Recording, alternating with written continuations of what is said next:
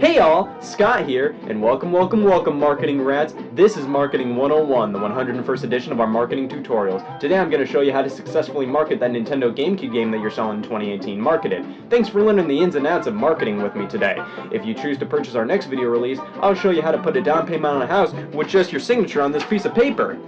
Yeah, I was in the video and even following the directions. I don't know why, I came out with bread.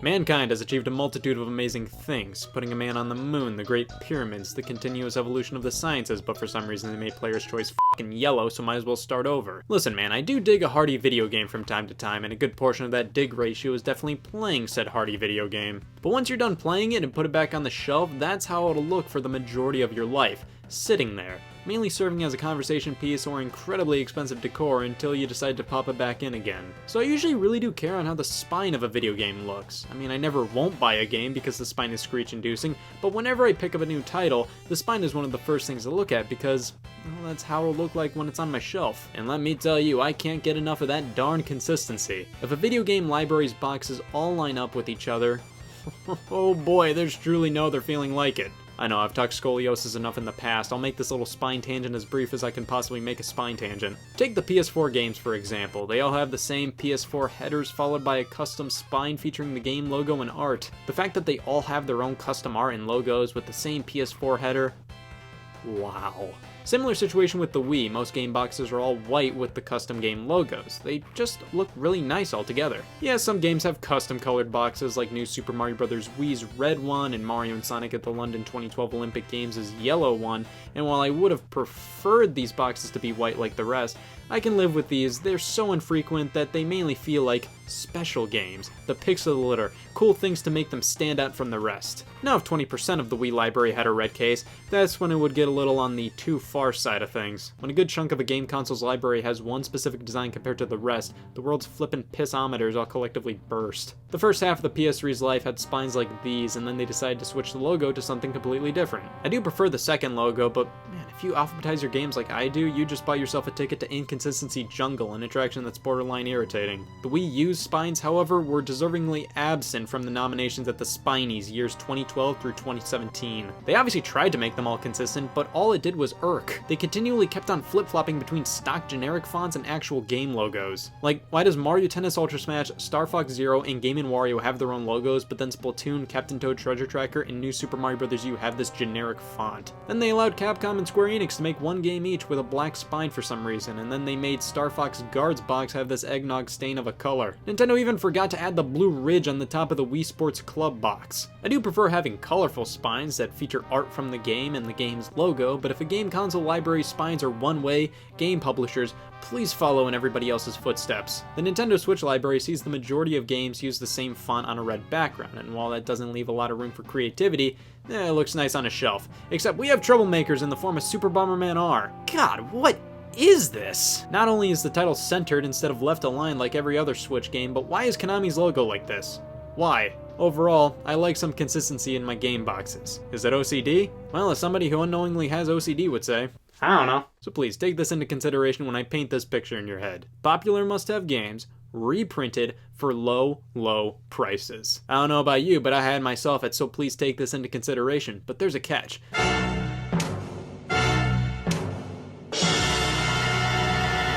This thing looks miserable. This isn't a game, it's what people hold up in mugshots. Player's Choice, Greatest Hits, Platinum Hits, Nintendo Select, Sega All-Stars, they go by many names but serve one purpose: to muck up anybody's up-and-coming game collection and turn them into something foul. That's a nice looking GameCube library you have there. Holy shit, I made a huge mistake making that observation. The concept of these re-releases is great, being hit games at a price where they're practically giving them away. But they all mess it up hard by ruining the packaging with different colors, graphics, designs, whatever. They stick out like a sore thumb. Since these were re-releases, these are the most current prints of these games, meaning a lot of the time they're everywhere. They're the easiest to find, and every single major game company had their own line of these re-releases, and they all made sure they were eyesores for some reason. And the terminal illness started with Sega Classics on the Sega Genesis. Sega Classics aren't super awful, mainly because the Genesis games themselves don't follow a strict format. While many have the black grid or the red design, many don't at all and have their own custom one. It always felt weird to me that you were supposed to keep the Genesis cases due to their hard plastic, yet there was so much variation in the box art layout. While the SNES boxes were all incredibly unified in terms of design, yet Nintendo didn't expect you to put them on a shelf and keep them. They were just cardboard boxes. They were born to be thrown away. Speaking of which, the Super Nintendo and Game Boy were the first appearances of the term Player's Choice. Making amazing games like Super Mario All-Stars, A Link to the Past, and Super Metroid a measly $20 is awesome. And the way they went about these re-releases on the SNES was tolerable in my opinion. The cartridges now have a Player's Choice ribbon graphic on them, and the line on the label changed from red to golden. Not a big issue in my opinion. I mean, A Link to the Past re-release is uproariously apparent you have the re-release, but the majority of Player's Choice on SNES ain't that bad. The same goes for N64. Nintendo did a very similar thing with these re-releases, just popping a ribbon graphic on them. If I could choose, I would definitely pick up the original copies, but in my opinion, if you have the Player's Choice copies of SNES and N64 games, I won't completely disregard you. Now Game Boy is where we start to get fucky. God, these boxes look tart. Literally, they couldn't just stop at a ribbon graphic. They had to change the entire Game Boy logo. Thankfully, the cartridge itself only has the ribbon on it, but was this really necessary? However, Nintendo decided that wasn't enough and decided to go full-on sociopath with Player's Choice on GameCube. This is horrendous, replacing the black labels with yellow ones. The front box art and spine are affected here. It could have been worse. But come on, they could have chosen any other color. They chose yellow. The only thing I can think of for the reasoning behind the hard color change is that Nintendo believed that consumers would be attracted to the yellow, as it would yell to them saying, "Hey, I'm a best-selling game at a crazy low price." The thing is, I don't think any consumer knew why these games were yellow, and I think if anybody had an option, they'd go with the black GameCube games because that fits snugly with the rest of their collection. Also, from what I've heard, games can't yell. It's like Nintendo has a mentality, when a consumer sees a Player's Choice title, they know they're in for gallons of joy at a price to die for. No! Nobody thinks that! Just the fact that these games are at a low price should be enough to grab a consumer's attention. Why'd they have to smear yellow all over the place? And at that point, why not just add a graphic to the front cover and call it a day? Why the spine, which nobody would see in most retailers? Why does it have to be obliterated in this process? The Game Boy Advance had the right idea. It had the same Player's Choice graphic, but it was only on the front cover and nowhere else, not on the spine of the box. And even then, most people threw the GBA boxes away, so with these things, I would have been more than okay with the disease spreading to the spine. But nope, they had to put it on their home console with cases people actually kept. Even though I hate the yellow Player's Choice label with a passion, I'm still stuck wondering who got it worse, the US or Europe? Huh.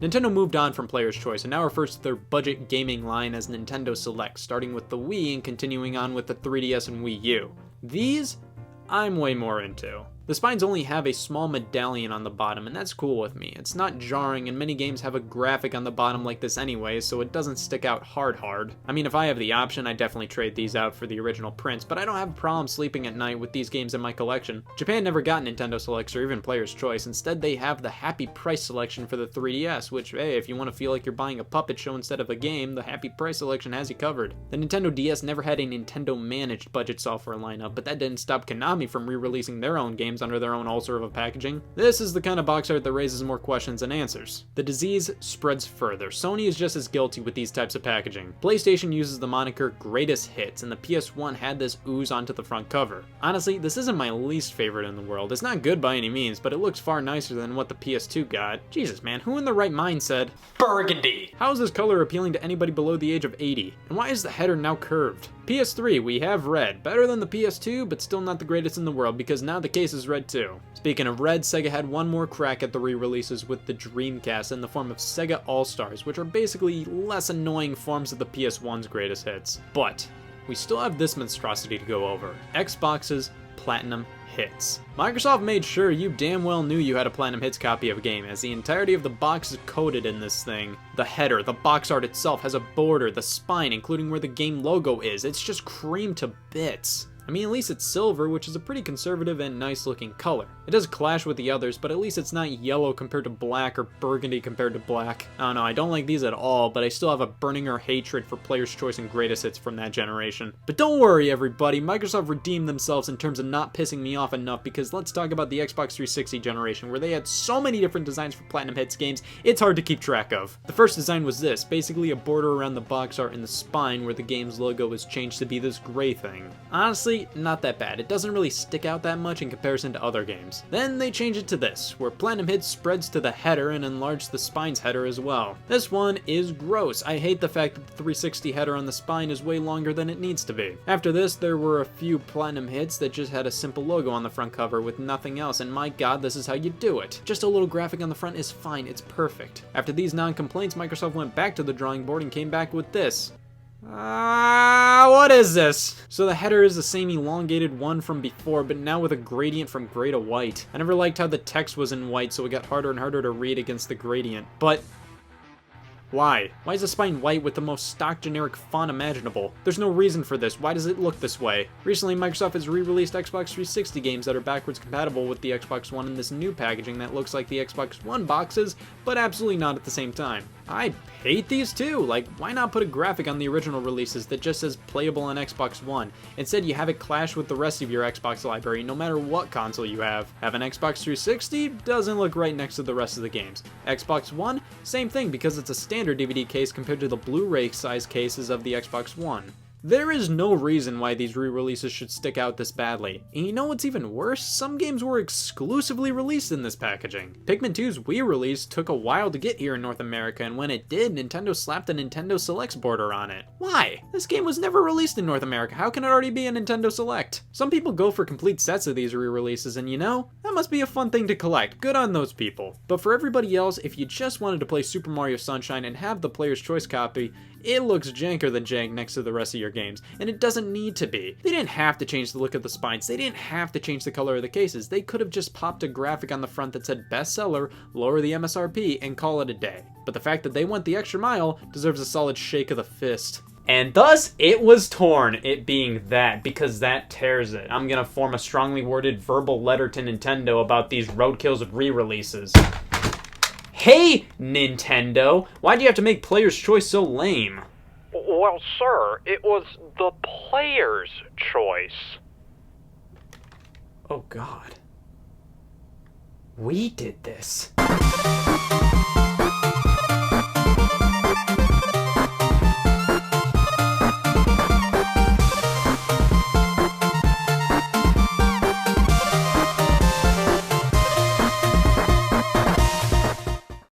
Oh man, hey y'all, Scott here, and if you couldn't already tell, I had a crazy night last night. This lamp didn't stand a fucking chance. I was at a leak party. You could tell by the amount of bullshit in the air. It was crazy. There was Photoshop and overcompensation everywhere. But it got me to think, remember the good old days when the Nintendo Switch was merely just a bunch of forum posts and Photoshop trash? The Great Depression, huh? Absolutely adorable. You see, I was a Nintendo fan from 2015 to 2016. I know what true despair feels like, and yes, I do accept a gasp as a response. Picture this, Nintendo's release schedule is getting drier and drier by the second. Barely any games come out, and when they do, I mean, it was definitely a bit much to call them games in the first place. Nintendo was obviously giving up on their failing home console, the Wii U, and their successful handheld, the Nintendo 3DS, was still receiving games, albeit what felt like a lot of filler and older games finally being brought over from Japan, with some solid titles sprinkled in there. Nintendo wasn't announcing much, wasn't talking about the future enough, and it felt rainy. The only thing keeping us Nintendo fans hopeful was 8% of the English alphabet, NX. Nintendo announced the existence of a new home console they were developing codenamed NX all the way back in 2015, and for the next year and a half, the rumors and leaks were going effing wild until it was formally unveiled as the Nintendo Switch on October 20th, 2016. And let me tell you, that was a satisfying day to be a fan. But let's take a look at the history of rumors and leaks that led up to the system's unveil. I'm mainly going to be focusing on the stuff prior to the Nintendo Switch reveal on October 20th, just because that's back when rumors were rumors and leaks were leaks, the good old days, / I just think that's a good place to cap things off at.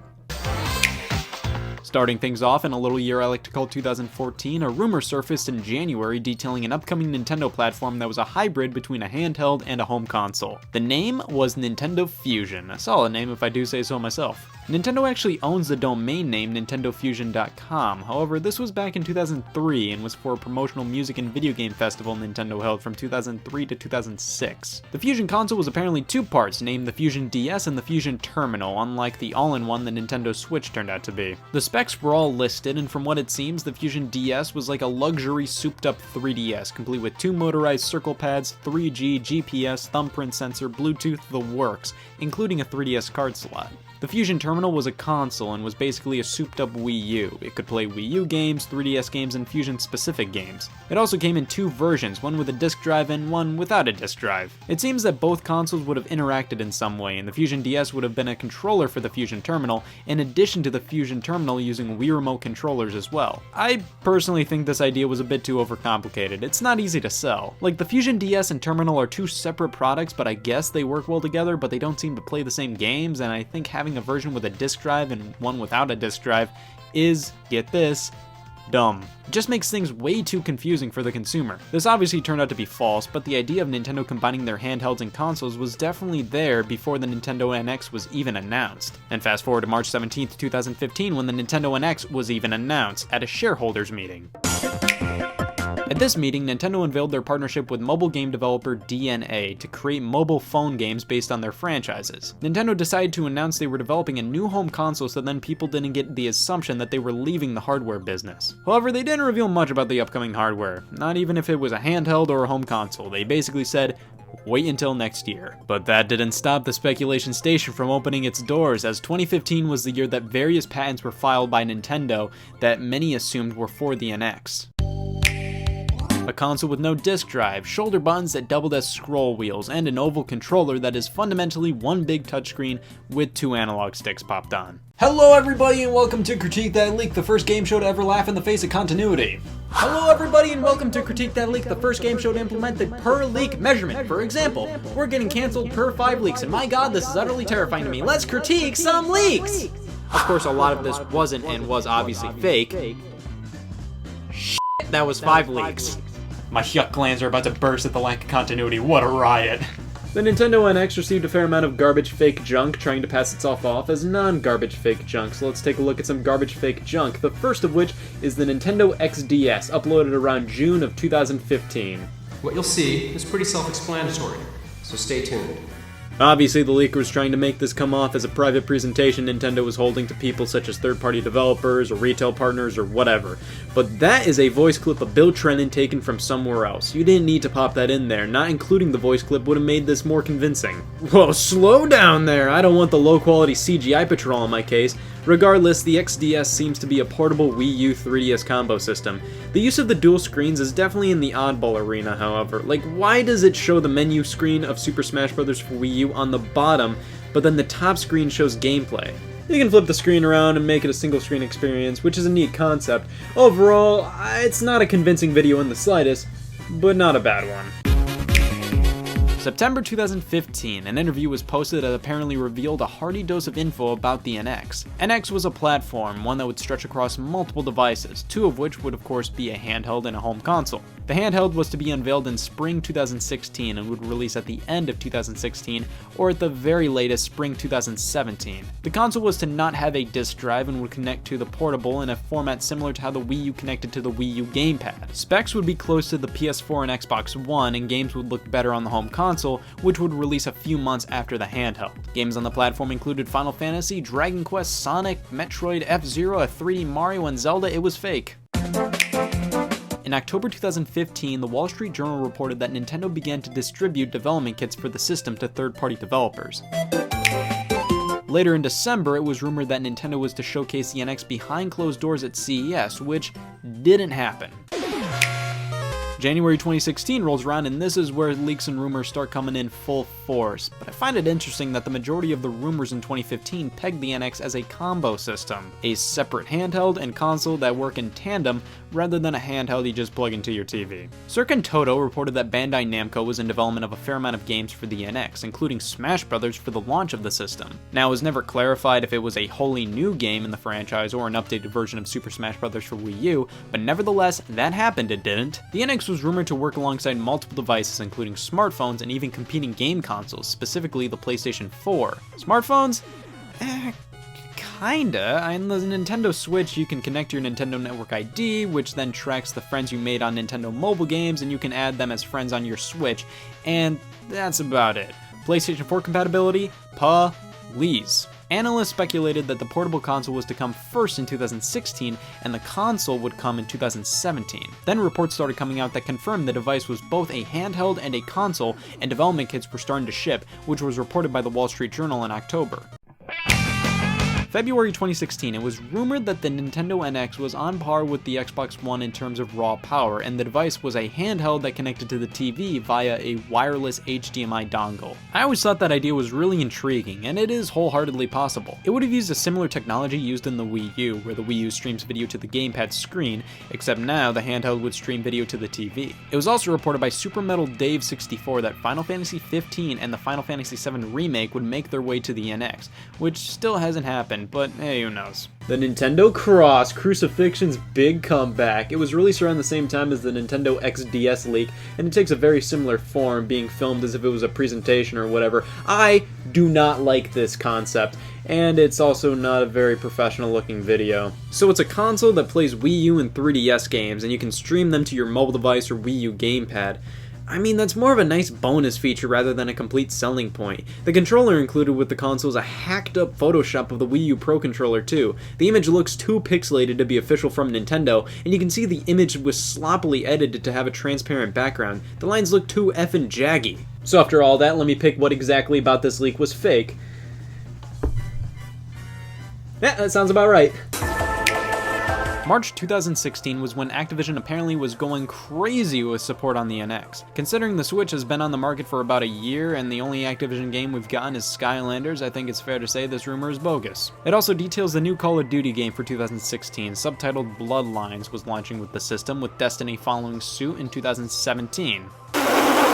The same guy who talked out that Activision garbage also brought forth a rumor of Luigi's Mansion 3 coming to the NX. Basically, this would be a technical showcase for the system, looking like a living 3D cartoon with an AR multiplayer mode shoved in there. Alright. Then some insider from NeoGAF said we'd get some info about the NX before E3, and oh boy the vague. I love the word info. That meant if the president of Nintendo happened to sneeze the word NX before E3, we couldn't say the insider was wrong. A user on Reddit posted in early April of 2016 some rumored info, including the system being based on x86 architecture and would support the use of an additional screen. This was a relatively soft supply of info, so it couldn't instantly be swatted down. However, later on some people dismissed the rumor as false by reputable sources such as Emily Rogers, but we'll get to her in a bit, and a bit has totally happened, and here comes Emily Rogers. A games journalist with loads of know-how and connections within the industry, Rogers played a big role in the NX rumors world and reported that NX would receive a few ports of Wii U games: Breath of the Wild, Splatoon, Super Mario Maker, and Super Smash Bros. This made a lot of sense, as Splatoon, Smash Bros, and Mario Maker had big online communities. It would have made sense to bring those games to the newest platform to keep those communities alive and talking about the games. Breath of the Wild also made sense just because it was the big new Zelda game still in development as Nintendo's next console was looming over. It just worked bringing it to the new platform in addition to the Wii U. Now that we have the Switch, the only one of these that has actually happened as of January 2018 has been Breath of the Wild. The other three may have been misinformation or haven't happened yet. Splatoon 2 launched on the Switch and could have started development as a part of the original, and Smash Bros. And Mario Maker could still happen, specifically Smash Bros., but personally I believe a sequel of Mario Maker is more likely than a port. A user on NeoGAF doubled down on this information regarding the Wii U ports, but also brought up that the NX would be more powerful than the PS4. Rumors about Breath of the Wild appearing on the NX persisted alongside some others. Emily Rogers struck again a few days later with reports on the latest Zelda game. She reconfirmed that Breath of the Wild would release on the Wii U and NX, while also throwing out there that the game would feature voice acting aside from the protagonist Link, and would allow you to choose between playing as a male or a female. All of this ended up happening except for the choice of gender, as Sears producer Eiji Onuma later confirmed that they thought about the idea, but later decided against it. Rumors and speculation were going crazy, saying Nintendo would reveal the NX at E3 2016 and then would release that holiday. So Nintendo decided to throw that speculation out the window in late April, confirming the NX would release in March of 2017. Breath of the Wild would release on NX and Wii U, and was also pushed from its initial 2016 launch to a vague 2017 one. However, Nintendo accidentally labeled the game with a March 2017 release date on their website, but later took that down and replaced it with simply 2017. To top it all off, Nintendo confirmed NX would not be revealed or talked about at E3, and E3 2016 would focus entirely on The Legend of Zelda Breath of the Wild, which was still untitled at that point. Nintendo fans were completely puzzled and bummed. 2016 was already a bit of a dry year, but there was hope in the form of getting an NX news blowout that summer. That never happened. We'd have to wait even longer for concrete info.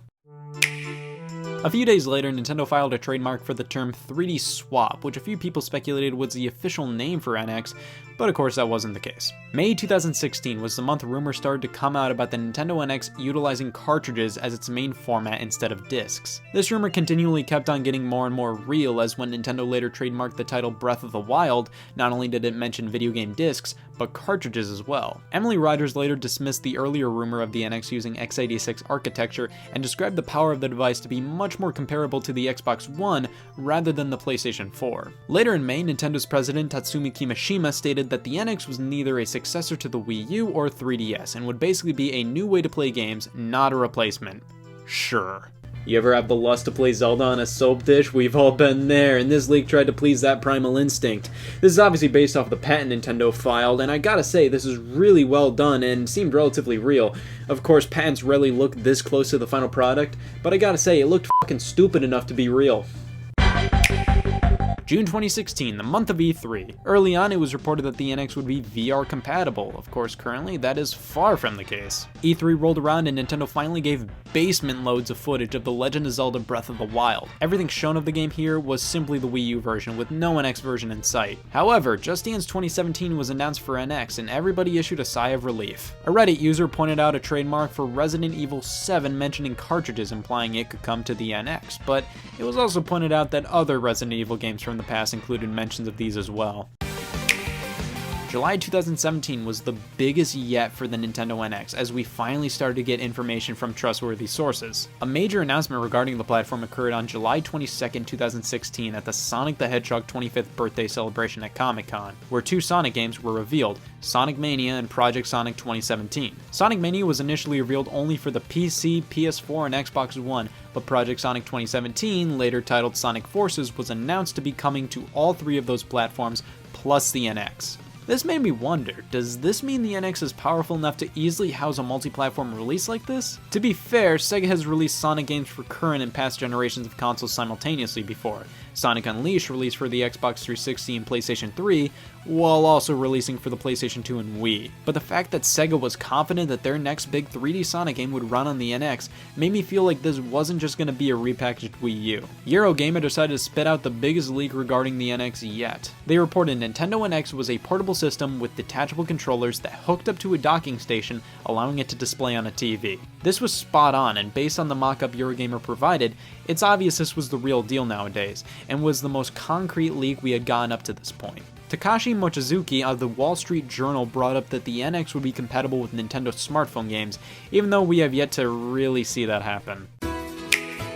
August 2016, an anonymous developer threw out a rough sketch on the design of the NX, showing off stuff like the share button and the separated D-pad, featuring 4 separate buttons rather than the cross design Nintendo's known for. The developer also described how the controllers detached via a button on the back. Also, for some reason, the placements of the cartridge slot, power, headphone jack, and TV connector, and the SD card slot are reversed on the sketch, but it's totally whatever. It was later discovered Nintendo filed a patent for detachable controllers in a manner similar to the leaks describing them. Another patent was filed describing an IR camera that would be able to measure distance and hand gestures, exactly what appears on the bottom of the Nintendo Switch's right Joy-Con controller. Let's Play Videogames.com reported on the detachable controllers of the NX being more than meets the eye, as they were told the controllers featured motion control and force feedback. Obviously, the Joy-Con controllers feature motion capabilities, and the force feedback is definitely the HD rumble. However, they were also told that Wii remotes would be compatible with multiplayer titles. While that is definitely possible with a software patch, as Wii remotes can be synced with Bluetooth, it hasn't happened, and I can't foresee it ever doing so. September 2016 comes about, and we are only a month away from the Nintendo NX being revealed, but being a Nintendo fan during this time was every bit of the word torture. Nintendo kept on saying, we'll reveal the NX in 2016, and every single day felt overwhelmingly, why haven't they revealed the NX yet, Emily Rogers posted what to expect from the final NX product on her blog, everything from the ho-hum battery life, 32GB of internal storage, 6.2-inch multi-touchscreen with no stylus, the console being region-free, it was all pretty spot on. A journalist who predicted the existence of Pokemon Omega Ruby and Alpha Sapphire teased that the 3DS game Mario Sports Superstars was coming to NX. Yeah, that's no. Nintendo's Amiibo website updated and revealed that the Amiibo figures for Breath of the Wild were set to be released on March 4th, 2017. Now, Amiibo figures generally release alongside the game therefore, which implied not only Breath of the Wild was coming out on March 4th, but as a launch title for the NX. In the end, it was off by one day, as Breath of the Wild and the Switch launched on March 3rd, but Still, rumors were abuzz when a supposed Foxconn employee posted a sketch of what the NX was. It included a handheld that connected to a docking station which housed a hard disk drive, cartridge slot, and seemingly boosted the system's performance. And then this was later completely debunked as the image was initially posted in a forum talking about NX design concepts. The Nintendo Focus, a leak posted on 4chan, credibility is an understatement. Games would include Breath of the Wild, a new Super Smash Bros. Alongside a remake of Smash Bros. Melee, F-Zero Squared, re-releases of Pokemon Gold and Silver, a new 3D Mario game, Animal Crossing Election Year, Pikmin 4, ports of Pokemon Sun and Moon, and a new IP from Goodfield Pilio released on March 10th, 2017. You see, I wouldn't have believed this if it wasn't words on the internet. I mean, it's words on the internet. The credibility credits itself at that point. The final month of the worst waiting any fan could ever endure totally.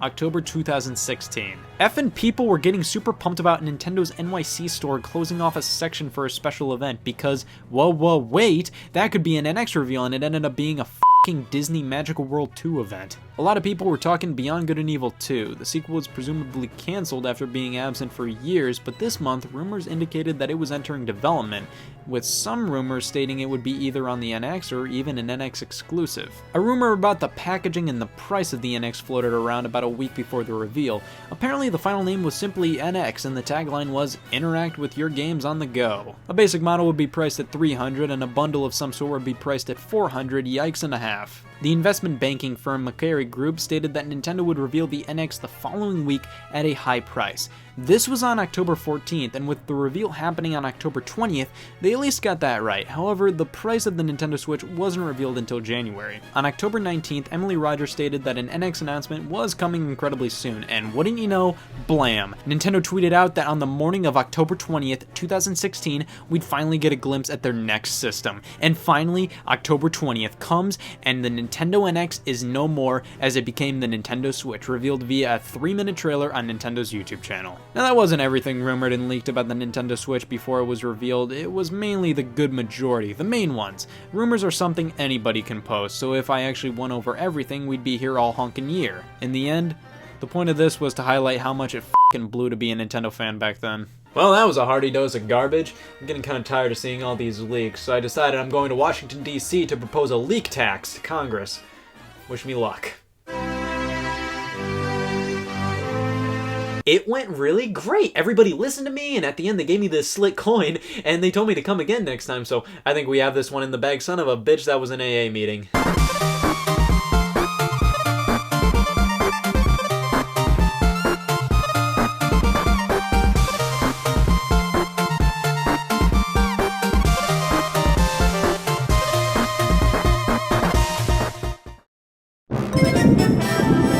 Hey y'all, Scott here, and step right up to the birth off, where we fuse illegal gambling in pregnant women. Which pregnant woman will squirt one out first? Place your bets and let's find out. I've been ordered to issue an apology by the court of law. In no instant should childbirth be linked to illegal gambling. And if there's one thing that makes childbirth a drag, it's illegal gambling. Please forgive me and don't set up a childbirth off of your own. I must now stay at least 50 feet away from any pregnant woman and must complete 14 minutes of community service by informing the public on a much less problematic topic. Game console births and the titles that come with them. Shit, that's it? You can't have a game console without some games, so obviously you gotta launch with them. However, that's easier said than done. It's definitely tricky dicky to land on a date where you must have hardware and a football field's worth of software ready at the same time. So usually one or the other or both are totally half-baked. So let's gander at console launches in days of yore and see how gross, lame, or surprisingly good they were. All of these will be North American launch titles and physical releases only. I'll be ranking them based on how good I think the launches were, taking into consideration the quantity, quality, and sheer variety of games available. And yes, before you ask, I'll address the rumor. I'll be using my patented 6-point scale and rate them as a whole. The Nintendo Entertainment System launched on October 18th, 1985 here in North America alongside 17 games in these slick black boxes. It seemed that Nintendo strived to offer variety at the launch of the NES, with everything from sports games, arcade games, action games, light gun games, the whole 9 yards. Of course, nowadays I'd say a solid majority of these games haven't held up too awful well. I mean, I swear I've heard during Pearl Harbor soldiers could hear the term 10-yard fight ringing in their ears. Some of these aren't too great, but with gems like Duck Hunt, Excite Bike, Kung Fu, and of course Super Mario Bros., it's hard not to appreciate the launch titles of the NES and admit that back in '85, this was a pretty solid lineup. The Sega Master System launched in September of 1986 with 2 games. See you later. The Game Boy launched on August 11th, 1989, and we'll take the NES launch titles and cut them in half. And then cut them in half again. The Game Boy launched with some very basic sports titles: Alleyway, an Arkanoid clone, Super Mario Land, a jank yet charming portable Mario game, and Tetris. Need I say more? Disregarding any other titles that launched alongside it, you had Tetris and Super Mario Land, the only 2 titles the Game Boy had to launch with, so the launch was decent enough. I think it was pretty solid, but could have used a few more titles and recognizable franchises. The Sega Genesis launched on August 14th, 1989, and this is definitely an improvement compared to the Master System. This lineup really felt like they were trying to highlight how the Genesis can perfectly recreate an arcade experience with titles like Altered Beast and a sequel to the arcade title Space Harrier. You also have Tommy Lasorda Baseball if that's your thing. Overall, not a mind-blowing launch, but one with a few quality titles at the time and enough variety to get a pass. The Game Gear launched in April of 1991 with this sack of games, and not doing much for me. All these are ports of Sega Master System games, which makes sense because the Game Gear is fundamentally just a repackaged Master System, but still, you look at the Game Boy and it had Tetris, which hadn't released on the NES yet, and Super Mario Land, major system-selling exclusives. The Game Gear didn't have that big exclusive title really, so while this was a decent lineup of games, it honestly isn't the most compelling. The Super Nintendo Entertainment System launched on August 23rd, 1991, and crack open your quality containers and make room for 5 titles, because I gotta say, with the NES's overabundance of games at launch, the SNES definitely took strides to focus on quality and variety. 5 great games, all completely different genres. If I could ask for more, I'd say a few more titles would do it, but overall, this is a superb launch lineup. The Sega Saturn launched on May 11th, 1995, and whoa Nelly, what a botched launch. Sega was supposed to launch the Saturn in the holiday of 1995, but instead they decided to shoot the launch up to May of that year, and yikes, games like Daytona USA and Virtua Fighter simply weren't ready for launch, and Clockwork Knight, Worldwide Soccer, and Pebble Beach Golf Links ain't nothing special, that's for sure. The standout title of the bunch is definitely Panzer Dragoon, but even that couldn't save how botched this launch was. It basically killed Sega. The PlayStation launched on September 9th, 1995, and my oh my, some solid variety and quality. Ridge Racer, Rayman, Battle Arena Toshinden, The Raiden Project, NBA Jam, the list goes on. Nothing crazy, but definitely some decent stuff. And you're gonna have to excuse me on this one, I was never a PS1 guy at all, but from what I know, this was pretty solid. The Nintendo 64 launched on September 29th, 1996, and this is embarrassing. Nintendo home console launches just got smaller and smaller until blam, 2-title launch event, have at it. Mario 64 and Pilot Wings 64. Sure, one is the most revolutionary games of all time and the other is Mario 64, but my god, only 2 titles? Not a lot of variety here at all. If these 2 titles weren't as quality as they were, we'd have a bit of an issue here. Alas, these are 2 very decent games to launch with, and in many folks' cases, Mario 64 is the only one they ever needed. But you have to admit, the launch could have had a few more titles. The Game Boy Color launched on November 19th, 1998, and cough cough, this is anemic. Tetris DX, it's Tetris, but in color, hooray, what a revolution. Game & Watch Gallery 2, it's a bunch of LCD Game & Watch games remade on the Game Boy Color. Egads, a revolution is upon us. Pocket Bomberman, a new Bomberman game, eh? Does somebody smell a revolution? Centipede. It's fucking Centipede. The Game Boy Color has got to have one of the lamest launches ever. Yeah, these are all solid games, but these in no way give you a reason to pick up a Game Boy Color if you already have a Game Boy. Plus, these are all games that are like way past old or very, very similar to older games. Why no new titles?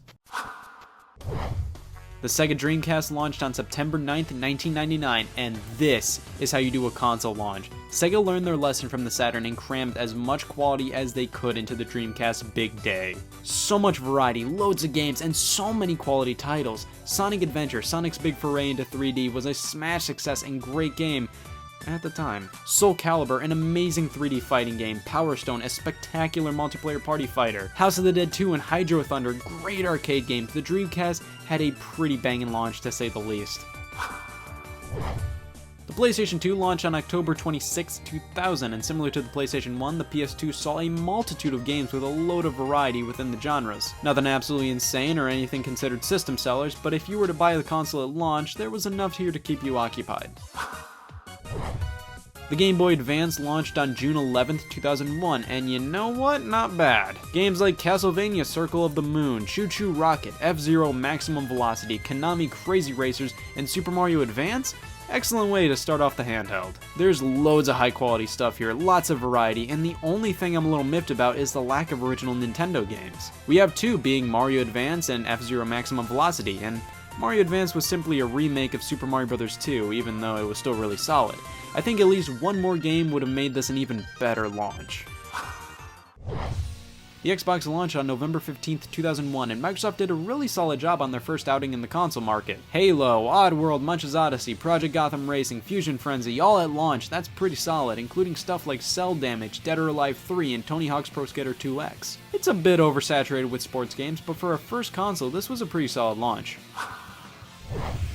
The GameCube launched on November 18th, 2001, and man, this was a tough one. Was it pretty good or relatively meh-worthy? Titles like Luigi's Mansion and Wave Race Blue Storm are cool to have, but not everybody's cup of tea. Star Wars Rogue Squadron 2 looks amazing for a GameCube game, and is pretty beloved, and Super Monkey Ball is an all-around stellar title, with Crazy Taxi and Tony Hawk's Pro Skater 3 there as well. But really, that's about it. Not a ton of stuff, but a fair amount of quality. Also, Smash Bros. Melee and Pikmin launched on the system like a week later, so not bad, I'd even say pretty good.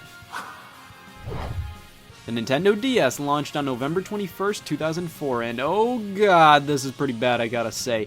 The only thing here that's really all that noteworthy is Super Mario 64 DS, and even then, that game was only made as a way to show everybody that the DS can play 3D games. The game is fine, it works, but it's not the most comfortable way to play Super Mario 64. I have to admit, it was impressive at the time, though. We also had Metroid Prime Hunter's First Hunt, a demo of Metroid Prime Hunters. And who could forget Ping Pals and Feel the Magic This Blows? The PlayStation Portable launched on March 24th, 2005, and similar to the PS1, you're gonna have to excuse me, I've never gotten too acquainted with the PSP even though I'd love to. But from what I can tell, the PSP had a pretty decent launch. We have some solid franchises like Ape Escape, Twisted Metal, with an appearance from Wipeout, with kinda ho-hum third-party support in my opinion. The Xbox 360 launched on November 22nd, 2005, with a lineup not as solid as the original Xboxes. The original Xbox launched with Halo, the Xbox 360 launched with Perfect Dark Zero, a less than stellar successor to the Nintendo 64 game. I mean, you have stuff like Project Gotham Racing 3, Cameo, Condemned, and Ridge Racer 6, but overall there really wasn't much of a heavy hitter, that one game you need the system for. I guess Microsoft thought that would have been Perfect Dark Zero, but that just refused to happen. The PlayStation 3 launched on November 17th, 2006, and if you don't remember, the PS3 had a bit of a rough start, and good god, it's easy to see why. There's nothing here. What, we have Ridge Racer and Resistance? Genji Days of the Blade, anybody? Resistance is definitely the closest to being a system seller, but even then, it's just alright. The Wii launched on November 19th, 2006, and wow, Zelda at launch? The return of the Excite series of games with Excite Truck? Wii Sports? What a lineup!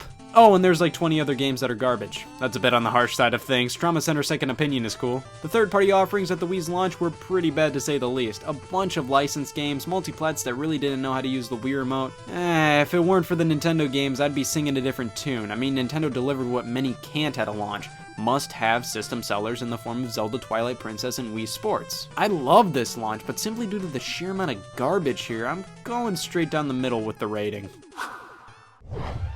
The Nintendo 3DS launched on March 27th, 2011, and no thank you. The 3DS launch was notoriously pretty bad. Nothing here had much substance. Super Street Fighter 4 3D Edition was definitely the most talked about game at launch.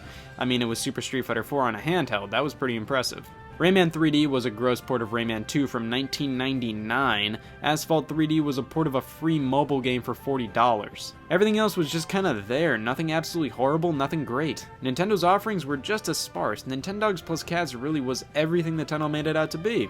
Nintendogs with cats. Steel Diver was a slow-paced submarine sim, which was really an either you like it or you hate it type of game. And Pilot Wings Resort was the one I was most into, but like the rest of the titles, there just wasn't enough to it. This launch had a load of quantity, but nothing to keep you coming back to the system. These all felt like filler titles.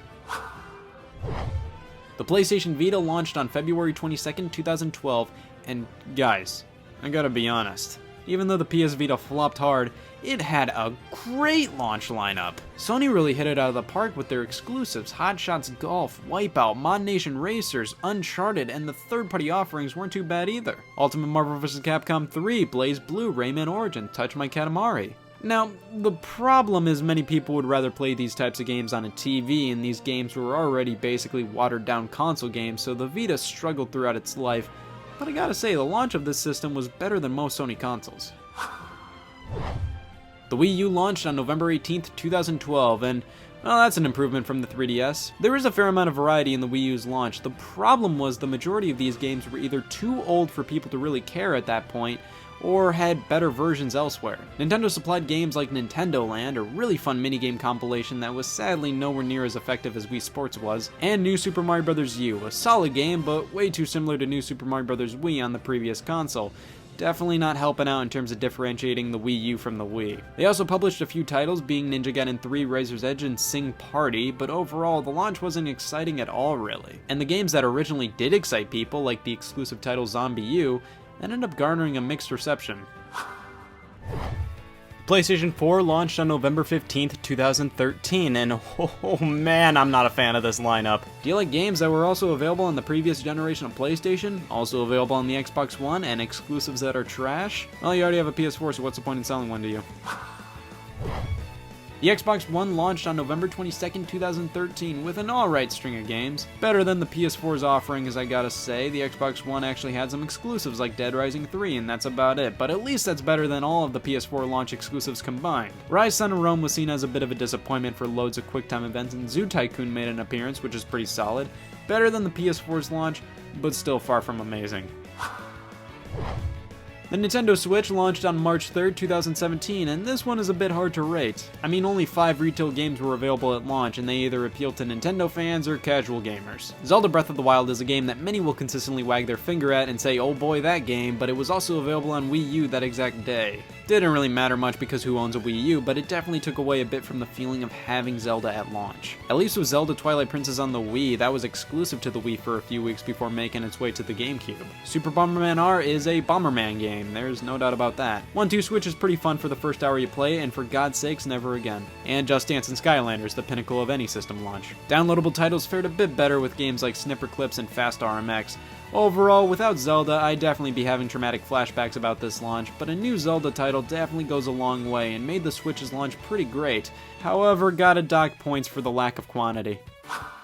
So overall, most launches kinda blow, but what really matters is a steady stream of games afterwards. The launch shouldn't be the be-all end-all of a system, it's just warming up at that point. However, launches do matter because first impressions matter. It sets a standard, it shows you what you've gotten yourself into. The launch of a system is only the beginning, and hopefully means it can only get better from there. But if console manufacturers actually want people to buy their systems in drove at launch, well, they better release it with some pretty stellar games. Well, that was definitely community service, and 14 minutes of it. Anyways, I have places to do and things to be. I think I'm gonna go heckle some dogs at the pound. It's gonna be hilarious. When will I ever learn?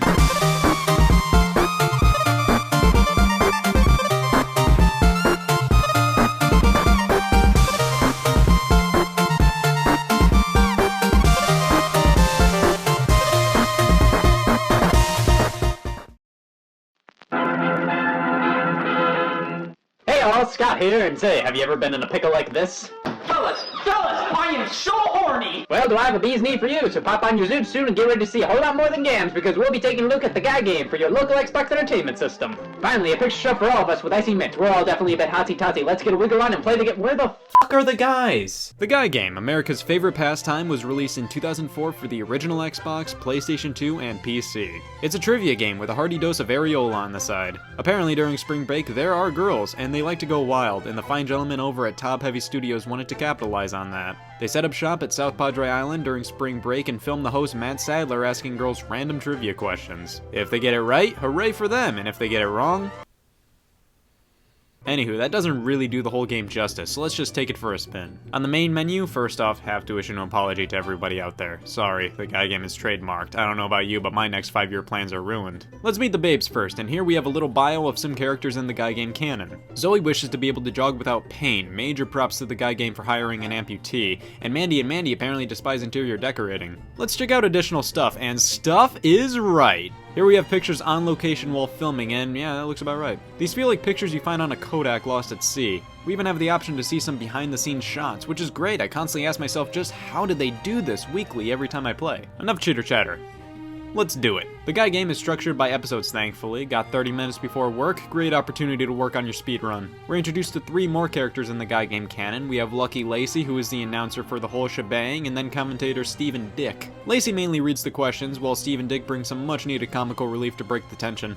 For your viewing pleasure, here's Chelsea and her boundless knowledge. Think any of you pussies can get this question right? Oh, me, I'm a pussy! Going into round 1, and here's our host Matt Sadler, the face of every defendant in court. He asks the girl the same question you're asked. The faster you answer, the more cash you get, and then you have a shot at some bonus cash by deciding if you think the girl got the question right or wrong. You also have the patented flashometer to keep an eye on that goes up based on how much bonus cash you get. You start off with soft and squishy, next level being sorta chubby, also known as husky, and the one you're aiming for is super stiff. On soft and squishy, the girls are censored with a Guy Game logo, which is great. Everybody has their thing, and mine just so happens to be girls censored with a Guy Game logo. When you reach sorta chubby, it changes to pixelation, and when you reach super stiff, well, let's just say this game deserves its E10+ rating. But you have to reach Super Stiff mode to unlock the next episodes, which is super lame. These episodes don't really change on multiple playthroughs. I should know. And you have to get the bonus questions right. The main trivia questions don't really matter. The bonus ones where you guess if the girl got it right or not, those are how you succeed in the game. Which is stupid. Those questions you totally have to guess at. You can totally know what kind of fruit a Granny Smith is, but do you know exactly how dumb or anti-dumb this broad is and if she'll get the question right or not? A Granny Smith is what kind of fruit? Apple! This is the game that game design schools bring to class as an example to avoid. I'm sorry, it's just you have to put your foot down when you see a loved one doing something detrimental to themselves. But just because I start barking at the game, that doesn't mean it can't bark back if you're not doing so hot. It makes sure you know. What's wrong with you? Don't you want to see titties? Yeah. Wait a second, there's a double team of girls? How's that fair? They get twice the brain power. This goes against everything the Guy Game regulations stand for. Round 2 is the balls round, a round that is completely optional, and finally we get to see why so many people were into the Guy Game. 4 whole minutes of non-stop ball on target action. Round 3 takes round 1 and puts it completely on its head. You see, instead of guessing if the girl got the question wrong or not, you have to guess what wrong answer they give. Shaking things up tremendously, because a question about screwdrivers wouldn't be as entertaining if the girl got it right. I'm a bartender, I don't even know this shit. Ah, the age-old excuse. Also, wow. The absolute variety in question difficulty. The questions range from baby's first Guy Game to... What U.S. city sells the most blonde hair dye? What, are you two f***ing stupid? But gosh, the variety of types of questions is insane. Like episodes 1 and 2 both have questions about decks of cards and Star Trek, and there's like a few other ones in there. Like what other trivia game can hold itself back and only pop in 2 card and Trek questions? This game is truly earning a spot next to Smarty Pants on the shelf. And what better way to supplement a Schindler's List question than... But can we all observe a moment of silence for all hosts out there? Sorry guys, but Matt Sadler won. Get over it. Move on.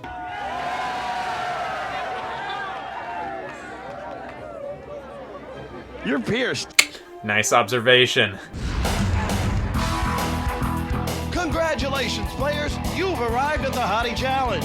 Shit, I'm too deep. The Hottie Challenge appears once Super Stiff mode is achieved, and now we have to bet on which girl will win the challenge of endurance, agility, and integrity. After completing an episode on Super Stiff, you get this crazy video at the end, and man, let me tell you, I totally had a dream like this before.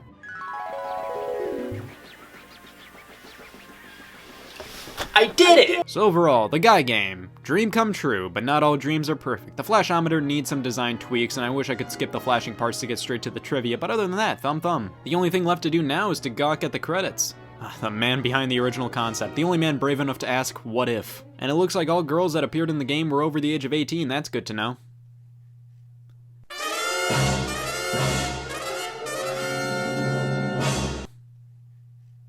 In the 20th and last episode of the game, the girl Diane was apparently underage at the time of filming. She was 17 and filed a lawsuit. Literally, the last episode on the disc just had to include an underage girl. They were this close to not creating illegal pornography. Gosh, don't you just hate when that happens? The game was recalled and Top Heavy Studios supposedly re-released it as a DVD entitled The Guy Game Game Over. But I don't think it ever came out. I can't find it anywhere, not even a picture of the box. Yeah, I should get rid of this. I'll take one.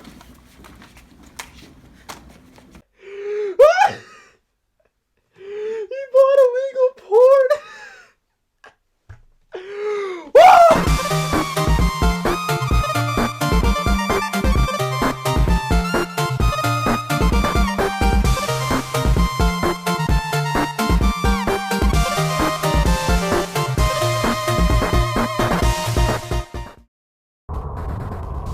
Hey y'all, Scott here.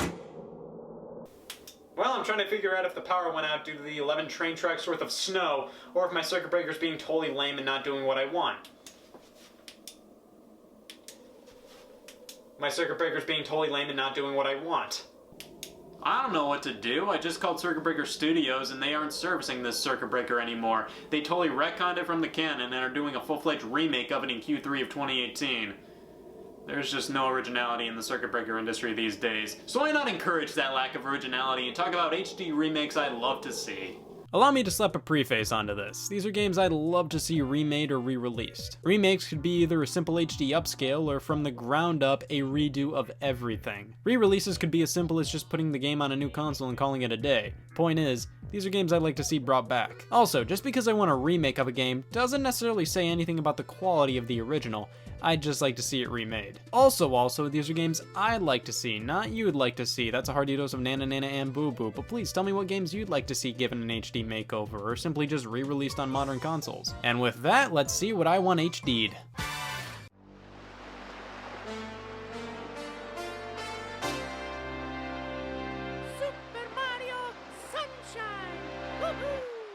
What a game. Super Mario Sunshine is fantastic 3D Mario fun with large worlds to explore and great controls to play around with. But it's not all perfect. Mainly the frame rate can get a bit wonky, the camera could use some work, and there was loads of content cut from the final release, such as more places to explore and a multiplayer mode. This game would be absolutely gorgeous in HD, plus it would be so cool to see this cut content finally finished and put back into the game. But at the very least, spruce the game up for an HD re-release, fix some junk up, and I'll be happy. Yeah, the game utilized the analog triggers of the GameCube, something the Switch doesn't have, but I think there are some definite workarounds, and it's not that big of an issue. I'd prefer the game to be included in a collection of all the 3D Mario games, but this is Nintendo we're talking here. They do separate re-releases. Oh, this series. Burnout is a stellar series of arcade racing games where crashing is anything but a hindrance. The first two games in the franchise kinda had growing pains, but are still pretty good, but it really starting with Burnout 3. The franchise was just pure fun. Even the downloadable title Burnout Crash, in my opinion, was a cute little distraction. The problem was it was the last cute little distraction from the Burnout franchise and we haven't seen a new game since. I think it'd be stellar to see these games come back looking better than ever in an HD collection, preferably.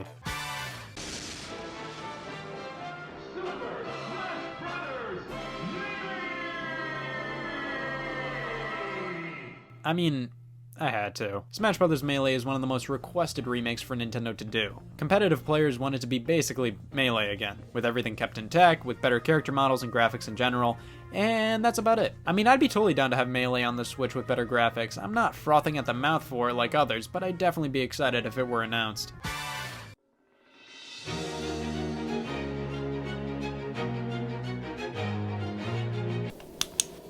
Yeah, I'm still with us. Sonic the Hedgehog, released in 2006 for the Xbox 360 and PlayStation 3, was supposed to be a fresh start and epic reboot of the beloved franchise, never mind. This is one of the most infamous games out there, being incredibly rushed, unfinished, untested, poorly programmed, designed, etc, etc, etc. But I think it wouldn't be fair to say it didn't have potential. I mean, the development team didn't start working on the game with the question, you know what would be funny? Sonic 06 was meant to be Sonic's big leap into next gen at the time, and was meant to show everybody just how innovative Sonic can be, incorporating next level graphics and physics. It's obvious that the people behind the game wanted to make something grand, but due to insane time constraints, they had to rush it hard. What if a competent team had a chance to remake Sonic 06 and make it what it was meant to be and then some? Fix the story, fix the bugs, fix the gross art design, fix everything and make it actually good. That would be very interesting. And while we're at it with Sonic, remake Sonic 3 and Knuckles in the same vein as Sonic 1 and 2 on mobile devices. These are the best versions of the games and they deserve to be on consoles and PC, but not as much as Sonic 3 and Knuckles deserves to be remade like this. Widescreen, smoother frame rate and controls, everything from Sonic 3 and Knuckles combined into one tidy package. Beautiful. The man behind these releases in Sonic Mania, Christian Whitehead, showed off a working prototype of Sonic 3 and Knuckles, so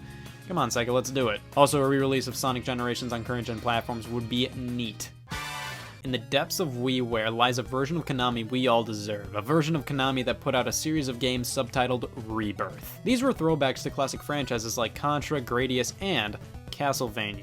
Contra Rebirth and Gradius Rebirth were original titles, while the Castlevania entry was a reimagining of the Game Boy title Castlevania The Adventure. That game blew, but the Rebirth version is actually pretty solid. So what other Castlevania game should get the Rebirth treatment? Castlevania 2, Simon's Quest, surely. The black sheep of the original NES trilogy, Castlevania 2 was ahead of its time in some respects, but failed in many others, being cryptic, poorly translated, and simply not as fun as the original or Dracula's Curse. Firstly, I'd love to see the Rebirth franchise to be reborn itself on current platforms, as it's just kind of shipwrecked on WiiWare at the moment, but also I think it would be really slick to see Castlevania 2 redone as Castlevania The Adventure was.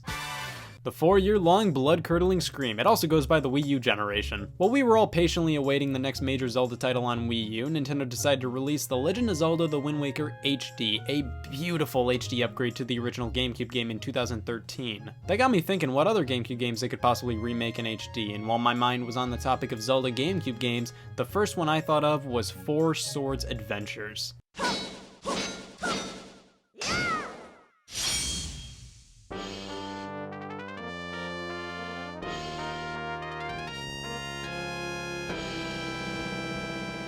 The 4-player multiplayer Zelda title focused heavily on asymmetrical multiplayer. You all had to use the Game Boy Advance connected to the GameCube, so that way you could see elements of the game specific to your character on your screen, like if you go into a house or whatever while everybody else goes and does their own thing. The problem with this game is that it's just a hassle to play nowadays. 4 Game Boy Advances, 4 Game Boy Advance to GameCube link cables, a GameCube or a Wii with GameCube slots, and a copy of Four Swords Adventures. I think it would have been the perfect game to be redone on the Wii U due to the gamepad screen. It also could have been the first and only game to actually utilize multiple gamepads all at once. Or if it couldn't have worked, it could have used 3DSs or something. Yeah, that would still be an investment to play, but at least it's a more current and viable option to play Four Swords Adventures rather than trying to find all the required components secondhand. Nowadays, looks like we'd have to settle on a Switch version, which still could work. The game would have to utilize local wireless play, where your friends bring their Switches over and play wirelessly, or Nintendo could add online play. Yeah, this method is even more expensive, but I feel like nowadays it's more likely for your friends who want to play a multiplayer Zelda title to have a Switch rather than a GBA with a GameCube link cable. Also, there was a mode in Four Swords Adventures only in the Japanese and Korean versions called Navi Trackers. From what I can tell, it wasn't localized due to translation problems, but if they could find a way to include it worldwide in a remake, that would be pretty slick.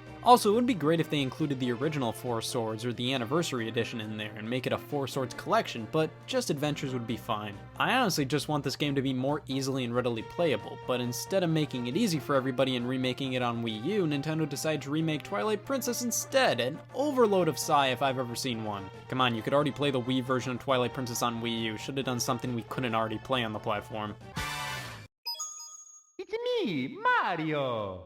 Super Mario 64, the 3D classic of all 3D classics. Problem with it is there really is no definitive way to play it. The game was remade on the Nintendo DS with trunk loads of new content, but you had to play with the directional pad, which is a far cry from the full analog control of the original. So play the original, you get better controls but miss out on the extra content. Play it on the DS, extra content but worse controls. I think Mario 64 would be outstanding to see completely remade from the ground up, with controls as smooth and graphics as great as Mario Odyssey's, with all the content from the 64 original and DS versions combined. Or hey, you could just pick whether you want to play the original form of the game or the DS form on a menu screen. We've all had those sleepless nights where we can't stop thinking about how Virtual Boy games should have been re-released on the 3DS. I think I speak for all of us when I say that. The Virtual Boy, Nintendo's 3D abomination, had a hearty library of 14 North American games, a piece of cake to re-release. I would have loved to see a collection on the 3DS, but I guess we'd have to settle for the Switch if the 3DS keeps spiraling down the pit of totally dying soon. I don't think the 3D effect in Virtual Boy games is really all that integral to the gameplay, like nothing needs the 3D for accuracy in these games, so I think they would work fine on the Switch. It would also be really, really cool if they actually went in and tweaked them to be in full color rather than red and black, but I think it would be just cool in general to finally have an official way to play these games without eye strain on a modern system. But the Virtual Boy isn't the only system that's library desperately needs a re-release. The Satellaview was an add-on for the Super Famicom, the Japanese Super Nintendo. Think of it like a radio broadcast, but with games in addition to stuff like radio dramas and magazines. Nintendo created exclusive titles to be played on the Satellaview, and they would be broadcast to players in Japan at specific times. These included a full remake of The Legend of Zelda on NES, F-Zero Grand Prix 2, a version of Excitebike with Mario characters, and many more. Some titles actually had live narration during gameplay as well. These games can still be played via ROMs, but in terms of official Nintendo releases, they're basically lost to history. Bring these back and maybe even include a recreation of the narration as well, that'd be amazing. This one, man. Snatcher is a graphic adventure by Hideo Kojima, after Metal Gear, before Metal Gear Solid. It was really ahead of its time, and the only time we ever got it in English was for the Sega CD, meaning it's incredibly hard to find. Re-release the original with higher quality sound and graphics and I'll be happy.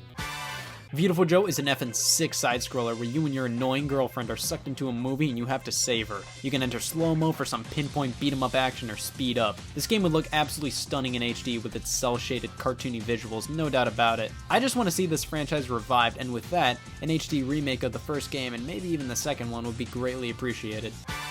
Doshin the Giant, the greatest god simulator Nintendo's ever made, never made its way to North America. Only released on the Nintendo 64 DD in Japan and the GameCube in Japan and Europe. This is such a weird game I really want to play. You help out the people on the island and can also form the terrain as you please with your giant Doshin the Giant hands. Give this game a chance in North America, Nintendo. We need an HD remake. Imagine what could be done with this game on modern hardware. The Grand Theft Auto series is a homicidal rampage everybody can get behind. The trilogy of games on the PlayStation 2 are some of the best of the generation, and I think it would be really cool to see them redone completely to be on the same level graphically as Grand Theft Auto 5. Like, these games are still pretty fun to play, but characters can look like talking soup cans with legs. However, what I want even more are remakes of the top-down Grand Theft Autos 1 and 2. Modern graphics, but still top-down. There are definitely people who prefer this style of Grand Theft Auto over the style of Grand Theft Auto 3 and onwards, so bringing these titles back would be stellar.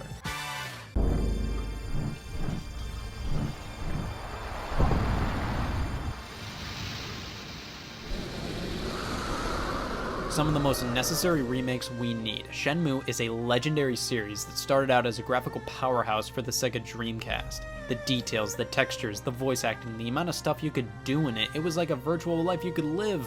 You could play the game Hang On in the arcade, you can't get much more realistic than that. The problem with these games is that they're basically stuck on their original consoles. Shenmue 1 was only released for the Dreamcast, while Shenmue 2 was released for the Dreamcast only in Japan and Europe, with an Xbox release coming to North America. The problem with remaking these games is that they aren't necessarily going to win over many new fans in my opinion, unless they really put in the extra effort and remake these from the ground up. New models, new controls, new voice acting, the works. I don't see them doing that, and at the very most, if we get a remake of these games, it's probably going to be just a simple up-res of the originals. I'll take it, I mean, it's at least a much better and easier way to play the games, but let's be honest here, a pure remake is really what these games need. The Game Boy line was honored to be home to Nintendo's experimental phase with motion control. Kirby Tilt and Tumble, WarioWare Twisted, and Yoshi Topsy Turvy. All these games feature accelerometers or gyro controls and haven't been re-released since. Re-releases would be nice, full-on remakes would be really interesting too, maybe adding new content designed around the more advanced motion controls in the Switch's Joy-Con. I don't know, but I really want to see these titles come back. Oh baby, oh, F-Zero GX is the peak of the F-Zero franchise. It was also the death of the F-Zero franchise. On consoles, that is. Just up-res this sucker, throw it on the Switch, bada bing, bada boom, perfect. Also, it would definitely be pretty cool if its arcade counterpart F-Zero AX is included in the package. It was on the disc of the original, but this time, make it wholeheartedly accessible. Red Dead Redemption, one of the great open-world games of all time. is a sequel. I feel like not a ton of people know about this, but Red Dead Redemption is a sequel to Red Dead Revolver, and I think this is a prime candidate for a remake because it's a quality game and not as many people know about it as they should. It could be a simple up-res or from the ground up. I'm honestly not too picky about this one.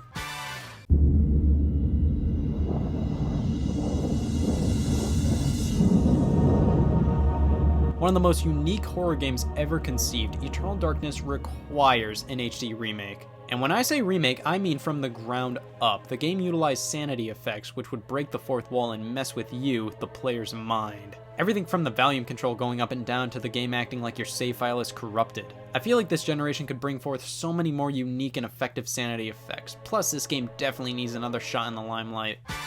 Shadow of the Colossus got a remake only legends could possibly deserve on the PlayStation 4. It wasn't just an up-res of the original like the remake of the game on the PlayStation 3 was. No, they recreated the whole thing. But the same team who made Shadow of the Colossus also made the game Eco a few years before. That team being Team Eco, funny how that works out. I'd just like to see it done. I mean, if Shadow gets it, surely Eco could use the same love and attention in terms of a remake. And yes, I know it was remastered for PS3, I'm talking a remake like Shadow of the Colossus for PS4. Mega Man Powered Up was a remake of the original Mega Man game on the NES for the PSP. It flopped, but that doesn't mean it wasn't a really cool idea. It completely modernized the 8-bit classic and turned it into, frankly, something completely new. That's really cool, and I want to see the original remake brought back on newer consoles. And with that, let's see the same treatment for Mega Man 2, make a Mega Man Powered Up 2. And while we're at it, remake Mega Man The Wily Wars. The Wily Wars was the first 3 Mega Man games remade for the Sega Genesis. But it was only released via the Sega Channel, an early online video game service here in North America. It included a super interesting mode after completing all 3 games called Wily Tower, where you could equip a bunch of different abilities from each of the 3 games. Give this one a second chance, Capcom. Either just re-release it or remake it with some great new remixes of the old tunes and new sprite work. Wonder Boy The Dragon's Trap. Now that's what you call a remake. Originally released as a Sega Master System game in 1989, the developers at Lizard Cube totally revamped the entire game with a gorgeous art style, making the game an absolute joy to look at. It's still the same 8-bit game at its core though, it even allows you to immediately swap over to the original look. I'd love to see other retro games get remade in this manner. I mean, look at this. Tell me you wouldn't want to see games like Star Tropics, the other Wonder Boy games, Mole Mania, and...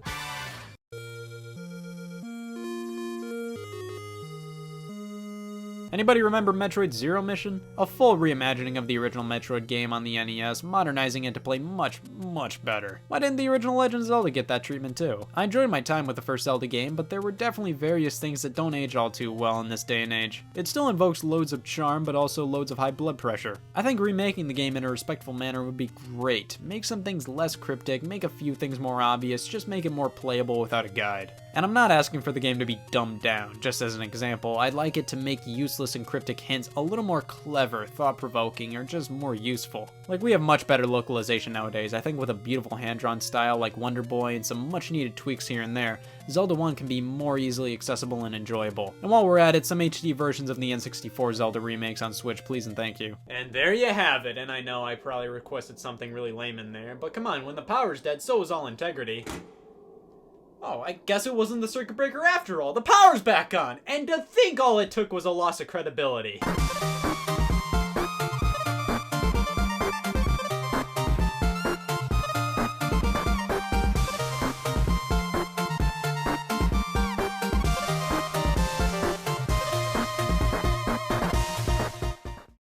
Hey y'all, Scott here, and...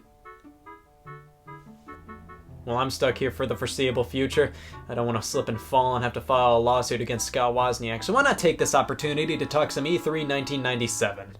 E3 1997 was held from June 19th to the 21st in 1997 at the Georgia World Congress Center in Atlanta, Georgia. Now that's a wee bit different from the majority of the other E3 events, as most of them are held in California at the LA Convention Center. And great stories generally don't start with the year was 1997 in Atlanta, Georgia. So many may assume that this year's E3 was much smaller than previous years, and with that I shoot out a simple anti-yikes, this was a solid E3. Every major company brought at least some major stuff. It was a year featuring some of the most iconic and greatest games of all time. And Sega was there too. Even if some games weren't playable at the event, footage was still shown off of them, or they at least had some type of presence. Like with 1996, footage of any sort of press conference is either non-existent or harder than hard to find, so let's take a look at the show floor along with the games each of the big three companies brought. Well, after Sega stumbled through E3 1995 and 96, surely they must have had a great showing this year. We can easily see if they did or not with the aid of everybody's favorite brochure from E3 1997, the Sega E3 1997 brochure. This was given out during the event and includes basically Sega's lineup for the year. Heading into 1997, we decided to ask a lot of people what they would do if they were in charge of Sega. The overwhelming answer, make more great games. So we did. Sonic is more determined than ever to strut his stuff in 2 new games for Sega Saturn, and joining him is a huge cast of characters, including the iconic characters Quake, Duke Nukem 3D, and Panzer Dragoon. I forgot how much I love the mascot Quake. More games and the power to play them, that's what today's demanding gamers crave. Oh, no way! Blockbuster exclusives like Fighters Mega Mix and Sonic Jam, eh?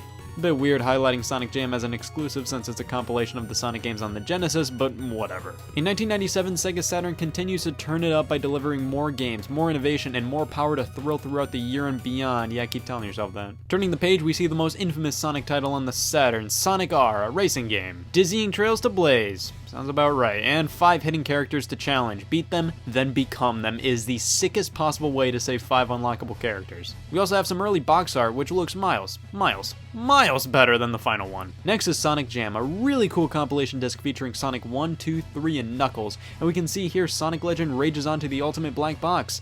I'd like to ask the writer if they want another crack at that. Fighters Mega Mix, baby, the best Sega Saturn game. You can fight as a fucking Daytona USA. This brochure definitely shows that the Sega Saturn had a healthy supply of solid exclusives, just not one big one that got everybody excited. Panzer Dragoon Saga, Saturn Bomberman, Die Hard Arcade, a lot of quality stuff here.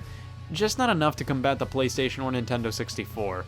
Sports games in 98, come back to me in 10 years and you'll see what sports games can truly be. Sega was really flaunting the Netlink, an accessory for the Saturn that allowed it to access the internet, services ranging from simply browsing the web to checking email to playing games online back in the mid-90s. Now that is impressive. Sega was truly ahead of the time in many cases. We have a section showing off peripherals for the Saturn, and they warned not to play at home without a controller, good thing they told me. We also have the Mission Stick, the only Saturn peripheral worthy of a yeehaw at the end of the description. Sega was still supporting the Genesis back in 97, the Saturn wasn't doing too hot here in North America at all, so Sega had to make sure the Genesis was still in the picture. It's weird that they were advertising a Sonic compilation for the Genesis when their big title for the Saturn that year was a Sonic compilation. Genesis Mega Hit Series delivers classics for a new generation. What? Oh, ho, ho, ho, f that. Game Gear and PC games are next on the docket. Sonic Blast, multiple levels of proven side-scrolling adventure, and that is what's written when you have absolutely nothing to say. Sega really supported their games on the PC back in the day, it's pretty crazy. It's mainly sports and racing games, but there's also titles like Virtua Fighter 2, Enemy Zero, Sonic 3D Blast, and Sonic Schoolhouse. Sega University hires Hedgehog. What the hell are you talking about? You own him! I also have this third-party brochure, which is basically a less detailed, shorter piece showcasing the third-party releases on the Sega Saturn. So Sega's showing was pretty decent. They did show a fair amount of life in the Saturn, and a fair amount of these games are quite good.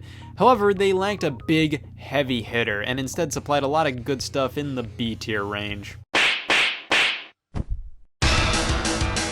E3 1997 highlighted a major problem with the Nintendo 64, a lack of games compared to the competition. Nintendo only had a few titles on the show floor, the majority of which were titles from Rare. Banjo-Kazooie and GoldenEye 007 were front and center, in addition to Conker's Quest, a kid-friendly 3D platformer that was generally labeled as good, if a bit too similar to Banjo-Kazooie and Super Mario 64. That game later transformed into the adults-only ROM Conker's Bad Fur Day, a move to make the game stand out more. GoldenEye was a huge hit with its 4-player multiplayer, and Banjo-Kazooie was seen as a solid alternative to Super Mario 64. The only Nintendo-made game that was playable on the show floor, however, was Star Fox 64, which was releasing in North America about a week from the event. Alas, the game on everybody's mind was Zelda 64, later known as Ocarina of Time. Not playable at the event, but footage of it was shown alongside F-Zero 64, later titled F-Zero X. And that's about it. Overall, like I said, this E3 really showed off the N64's problem, even though this was a year filled with some of the most memorable games on the platform. GoldenEye, Banjo-Kazooie, Star Fox, and even with Conker, that's one of the biggest cult classics in all of gaming. And yeah, Zelda was a no-show, but it was still there.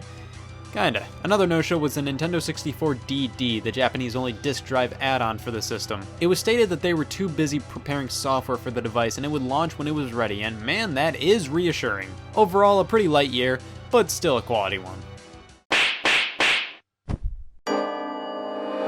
E3 1997, the PlayStation was in full force. Not only were big bombastic sequels to previous successes coming out, such as Crash Bandicoot 2, Twisted Metal 2, Tomb Raider 2, and so on, but new faces were in town in the form of Parappa the Rapper, Blasto, and Medieval. Not bad at all. The much anticipated Final Fantasy VII was playable alongside Castlevania Symphony of the Night, but the big announcement of the show was Konami's Metal Gear Solid. While only a trailer was shown, it was a huge announcement and solidified the PlayStation's spot in the industry. The fact that Sony was already pumping out sequels to their games while also being the new home to franchises that were once always associated with Nintendo, this was one of Sony's biggest E3s in terms of quality, quantity, and presence in the industry. Sega showed that a company can be competitive with Nintendo, but Sony proved a company can oust them. Overall, E3 1997 was a huge year for the Expo. While Nintendo and Sega had pretty decent showings, Sony hit it out at the park. Other big announcements included the original Half-Life and Fallout, truly a monumental year. As I said, this was the first year in Atlanta, and many people were pretty peeved about it. It just wasn't that great of a location for E3, being poorly laid out compared to the much more accessible format of the Los Angeles Convention Center of previous years. 1998 would return to Atlanta, but after that, most E3s took place in Los Angeles. Well, that was E3 1997, but I think this event deserves a bit more of a look-see. You see, Sega had a wide variety of sports games available in 1997, but no football. They tackled it with the NFL 2K series a few years later, but why wouldn't they make a football game in 97? A classic case of development hell, that's why. You see, I have this theory that Sega Sports was working on a football game to be released in 97, but it kept on getting delayed and delayed due to the sheer girth of the project until it eventually got cancelled due to the incompetency of the developers in 2006, and then our friendly neighborhood EA picked up the rights to the groundbreaking Sega Football 98, retooled the year to 08, and changed it to EA's own franchise. And now, ladies and gentlemen, may I shock the world and reveal the missing Sega Sports game in 1997 turned out to be... could it have been anything else?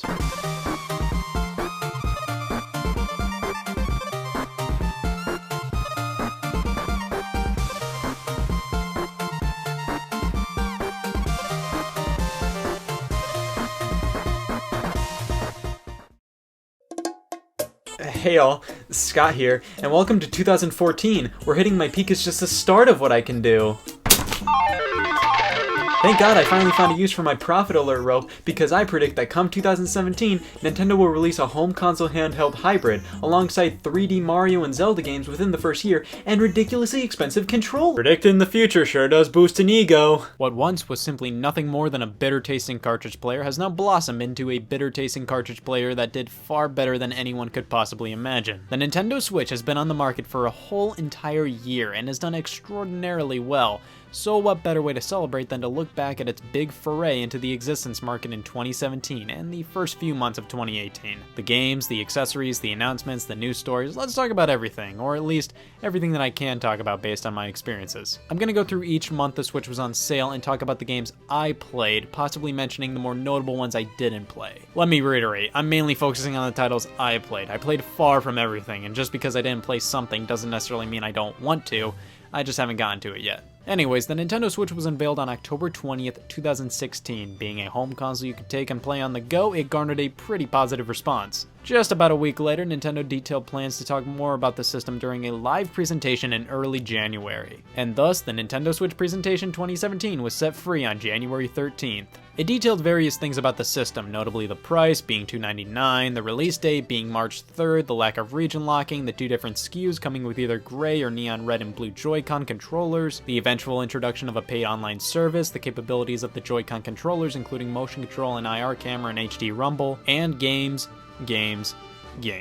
Nintendo basically revealed their entire lineup for 2017 that night. The only games they had their hand in that weren't revealed then were Pokken Tournament Deluxe and Mario + Rabbids Kingdom Battle, but those have various other companies involved, so it was understandable. ARMS, 1-2 Switch, Splatoon 2, Super Mario Odyssey, Xenoblade Chronicles 2, Fire Emblem Warriors, and revealing The Legend of Zelda Breath of the Wild was a launch title. Nintendo really did bring the goods first-party wise. Third parties were the weakest element of the show. I felt that the section showcasing various third-party developers dragged on and on. I mean, some of them didn't have anything to show at all. All they did was stand up there and say, yep, that Nintendo Switch sure is something, right? Some reveals like the new Shin Megami Tensei game, No More Heroes making a return, and Project Octopath Traveler were definitely highlights, but it was the weakest part of the show for me. But overall, in terms of if I pre-ordered the system that night or not, I'm a sucker. I was excited. It was great to see Nintendo bring in the goods and finally making games that people actually wanted. Keep in mind, this was coming off of a time in which Nintendo fans had to settle for good enough at the tail end of the Wii U generation. I mean, at least we got a Star Fox game again, guys, and hey, Paper Mario Color Splash is okay, I guess.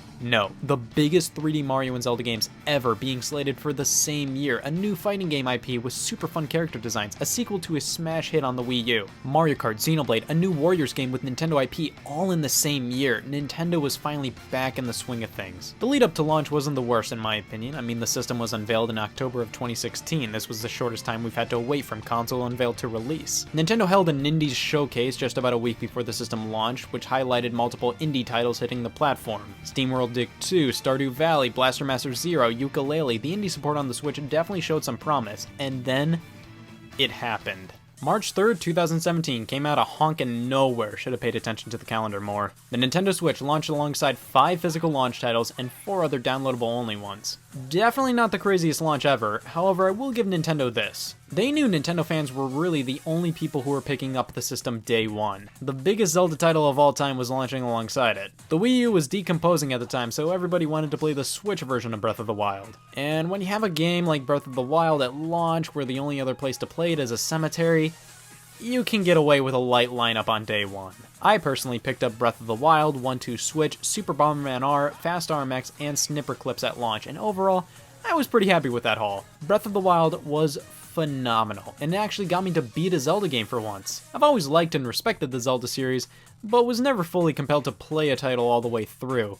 Until Breath of the Wild. The open world was fully realized, and while I think the game was absolutely fantastic and amazing, I can't wait to see how they act upon the groundwork they laid out with this title in a sequel. 1-2 Switch, well, that was fun for an hour. Nintendo positioned this title as if it were the Switch's version of Wii Sports. A casual game anybody can pick up and play that shows you exactly what the system's controllers are capable of. The difference is Wii Sports was packed in with the Wii, 1-2 Switch was packed in with crippling debt. $50 for this game. Now, that's what I call giggle-worthy. The game comes with 28 minigames, but don't be fooled. Most are finished within 15 seconds, and at the very longest, a minute. It's kinda cute to play for the first time and see what wacky shenanigans the game puts you in, but after that, there is legitimately no reason to go back to this game. There's no replay value here, no reason to keep playing. Once you play a minigame, there's no incentive to play it again unless you're showing it to somebody who's never seen it before. The game's barely worth even $20. But I will say a few positive things. I found it to be an interesting release. Like, it didn't feel like Nintendo forced a bunch of developers to make a Wii Sports-like game for the Switch. It felt like the developers had the idea first, a party game that focuses more so on the interaction between the players rather than the screen. And the game also made some cool use of the Joy-Con's tech. Other than that, the game blew. Super Bomberman R was the big third-party launch title, the first new Bomberman game in years. Nintendo did have a big hand in getting this game out the door. They basically asked Konami for something like this. And it is definitely Bomberman, and that's about it. I felt the production values were a little too low, like animations looked super cheap. It also released at $50, which was a bit too high, honestly. However, Konami has been supporting the game with consistent free updates, so now I'd say it's worth it if you're in the mood for some Bomberman. Fast RMX, oh baby. See, I was actually interested in this when it was a Wii U game, Fast Racing Neo. I just never picked it up. However, I did pick up its sequel, enhanced port, remake, whatever. I'm still completely confused as to what this thing even is. Doesn't matter, because this is a really great fast-paced racing game, and it definitely filled the F-Zero shaped void in everybody's life. And can't forget Snipper Clips, an amazing title co-produced by Nintendo and indie indie studio SFB Games, where you and a partner control Snip and Clip and must cut each other to solve puzzles. I adore this title. It's such a blast and a great co-op game. My main problem with it though is the single player campaign. It's basically the exact same thing as the 2-player co-op, but you just swap between the 2 characters. I mean, yeah, that works, but a bit of a disappointing discovery after seeing how the rest of the game is just filled with creativity. The rest of the month was a bit lacking, not a ton of crazy huge titles, but just enough to suffice. Nothing huge, mainly more indie releases and the introduction of the Arcade Archives line of games released by Hamster, bringing some beloved Neo Geo titles to the platform. In terms of the games I played, Blaster Master Zero, a really fun revival of the Blaster Master series by Inti Creates. Little Inferno, a guilty pleasure of mine from the Wii U. You burn stuff. It perfectly combines fun puzzles with fun arson. The Binding of Isaac Afterbirth Plus, the first release by Nicholas, who would later publish loads more indie titles at retail for the Switch. This was originally planned for launch, but was pushed back a few weeks, and I gotta be honest,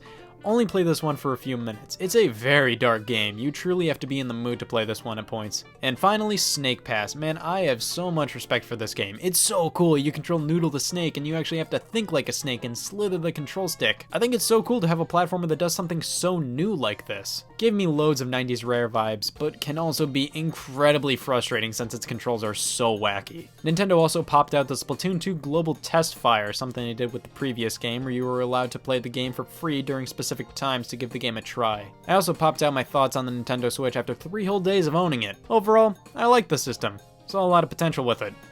And that's about it. A month after launch, we got less games, but man, a lot of stellar releases. Lego City Undercover, Jackbox Party Pack 3, Mr. Shifty, Wonder Boy, Mario Kart, Kamiko, and Hamster is back with the Arcade Archives. That's nice. Surely they must be running out of titles by this point. Lego City Undercover, a port of the Wii U exclusive from 2013. I did recently pick it up at a price of $15, but I didn't pick this one up originally because it was $60 at launch. The original launched for $50 in 2013, so I consistently said no to this re-release while backing away. Good game, but I already had it for Wii U and wasn't dying to play it again at that price. I adore Puyo Puyo Tetris. It actually did the impossible and taught me what the hell a Puyo Puyo is. I love the way it combined with Tetris, and it included a freaky story mode. Now that's cool. Also, online play and loads of other ways to play the game with different modes. Definitely give Puyo Puyo Tetris a spin. Wonder Boy The Dragon's Trap is an expertly crafted remake of the Master System classic Wonder Boy 3. It doesn't do too much to modernize it outside of the beautiful graphical facelift though. It still definitely feels like an 80s platformer. I found it really awesome that you could switch between the new art style and the old graphics with the press of the button. That is slick. Mario Kart 8 Deluxe, man. This one ended up kind of disappointing me. Not so much in terms of quality. It's Mario Kart 8, it's fantastic. I was just expecting to play this one a bit more. It's Mario Kart 8 with all the DLC and a new refined battle mode with a few extras like land play, new characters, and a few gameplay tweaks here and there. I mean, the title basically spells it out. It's Mario Kart 8 Deluxe. It's just for some reason I got really excited about it, as if it were a new Mario Kart, and when I got a hold of it, it completely set in that it was just Mario Kart 8 again. The same game I played for 50 plus hours on the Wii U. I think just a few new racetracks would have gone a long way. Great game. Didn't play it as much as I was expecting or wanted to. I love the idea of Mario Kart 8 Deluxe though. It's nice knowing that I can play Mario Kart on my Switch whenever I want so early on in its life. They also released Joy-Con wheels to go alongside the game, but I didn't pick them up because I'm just not into that kind of lifestyle. Nintendo held a Nintendo Direct on April 12th, detailing updates on Nintendo 3DS and Nintendo Switch games with an emphasis on ARMS and Splatoon 2. It was actually the first Direct to showcase a new format, going for a more rapid-fire headline approach. I actually quite like the style. Nintendo announced neon yellow Joy-Con to correlate with ARMS and a AA battery pack for Joy-Con to correlate with obscurity. To be honest, the Switch announcements were pretty weak in this Direct. The highlights were limited to Namco Museum, Payday 2, and a crowd pleaser of the year, Monopoly. The rest of the games were titles we've already known about, or even at that, games that were quite old, like Rayman Legends, Minecraft, and Street Fighter 2. Yikes! May was one of the more vacant months, a handful of big names, but I personally didn't pick anything up. Minecraft made it to the Switch, that's always nice. You see, it was good having this so early on in the system's life. The Wii U was being cremated by the time it got Minecraft. NBA Playgrounds was a bit of a lackluster title from what I could tell, like people were expecting a new NBA Jam and they got a new mediocre title instead, unfortunate. At least Hamster came to the rescue with more arcade archives, thank God. The biggest release of the month, debatably, was Ultra Street Fighter 2 The Final Challengers. It was Street Fighter 2!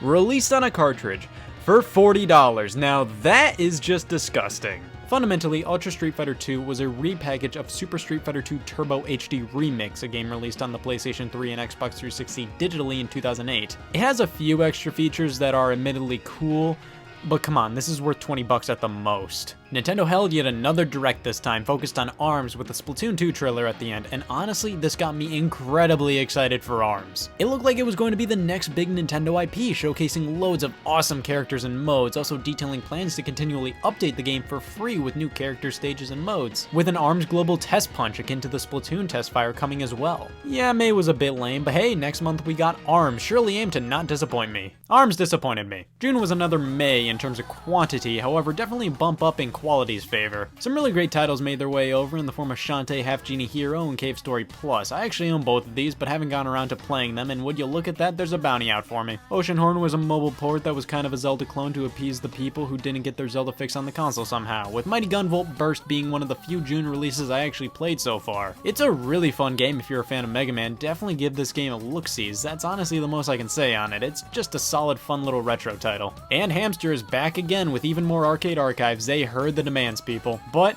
ARMS, Nintendo's big release that month, and also the first Nintendo-made game that was developed from the ground up for the Nintendo Switch that didn't involve assing around. ARMS came out to relatively solid reviews and sales. It sold over 1 million within the first 2 months of release, which is pretty solid for a new fighting game IP. However, I have very mixed feelings about the game. It looks great, has a kickin' soundtrack, the character designs are phenomenal, and the overall gameplay concept, if fleshed out, could be something super fun. The problem is, I personally didn't feel like they fleshed it out at all. It feels like all you can do in the game is play multiplayer matches and then play more multiplayer matches against the computer, and that's about it. There are other modes in the game that people will surely point out, like hoops and v-ball, but come on, those are more minigame than mode. ARMS felt like a casual fighting game that is presented like a competitive one.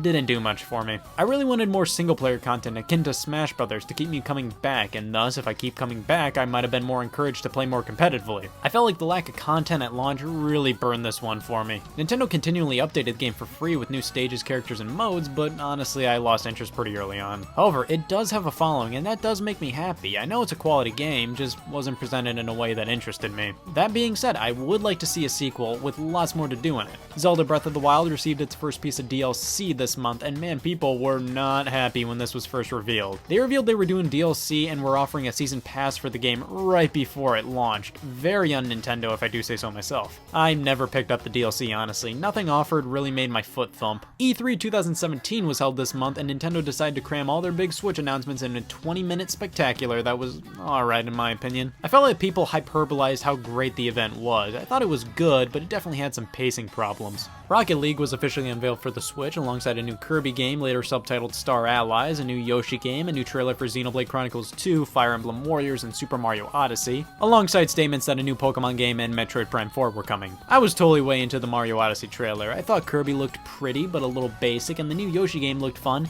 and that was about it. It was nice knowing Metroid Prime 4 and Pokemon were coming, but nothing was shown or really said about them, so I was happy, just not crazy excited. So July came around with a few more solid indie titles, but I only got 2 games from this month, those being Splatoon 2 and Namco Museum. Splatoon 2 was just a bit too similar to the first Splatoon to get me wholeheartedly invested. I played Splatoon 1 to the point where I got my fill on it personally, so when Splatoon 2 came, I don't know, it didn't do much for me. It's still a good time and definitely better than the original, but I think the original was more exciting simply because it was completely new. Splatoon 2 was just a bit too similar to the first one for me to play it for dozens of hours. Still liked it though, and we'll get back to it sometime soon to check out all the new content they added. Namco Museum is a really good compilation title in terms of quality. You have some mainstay Namco classics like Pac-Man, Galaga, and Dig Dug, and also some obscure ones, even titles that were Japan only. And hey, it also included Pac-Man Versus, that's nice. The game also offers challenges and loads of customization, so the game displays just how you want it to. There's only 11 games, which is disappointing, but hey, at the price point of $15, I think it's worth it. Never mind, it's $30, and I bought it. God, I'm a fucking joke. In terms of news, Splatoon 2 had its own direct where they finally unveiled that the game was fundamentally the first game again. Also, the Nintendo Switch Online app came out alongside Splatoon 2, and all it basically did was come out and nothing else. Nobody liked this thing. Now, this is where it starts getting wild. The Switch was already doing well at this point, but it obviously took developers a while to pour everything onto the platform. August was the start of this, as we got loads of stuff. The first 2 Jackbox Party Packs, Minecraft Story Mode, Retro City Rampage DX, use your words, lots of stuff. The big release this month was Mario + Rabbids Kingdom Battle, a crossover surely somebody asked for. The title was rumored to be in existence for the entire year until it was unveiled to be real at E3 2017,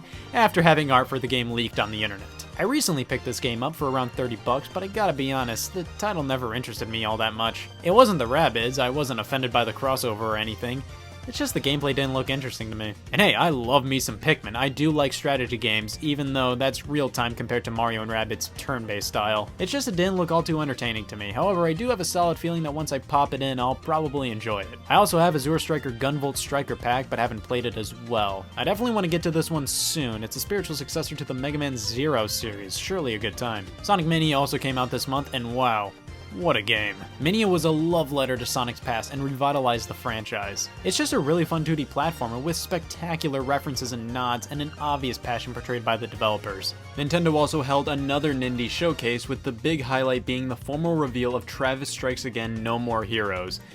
A bit weird considering this an indie title, but I'll take it. And it was on September 28th the Switch was finally justified with the release of Picross S. Other than that little gem, September was a pretty poppin' month for the Switch, with loads of big names coming to the platform, not just indies. NBA 2K18, LEGO Worlds, LEGO Ninjago, FIFA 18, Rayman Legends, Dragon Ball Xenoverse 2, and of course including indie titles like SteamWorld Dig 2, Thimbleweed Park, so on and so on, a big month on the Switch. Pokken Tournament Deluxe came out to a very mild woo. I wasn't interested in this one. I already tried out the game on Wii U and basically came to the conclusion that it wasn't my thing. The only time I care about Pokemon in a fighting game is when it starts with S and ends with Uber Smash Brothers. And of course our friendly neighborhood Hamster is back at it again with those classic arcade archives. We surely don't have enough of these things. Surely. Nintendo actually partnered with Hamster to bring out classic Nintendo arcade titles, most of which have never been re-released. And I gotta say, this is great. Who doesn't love spending $8 for these games? Jesus Christ, never mind. The only games I picked up this month were Picross S, Arcade Archives, Mario Brothers, Rayman Legends, and SteamWorld Dig 2. I love me some Picross, and Picross S came out to critical acclaim from me, and that's good enough. Arcade Archives Mario Brothers is Mario Brothers, broken controls and all. I actually downloaded Rayman Legends digitally. I own 2 copies of this game on other platforms, so I thought, I want this game on the Switch, but don't desperately need a physical copy. I'll just grab this meaningless code I don't actually own for $40. It's a solid platformer, definitely worth your time if you haven't played it yet. I'm not head over heels in love with it like others are, but I definitely really like it. And I have SteamWorld Dig 2, I just haven't played it yet. Wah, wah. Nintendo hosted yet another Nintendo Direct on September 13th, and this one was way better than the April edition. 3 Switch games were given the spotlight: Xenoblade 2, Project Octopath Traveler, and Super Mario Odyssey. The Xenoblade section just dragged on and on. It was horrible. I know it's a great game, but I'm not an RPG guy, and Xenoblade isn't necessarily a game that's gonna sell you on RPGs if you already don't like RPGs. They showed a trailer and then had a full overview of the game that lasted 9 minutes, my god. They showed off an expansion to Snipper Clips Plus, which was really nice to see, and also announced that Doom and Wolfenstein 2 were getting released on the Switch, and that was huge. Like, Bethesda was already supporting the Switch with a Skyrim release, but that was an Xbox 360 game. Doom and Wolfenstein 2 were current-gen games with a massive following. The fact that they were coming to Switch proved that with a little bit of determination, elbow grease, and an uncomfortable amount of blood, sweat, and or tears, I'm not picky, any game can come to the Switch. Project Octopath Traveler got a free demo on the eShop, and Mario Odyssey continued to look spectacular. They also announced a Mario Odyssey Switch bundle releasing day and date with the game, in addition to a Splatoon 2 bundle launching exclusively in Walmart in September. The big one, ladies and gentlemen, the moment when all Switch owners rejoiced. The wait was finally over, the month known around the world as the Switch release of Monster Jam Crush It! And a close number 2 Super Mario Odyssey. Now we're talking, one of the most joyful experiences in all of gaming for me. Super Mario Odyssey encompassed pure fun. It was an absolute joy to play through. Controls were perfect, and the exploration and platforming was spot on. But just a week before that, Nintendo released Fire Emblem Warriors, a really weird time to release it. I would have put this out in September personally. I think putting this right next to Mario Odyssey kinda did it a disservice. I didn't pick this one up, but from what I've heard, it's a really solid Warriors game with a dash of Fire Emblem strategy, but a bit lacking in the Fire Emblem fan service department. Some indie hits like Stardew Valley, Axiom Verge, and Volgar the Viking came out, which I actually bought all of these, but just haven't played them yet. I did play Night Terrors, a fun arcade-style endless runner. There was still a lot of quality here, but October was really when the Switch started to become a pigsty in terms of shovelware. Like, everybody started releasing anything they had, and we started seeing that more and more and more each and every month. Hey, I'm not dogging on the Switch's library and saying that the games are trash. I'm saying log on to the eShop right now and you'll see some mega hits like Spot the Difference Ultimate Edition and some fucking bear game. November was a huge month for third parties. Nintendo basically let them take over this month. Rocket League came out and my god, it was Rocket League. Unbelievable. It's truly awesome to have a version of Rocket League wherever you want. Of course, it's not as pretty as the other versions out there, but it plays perfectly. Rockstar Games took a whack at the Switch with a port of the classic LA Noire. I really do enjoy LA Noire. It's not everybody's thing, but I think it's a really fun experience, and it works really well on the Switch. I also downloaded this one because I owned a physical copy on PS4, and also the Switch retail version required a download, which, oh boy, we'll get to that. Sonic Forces stumbled onto the Switch, and it's a fairly competent version of the game. Of course, the PS4 and Xbox One versions run better, but the Switch version runs at a pretty stable 30 frames per second compared to those consoles running at 60. Doesn't help that the game is lame. It's all down to the level design and controls for me, man. Like, very few levels are interesting at all, and all the playable characters control like garbage. Skyrim and Doom came out within a week of each other, and I still need to pick these guys up, but they cost $60, man. That's a lot for a pair of older titles. I did pick up V, and man, it's such a fun little indie game. I definitely recommend it. Worms WMD, Kid Trip, Resident Evil Revelations 1 and 2, Batman the Telltale series, Super Beat Sports, fucking Uno, a great month for the Switch. There was a direct focused on Xenoblade 2, which I never watched, I'm sorry guys, but like I said, I'm not an RPG guy, and Xenoblade 2 is more of an RPG fan's RPG. Nintendo also released this Explorers edition of Breath of the Wild just in time for Black Friday, what a deal. Xenoblade Chronicles 2, I didn't play Xenoblade Chronicles 2. WWE 2K18, a broken multiplayer on the Switch, that's always nice to see. A bunch of shovelware, like, a bunch of shovelware. December was a bit of an month for me personally on the platform. I did pick up Mutant Mudds Collection, which these are really fun games to have on the Switch. And there were some pretty solid titles in there like Brawl Out, The End Is Nigh, and I haven't played Yooka-Laylee yet, but it came to the Switch a bit too late for me to really want to play it. Maybe if it gets a discount, I'll pick it up. Arcade Archives vs. Super Mario Bros. Hit the eShop, which allowed you to play a wackier, harder version of Super Mario Bros. From the arcades on your Switch for $8 US. Why did I buy this? SteamWorld Heist, Floor Kids, Tesla Grad, some good stuff, but it was kind of getting muted out by an overwhelming amount of garbage in my opinion. I think Nintendo needs to start doing more curation on the eShop. Also, Nintendo announced ports for Bayonetta 1 and 2 at the Game Awards alongside Bayonetta 3 coming exclusively to the Switch, while also giving a trailer and immediate release for the final piece of Breath of the Wild DLC.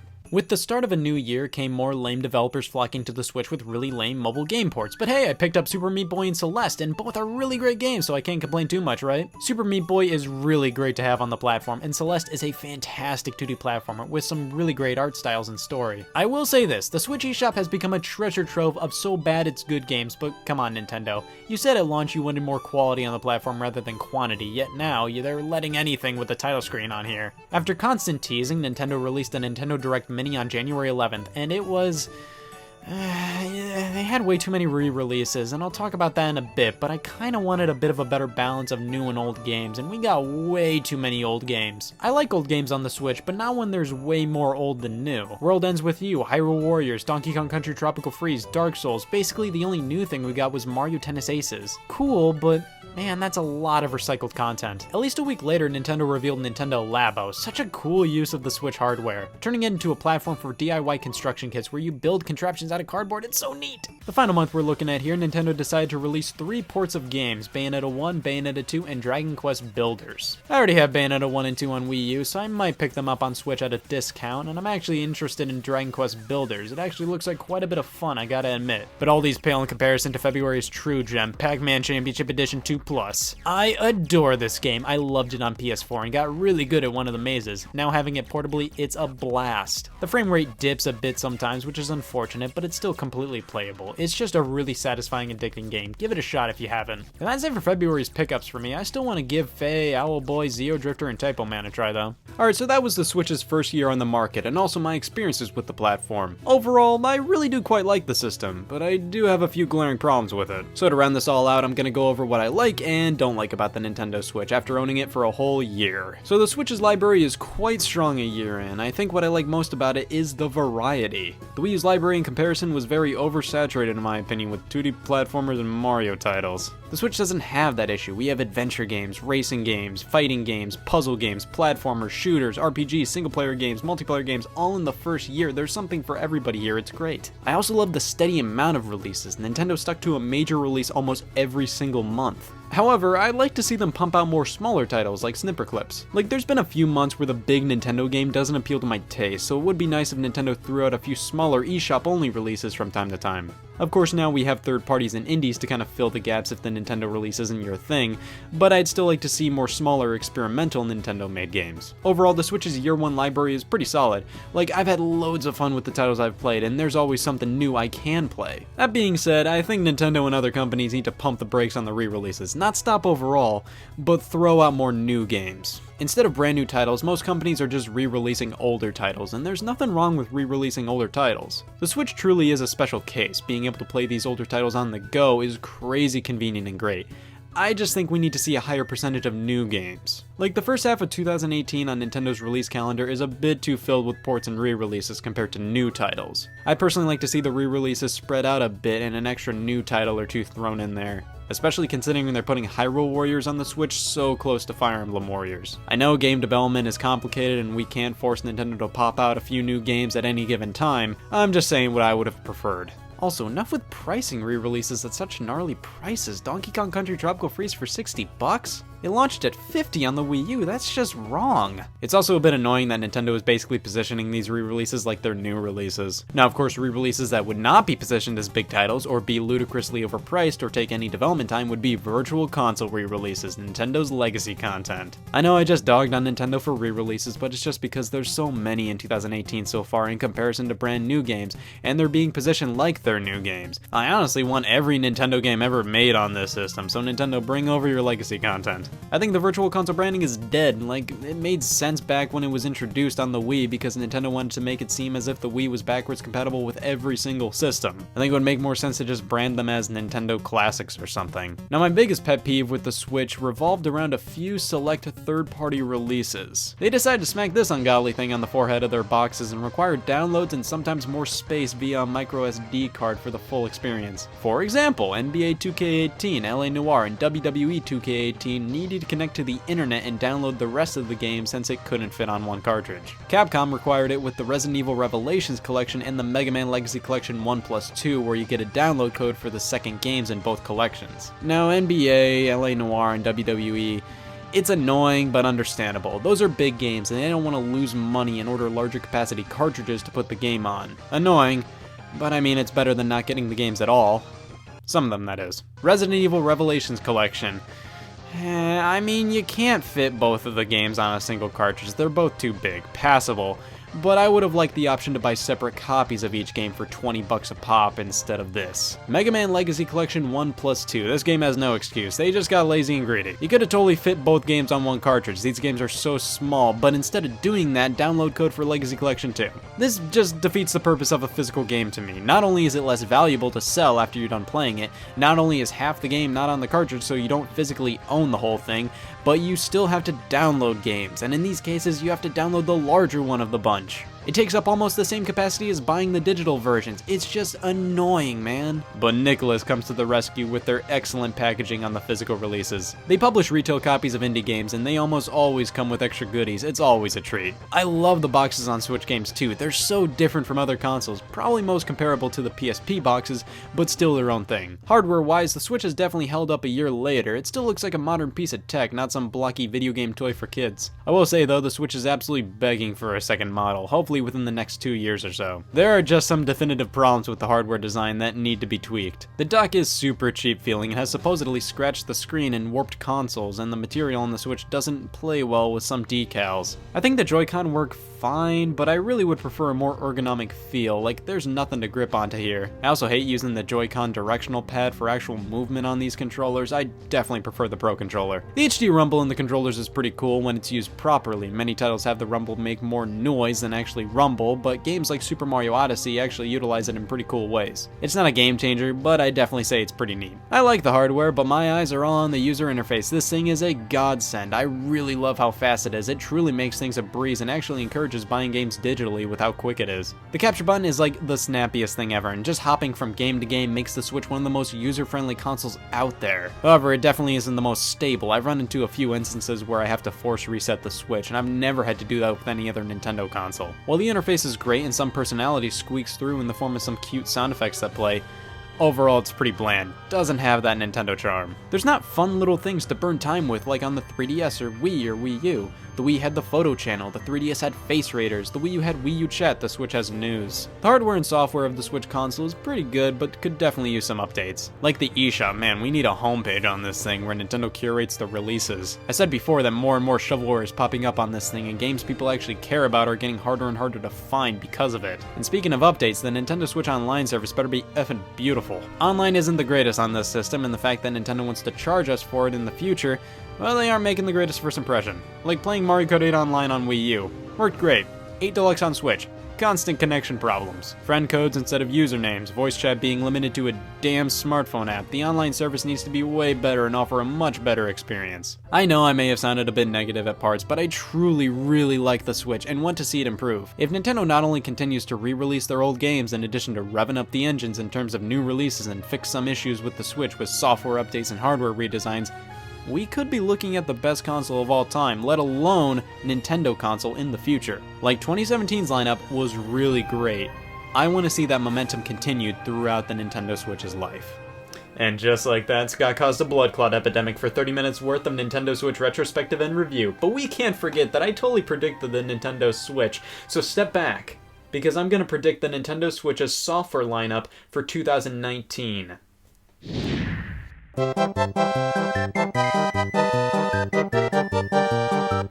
Oh, fuck yeah!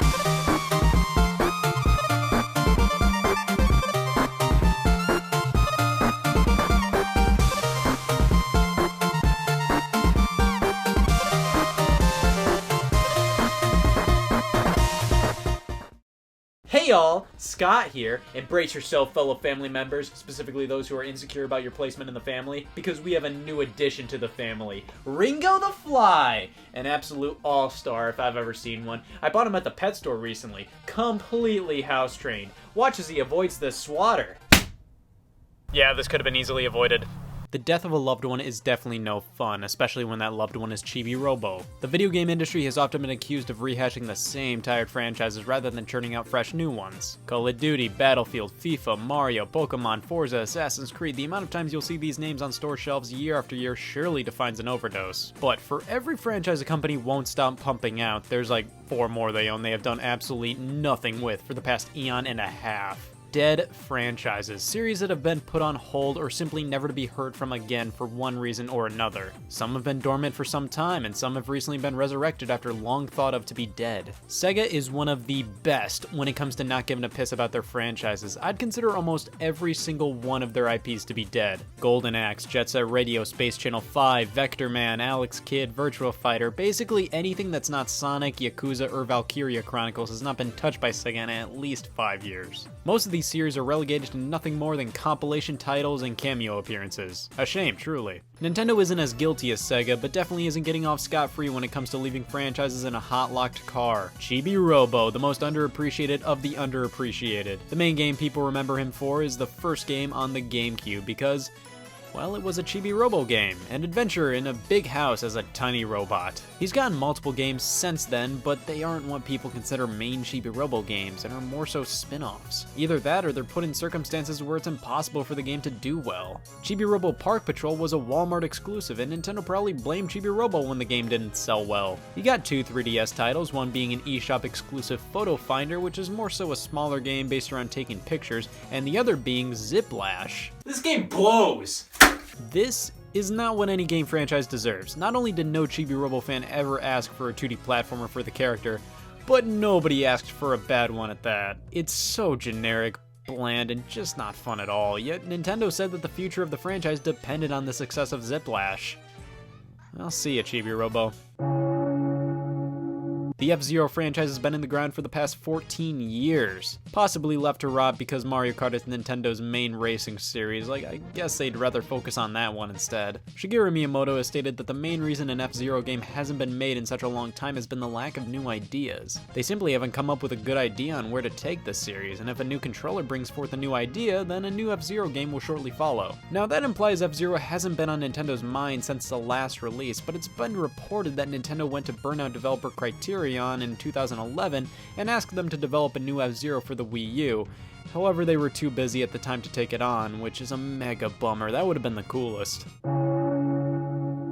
1080 Snowboarding, Wave Race, Custom Robo, Star Tropics, so many series that weren't given another look for over a decade. Nintendo truly has loads of dormant IP, it's insane. One many will surely point out is Earthbound/Mother, which is done mainly because the creator Shigesato Itoi considers Mother 3 to be the end and has no plans for more entries. But who knows, maybe somebody else at Nintendo can take over and make a fourth game. Back in the late 2000s, early 2010s, the music game craze was hitting hard, with industry titans EA and Activision duking it out with their respective Rock Band and Guitar Hero franchises. Not only were they releasing new titles annually, but they both flicked the holy shit slow down switch on by releasing multiple titles yearly, and EA specifically flicked the just kill it now switch with Lego and Green Day Rock Band. Listen, these weren't just games that were getting released constantly, these were $100+ sets that were taking up shelf space and flooding the market. It makes sense that these things completely died out. They simply were oversaturated to the point where many consumers didn't care to constantly buy them.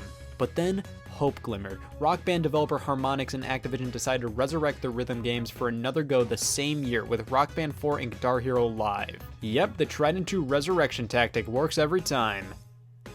Every time. The music game genre was completely beaten to death, literally back in the day, and when they gave it another shot, not enough people cared, or at least not as many as before.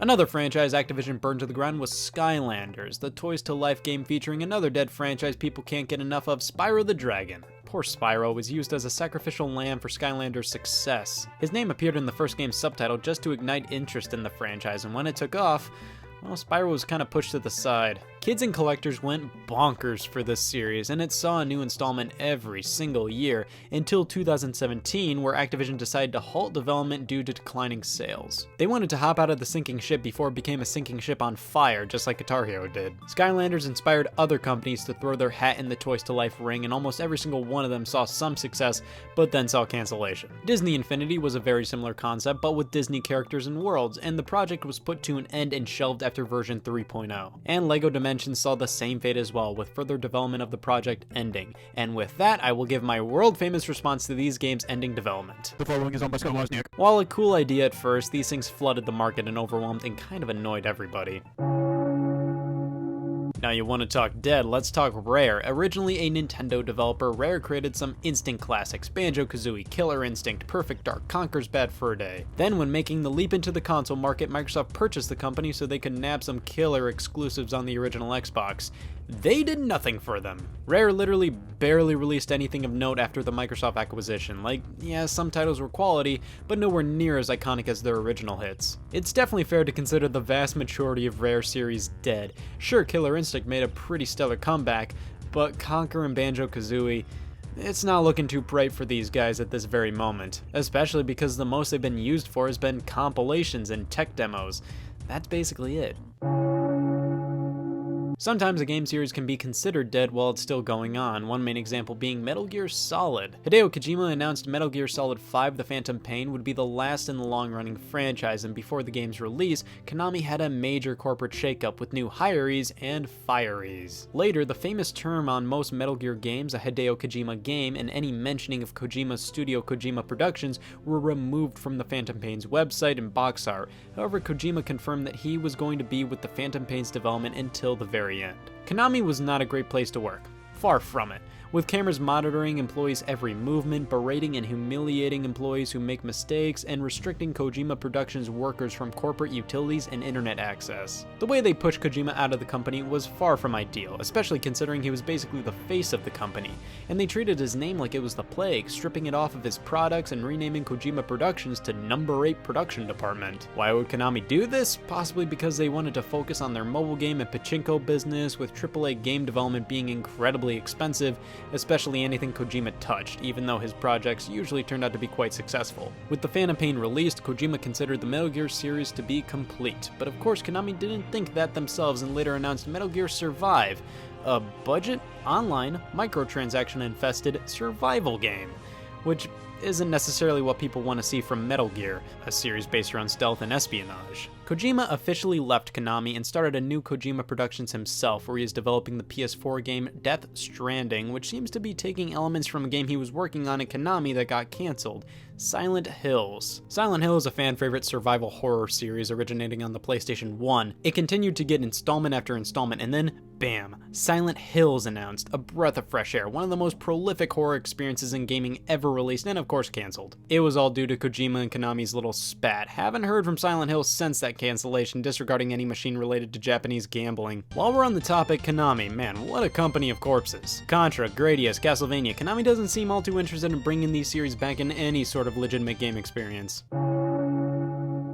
Alas, dead franchises don't always stay dead. Keiji Inafune, the artist and later producer of the Mega Man series, left Capcom in late 2010, a few months after the release of Mega Man 10. After his departure, it seemed as if Capcom had no idea what it wanted to do with the Mega Man franchise. The game Mega Man Universe, which was basically a Mega Man level creator, was cancelled in March of 2011, with it being basically completely finished. Mega Man Legends 3 was being developed for the 3DS, but was quickly cancelled after the announcement of a prototype. A gritty first-person reboot of the franchise entitled Maverick Hunter was never announced, but cancelled in 2010.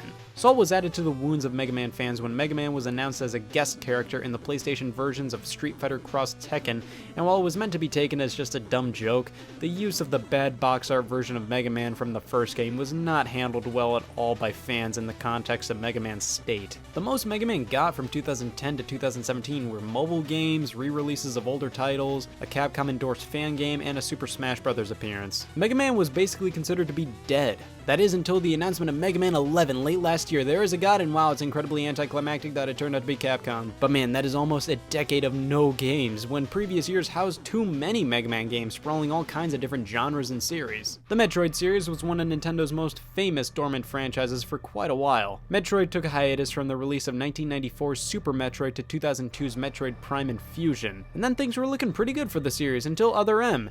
Yikes! Other M was developed by Team Ninja, and while a structurally decent game, did numbers to the story and made the game an overall negative experience for most fans. 2010 was the last we heard from the series until 2015 with the announcement of Metroid Prime Federation Force, a 4-player first-person co-op game for the Nintendo 3DS where you control nameless soldiers. 2010 was the last we heard from the series until 2017 with the announcement of Metroid Prime 4 and Metroid Samus Returns. Selling poorly, a loss of talent, a lack of focus, oversaturation, negative reception, all can kill a franchise off. But unlike a fly, death isn't permanent most of the time in the video game industry. Just because a game developer hasn't made a new series entry in a while, doesn't mean it will never not happen again. We will see a new F-Zero, we will see a new Chibi Robo, a new Banjo-Kazooie, a new Castlevania, a new Road Rash, a new Dino Crisis, a new Chrono game. It'll happen, guys, don't sweat it. What may not work out now, may work in the future. Come on, Mega Man is back, Metroid is back, XCOM is back, fucking Bubsy! Anything's possible. If you're a fan of a certain series that hasn't seen any love recently, there's a pretty decent shot that someday, it'll be back. You know, on second thought, I think I was being a bit too rash burying Ringo. I think I'm gonna pull a video game company and turn my dead property into cash. I'm gonna return him to the pet store. Shit, he was on clearance.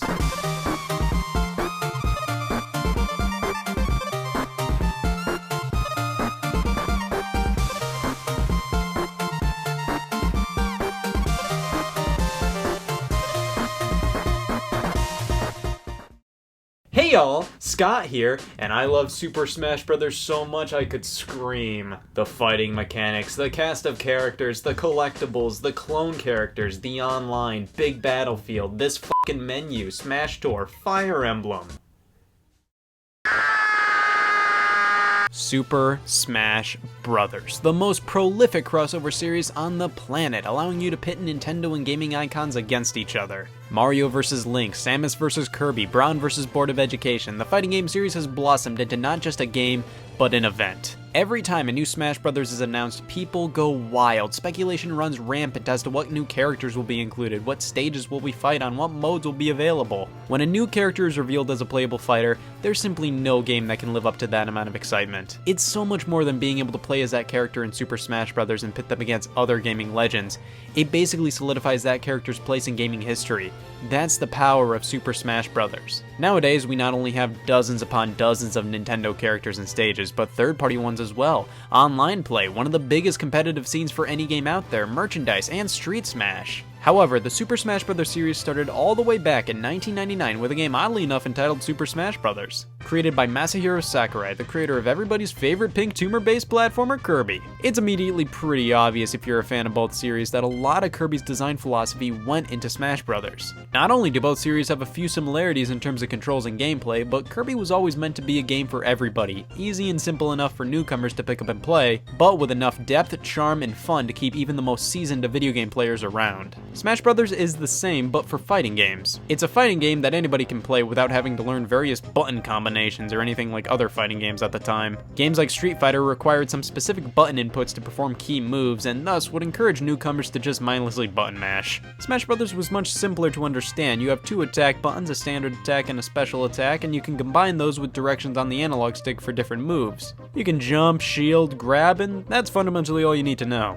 That makes it easy for many to understand, but if you truly want to get good, you're going to have to think about when and where to pull off a specific move, whether you're in the air or not, whether a special attack or standard attack would be more effective. Super Smash Bros. Thankfully doesn't sacrifice depth for simplicity, and it's safe to say that Sakurai succeeded in terms of a simple to learn, hard to master fighting game. It was originally pitched as Dragon King the fighting game, with some mannequins as the characters. Sakurai wanted the game to have instantly recognizable and likable characters, thus he wanted to include the wide array of Nintendo All-Stars. His colleague who coded the prototype, Satoru Iwata, buttered up Shigeru Miyamoto on the concept of using characters like Mario in the game, in which he was initially hesitant on the idea. Regardless of getting permission first, Sakurai threw together another prototype of the game featuring Mario, Donkey Kong, Samus, and Fox fighting, showed it to the Nintendo higher-ups, and the game we know of today was officially greenlit. The game was released in early 1999 in Japan and the rest of the world throughout the year, so now let's get into the full game itself. Super Smash Bros. Kicks things off with an intro that tells you everything you need to know.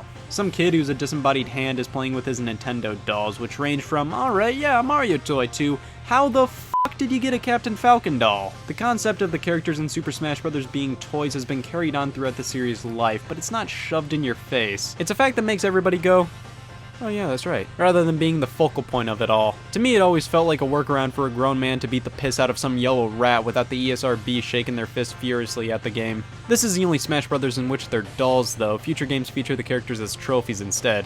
We then go into this crazy minute-long slap in the face to anybody that ever doubted the concept of Smash Bros. I always liked the section of the opening with Mario and Kirby at a standoff, a moment in which every Nintendo fan said, oh shit. The characters clash together, we're given a preview of 4 unlockable characters, and then, now that's what I like to call an ambiguous logo. A logo that's been the main emblem of the Smash Bros. Series since this very moment. It's synonymous with Smash Bros. At this point, but what does it mean? According to Sakurai himself, the cross symbolizes the crossover of characters, with the 4 sections representing the 4-player multiplayer. Or at least that's what this napkin I found at Arby's tells me. After the logo appears, we're greeted to a hearty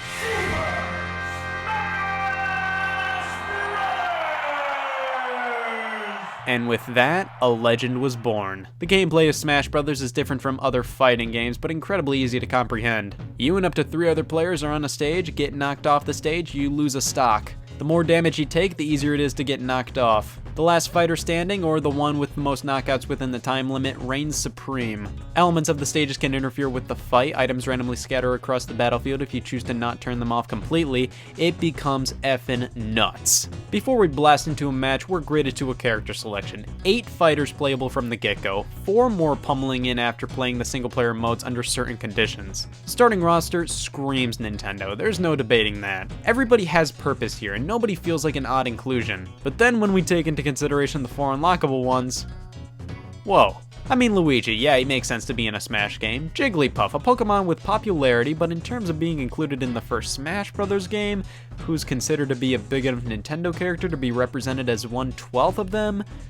And then we have Captain Falcon and Ness. Who the fuck? Captain Falcon and Ness are much more obscure than the other characters, but hey, they were still a part of series that were considered Nintendo staples. Sure, Captain Falcon was like the least recognizable part of F-Zero at the time, and Ness was from a cult classic RPG, but still, you gotta have the more obscure characters in your fighting game. The unlockables seem to be included due to ease of programming, like Luigi's just a straight up clone of Mario, Jigglypuff repurposed Kirby's model, Captain Falcon seems to be repurposing the original models from the Dragon King prototype, and Ness is a mystery. He didn't seem easier to program compared to the other characters. whatever, I'm happy he's here. And overall, the roster of Smash Bros. 64 has the lowest percentage of Scott's not happy with this Smash Bros. Roster of the entire series. There's really no filler, no oversaturation of any series, everything makes sense and blends together perfectly here. So I like the roster, but how do the characters play? The Smash Bros. Series nowadays has always impressed me with how creatively they turn a character into a fighter, throwing in as many references and callbacks to their series origins as possible. A character in Smash truly feels like you're playing that character. Smash 64, not as much. You have a fair amount with moves that correlate with their games and what they've done in the past, and then you have your typical everyday Donkey Kong where it feels like the developer said, oh shit, he has arms, we can make a moveset based around that. Not as much fan service as other games. Loads of moves that were just made up for Smash Brothers and have no origin based on the character's games. It's why by the time we get to Smash Brothers for 3DS and Wii U, you can definitely tell who's been in the series the longest. While the new characters have incredibly creative and unique playstyles, Donkey Kong has some punch thing. If you go down to the data section and click on characters, we can see quick little bios on everybody, plus see what games they hailed from, which is a precursor to the trophy system in future games. I have to say, I always felt like the works section picked some random honkin' games for each character. Like it says Mario is from Super Mario Bros., alright, that makes sense. Super Mario Kart, alright, again a solid inclusion. And Mario Kart 64. Why 2 Mario Kart games? Wouldn't it have made more sense to include Mario 3, World 64? I'm getting angsty just thinking about it. Also, Pikachu has a vastly different bio compared to the other characters, an excerpt from the Pokédex. That would be fine, but the other Pokemon in the game, Jigglypuff, has an actual bio. It feels like they almost forgot Pikachu and quickly slammed this in there. Alright, enough of the dawdle sesh. Let's get into a match and oh god, this feels wacky. Not bad, it's just, in my opinion, doesn't feel as good and definitely a bit off compared to the other games in the franchise. Whenever I'm off the stage, man, I start fidgeting in my seat, like it's so unnerving. Always feels like it's up in the air whether I'm gonna die or not. Also, look at this. Those are definitely polygons, there's no doubt about that. It's obviously the very first in the series, but it's still Smash Brothers. The multiplayer monsoon we know of today, and you can still garner quite a bit of fun out of this sucker. Items randomly appear on the battlefield, and these can be loads of fun. There's not a ton in the game, but we have Pokeballs, Bob-Ombs, the hammer from Donkey Kong, and the iconic home run bat. If you're a total prude, you can turn off the items, which I prefer doing in the Smash games I'm actually somewhat competent at, but for Smash 64, crank those bad boys up, man. I fucking blow at this game. I crave a good Maxim Tomato from time to time. Of course, none of this matters if the stages are lame-o, and thankfully Smash 64 has nothing but decent to great stages. None of them are annoying to play on for me, none of them have bad layouts. They all have good, fun designs with a few stage hazards here and there that you can totally avoid if you know what you're doing. Since there's only 9, might as well go through them all. Peach's Castle, not one of my favorites. I always found the design of this one to be really odd. So we're above Peach's Castle and we're battling on top of a mishmash of geometry. I guess canonically, since the characters are toys, the stages are built out of random objects from the child's room. The intro shows us off, I guess. I don't know, I don't want to dive too deep into this. Congo Jungle, a fun one. Don't have much to add here. Hyrule Castle, definitely preferred to the Peaches variety. I actually really like this stage. It has loads of fun areas to duke it out in. I just think the layout looks really odd. It looks super rudimentary, even for the Nintendo 64. Planet Zebes, it's alright. The acid comes up and spells disaster to those who can't grasp the concept of jumping. Yoshi's Island, really simple but enjoyable. Dreamland, another incredibly simple one. Wispy Woods here blows either left or right from time to time, but it rarely affects the fight. Sector Z, a really fun stage. I love that you can traverse the entirety of the Great Fox. Another ship comes down and blasts the piss out of you sometime though. What unfortunate. Saffron City, what a stage. You can easily just fight on the standard platforms if you don't want any stage interferences, or you can hop over to this little doorway and these nightmares rain on the parade. You can also unlock the Mushroom Kingdom stage based off of the original Super Mario Bros. A lot of really solid stages here. Now I've talked as much about the multiplayer of this game as I possibly could have, which you can play alongside computer-controlled opponents if that lifestyle interests you, but what if you want to play Smash Brothers by yourself? Well, let's mosey on over to the single-player department. As you can see here, we have a wide variety of mode. There's one single-player mode here, and it's what the series would later call Classic Mode. A series of fights and mini-games testing your strength. The problem with this mode is that the fights are the exact same every time. The first fight is with Link. You fight a giant Donkey Kong, a team of Kirbys, the Mario Brothers, a target test, board the platforms, race to the finish. It never changes. Even after unlocking characters, it doesn't change things up. Future games bring in randomization, keeping this mode much fresher each playthrough. The target test and board the platforms minigames are different for each character, which that deserves a solid neat. The final few bouts are against Metal Mario, which blows. The Fighting Polygon team, which are mysterious figures we don't know the origin of, / that's fucking Yoshi, dude. They're just messed up models of all the characters in the game. And then, Master Hand, the one behind all of this, the main boss of the series, and then after defeat, we get this little ditty.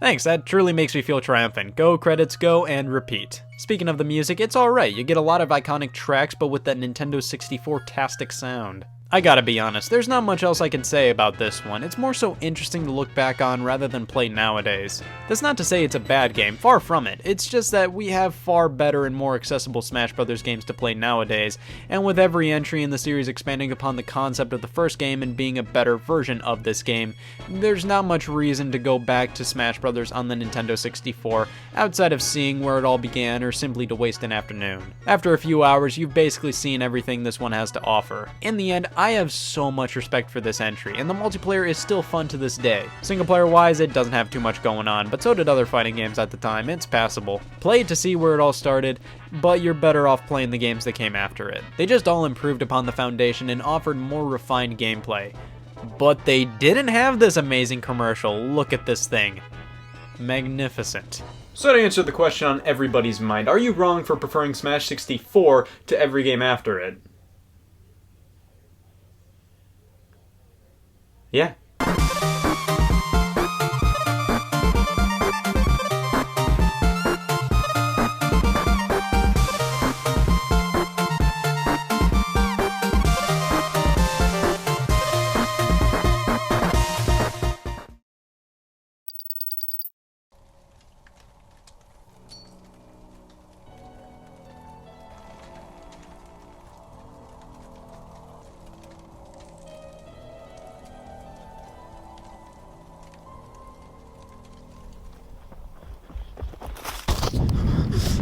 Hey all, Scott here, and this is bad. Real bad. Hey, what's the matter? Are you afraid you're gonna get murdered?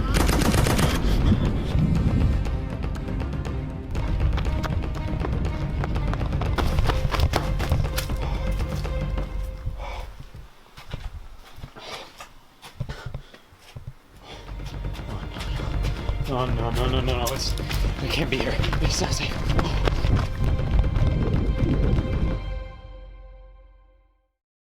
Things are different now. You see, it's really hard to do the whole living in peace thing these days. That's why I formed a team of ragtag good doers in this world of anarchy. I even came up with the team name, too. We're f***ed. It all started on March 26, 2018, when the Wii Shop channel disabled the addition of Wii points. The entire shop's about to close down, and recently, the public's went insane because of it. And being one of the few people with a Wii filled to the brim with WiiWare titles, I'm a bit of a hot ticket item these days, aka people want me dead. Things weren't like this a year ago. Man, it sure is great buying stuff on the Wii Shop channel. Hopefully the closure of the service doesn't lead to a post-apocalyptic hellscape.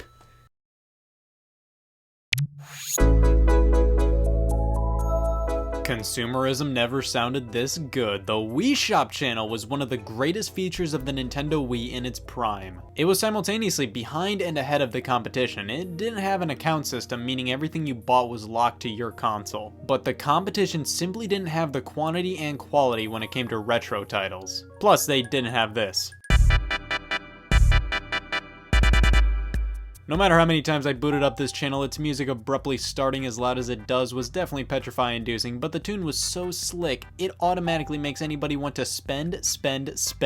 Speaking of currency, the Wii Shop channel used Wii points, also known as Virgin doubloons. 100 Wii points equaled $1 US. For some reason, game consoles this generation really had a thing for real fake currency. At least Nintendo's conversion rate made sense. The Xbox 360 used to use Microsoft points, and 800 points equaled $10, and let me tell you, I'm still trying to figure that one out. Downloading something was always a hoot. Other systems just gave you a lame progress bar. The Wii says, who likes Mario or Luigi running across the screen? And hey, sometimes you can spit fireballs by pressing A. Such a Nintendo thing to do, to make a download screen fun. 3 categories of downloadables here. Virtual Console, the shop's pride and joy. One of the best collections of retro games out there. Not only did you get NES, SNES, and N64 games, but Sega Master System and Genesis, TurboGrafx 16, Neo Geo, Commodore 64 arcade games. If you wanted a crash course in gaming gaming history, the Wii Virtual Console wasn't a bad place to start. Most of the games were in their original form, while some featured additions and tweaks. Pokemon Snap allowed you to save pictures to your system, Sonic and Knuckles allowed you to lock on to other Sonic games, and for some reason the Genesis version of Super Street Fighter 2 had online play added. No other version of Street Fighter 2 on the Wii Shop had this, and of all versions to add it to, well, this was a surprise to put it lightly. And doesn't work these days, night's ruined. Wii channels were also offered, being applications ranging from voting channels, Mii contests, Netflix, the works. But we'll be focusing on WiiWare, the term used to describe original downloadable titles made for the Wii.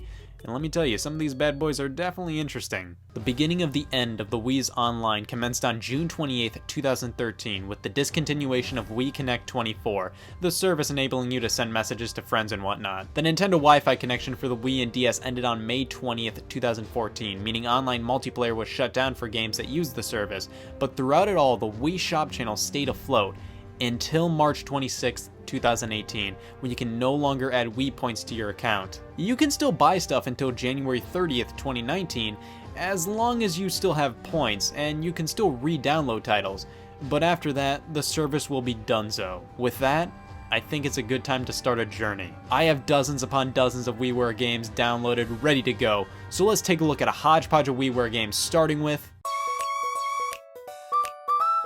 Dr. Mario Online RX, the long-awaited return of the classic puzzle series. Dr. Mario is pretty simple. Line up similarly colored pills with the viruses on the board. Eliminating a virus can make stacked pills fall, and if you eliminate viruses with those pills, you can rack up the points. It's such a simple, fun puzzle game, definitely something to zone out to completely and play for either a few minutes or a few hours. It can get wackily addicting and wackily difficult as well, so this is what hell looks like. That's just the standard Dr. Mario gameplay. We also have another mode titled Virus Buster. It's a much slower paced version of Dr. Mario where you use your Wii remote pointer to drag the pills down. It's fine, but not as fun as pure Dr. Mario. The main selling point of this version at the time was the online play, which worked well back in the day. Now we have a few new versions of Dr. Mario like Dr. Luigi on Wii U and Dr. Mario Miracle Cure on the 3DS. These two are literally the same thing as Online RX and then some, so there's really no reason to go back to this one. Regardless, it's still Dr. Mario and still a solid time. Oh hell yeah! Apparently WiiWare launched on March 25th, 2008, but that's just a misconception. Really, it launched with the release of fireplacing. I always felt that the Wii was lacking burning logs, and fireplacing did wonders to the burning logs market. Well, that's about it for what I have to say, so on to the next son of a bitch, I bought another one. Cozy Fire, the fireplace genre grows and grows. This one has a dollop of interactivity, like, wow. It's like I'm really regurgitating logs into a fireplace. We even have some extra places to watch a placed fire. This is getting too nuts for me, I better scram.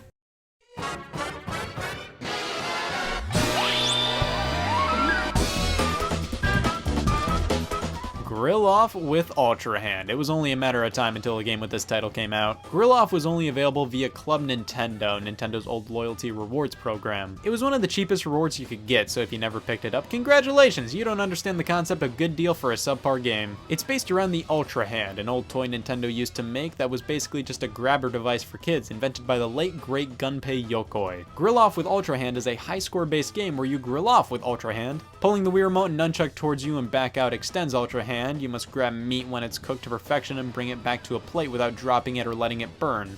And that's it. It was a cute little reward for Club Nintendo members, but as a game on its own, the controls are kind of awkward and there's really not much there. While we're on the subject of Club Nintendo rewards, Doc Lewis's Punch-Out! Definitely one of the coolest exclusive games you could get through the rewards program. Again, there's not much to it, it's beatable in less than 20 minutes, but this was a free reward for Platinum members, those who bought enough Nintendo products in 2009. It's a prequel to Punch-Out! On Wii, where Little Mac trains with his coach Doc Lewis. Like I said, there's not a ton here. Basically, it's just fighting Doc, and it's not even that difficult. Doc tells you exactly what you need to do to beat him. As a game, it's nothing special. As a Punch-Out! Fan, it's a really awesome little time. I love Doc, so it's great to be able to fight him, and even when you knock him out, you can feel the connection he and Little Mac have. Also, nice. Yes, a WiiWare staple. Sexy poker is a competent replacement for any form of intercourse. A game for the rest of us. Checking out the gallery, we can see some slick pics of the girls we're about to play poker against. The game also lets out a hello. If you don't do anything for a certain amount of time, making sure you're not just staring at the screen absolutely dumbfounded that we are potentially going to see a sexy poker. Here we're introduced to Sakura, everybody's favorite nurse. I wonder why. If we impress her, she might give us her special treatment. Thank God, this scoliosis is a bitch. We can see here she's in prime poker playing position. I start pummeling through a poker game with her and bada bing bada boom, we get the goods. Looks like I have to remove some clothes. Oh. Yeah! If we win the whole game, a jip is triggered. What is this? How is this M-rated? This is E10 plus at the worst. I'd say this is a great poker game. If you don't like the sexy, thankfully the girls are in the dead center of the screen. Easy blockage can ensue. 5 arcade gems, and my two favorite things, arcs and AIDS. There's only one true thing about that title, and it's 5. They called them arcade gems just to get away with the lame length, like there's nothing to these games. They're just high score based mini-games. The only game that would even be close to being considered an arcade game would be this shooter, but even then, this one is just boring and lame. We have some grade A voice work employed in these games though.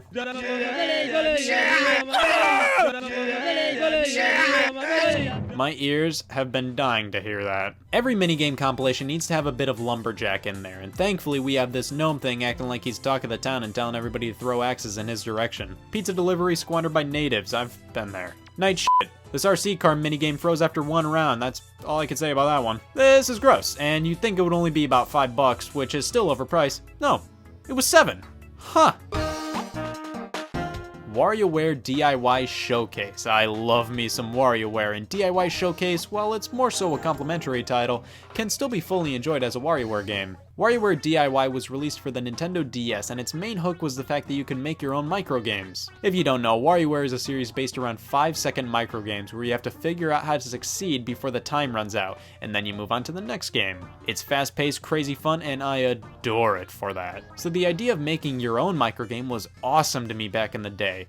I can't really play it now because honestly it takes a while to relearn the game creation tools. It's nowhere near as simple as Super Mario Maker, but was simple enough for a 12-year-old Scott to figure it out. You could also make your own music and comics, but I really only cared about the games. Showcase is a way for Wii owners to play their DIY creations on the big screen. Thankfully, I transferred all my games from back in the day, and wow, what a resume builder. After connecting online, you can play microgames from people all over the land, but Nintendo Wi-Fi connection is dead.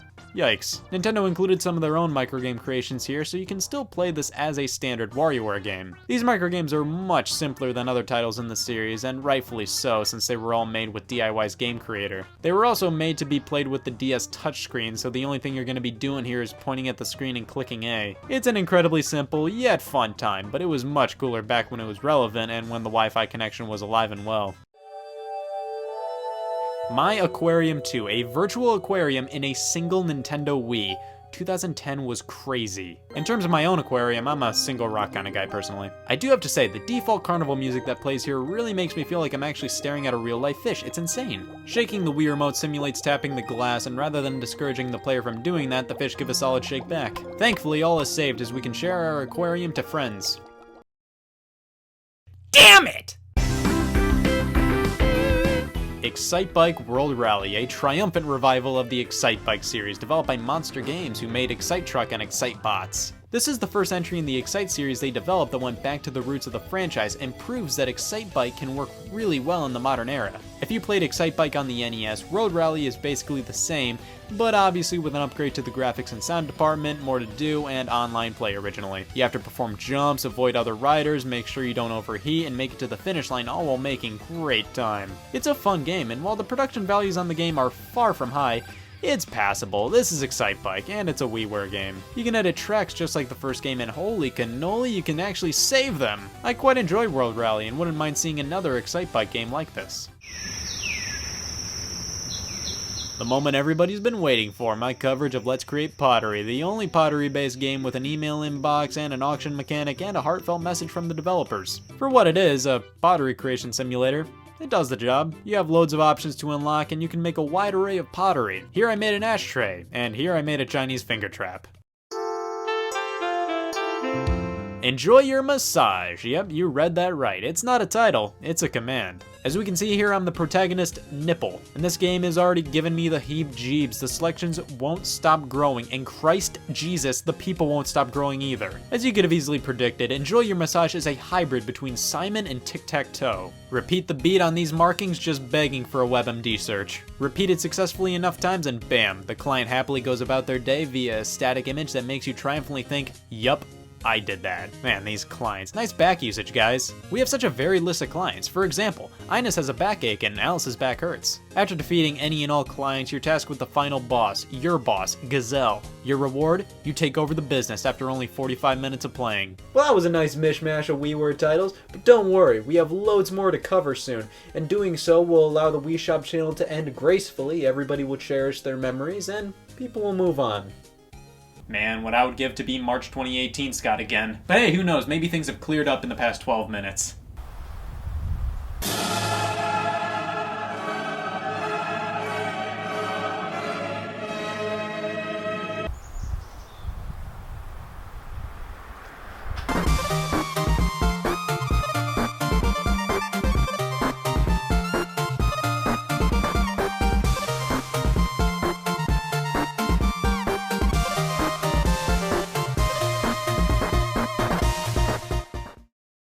Hey y'all, Scott here, and I just had the health inspector in. They've expanded from small businesses to shows about stupid Nintendo games. Let's see what he had to say. Great place, gotta work on the religion ratio though. Shit, that was a priest! Jesus Christ! Christianity's mascot and one of the world's most popular authors, writing the best-selling thriller Bible. And let me tell you, I'm still trying to find an autographed copy from him online. After reading the SparkNotes summary on it, I think I'm finally ready to take on the video game adaptation of the book, The Bible Game, the game you can only experience with a nice polo and khakis on. Religion-based games have existed before, like Bible Adventures, Super Noah's Ark 3D, the King James Bible on Game Boy, so on, and I think it's safe to say they didn't follow the source material the greatest, being a bit of a disappointment for all the Bible fans out there. But this is the first to have the audacity to claim it's the Bible game. Like, wow. God licenses brand to these guys. This has to be the real deal. The fine people at Crave Entertainment published this and need to be thanked for finally injecting wholesomeness in the family living room. Learn about the Bible while you have fun. 1,500 questions on the Old Testament. Music from the hottest Christian artists. My God, the marketing team at Crave obviously wanted every consumer who sees this game to say, holy shit! Looking at the Wikipedia article for this guy, we can see it's in the fabled video game genre Christian. That definitely clears things up. I was wondering what the Bible game was going to be all about. Interactive fun for all ages. Fantastic. I'm the most wholesome person I know. Oh, my cigarettes are done! Old family recipe, but enough stalling. Let's not go to hell and play some Bible game. The main menu, and would you listen to this soundtrack? These must be the hottest Christian artists, just as I was promised. This sounds like wacky misunderstanding music, but they turned it into a theme song. I think that deserves to be commended. We have so many options to choose from, but to avoid incompetency, humiliation, and choice, I've decided to go the TV game show route. And would you look at the roster on this, diversity at its finest. We get to pick our fighter, and I'm gonna go with this guy who seems like he's too cool for God, but will slowly learn the error of his ways. And since video games are the ultimate way to fulfill your wildest dreams, I'm naming myself Dennis. Are you ready to do unto others? Here's our host, Justin Warren! Welcome to Do Unto Others, the Christian game show hosted by this guy. I completely expected that hairstyle. The 4 participants are each given a chance to stop this roulette thing, and whatever it lands on, you get those points if you win whatever it throws at you. This could be Testament trivia, which I rock at. I sex Bible verses to my closest friends I can take on. What the f is a Moses? Sometimes you're given these solo Christian exercises and have to do stuff like follow the light in the game of Simon, or press A for the angel and B for the banquet TV dinners, or sorting the first 10 amendments in order. But the stars of the show are the challenge games, where the Christian fan service is unstoppable. Flee Egypt and Red Sea, have a memorable rectal experience in Jonah's Whale, race horses and walls of Jericho, all while a kickin' soundtrack plays. It's not enough they got the guys behind the Bible for this game, but Christian rock stars too. Actual real life, for realsies, not for funsies, total Christian rock music plays during these games. So not only can you kick the piss out of some false idols, but kick the piss to some groovy Jesus tracks. Now this is how you get more people into church. I truly can't think of a better way to get more people into religion. Wait! I have to interrupt your little Bible game riff for a breaking installment of Scott's Big Idea. Alright, loyalty rewards program for churches. We make an app. You get church points every time you go. The points can be exchanged for enlightenment. Grade A business idea. Watch out, Fortune 500. I'm coming for your shit. Take a leap of faith, trap some lions, eviscerate some snakes. This is like a stained glass window made out of code. But the name of the game is still do unto others, which means randomly you're gonna have to selflessly give something to your rivals, as the host puts it. You kindly give control of the game screen to Red. Even though you're being forced into doing it. As long as you keep winning, you can keep control of the board, but be forewarned, as the host has a bad feeling something is coming. Red! Be very afraid. I feel a wrath of God lurking. Yup, randomly the wrath of God lurks, and it lurks hard. It'll poke a hole in your score and make it leak to 0. It's bad, man. It's a risk versus reward mechanic. Do you want to maximize your points and keep letting the roulette spin while you're risking having the wrath of God lurk all over you? At the end of it all, we're presented with the Garden of Eden, where you're tasked with picking as many random fruits as you please. The more you pick, the more points you get, but watch it, as you may pick a snake by accident, and blam, 0 points. So this is what Eve felt like. Then the points are tallied up. Red! You ended up in 4th place. It's nothing to be ashamed of. Look at it this way. Next time, you can only do better. Unless you get 4th place again. The host limps over and starts talking to the winner about how he ate a pumpkin this big and credits roll. I think it's fair to say that the Bible game is a game made for your atheist Mario Party playing son. Maybe afterwards he'd piece it together and realize God is pretty tight. Considering the Bible sold so well, it's pretty crazy to see the Bible game only sold 50,000 copies on the original Xbox. If I were in charge, I would have slapped a From Producers of the Bible and carbon dioxide on the cover to increase interest. Overall, I can't lie to you guys, that was incredibly mediocre. But I have to admit, that Garden of Eden mechanic was pretty deep. You see, it teaches people to succeed in life and to take chances while also not being overly greedy. That's incredible for a party game, and on second thought, I think the Bible game deserves a lot more praise than it's given. It's unprecedented, unheard of, unorthodox.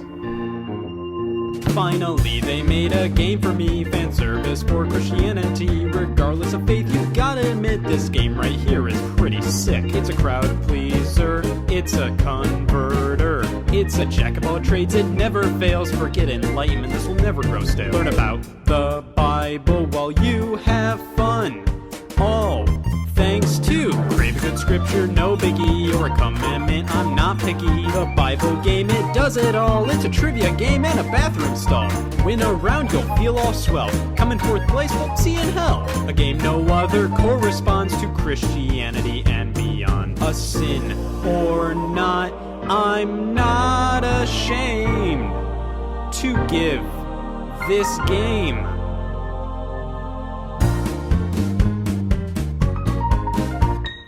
2 out of 10.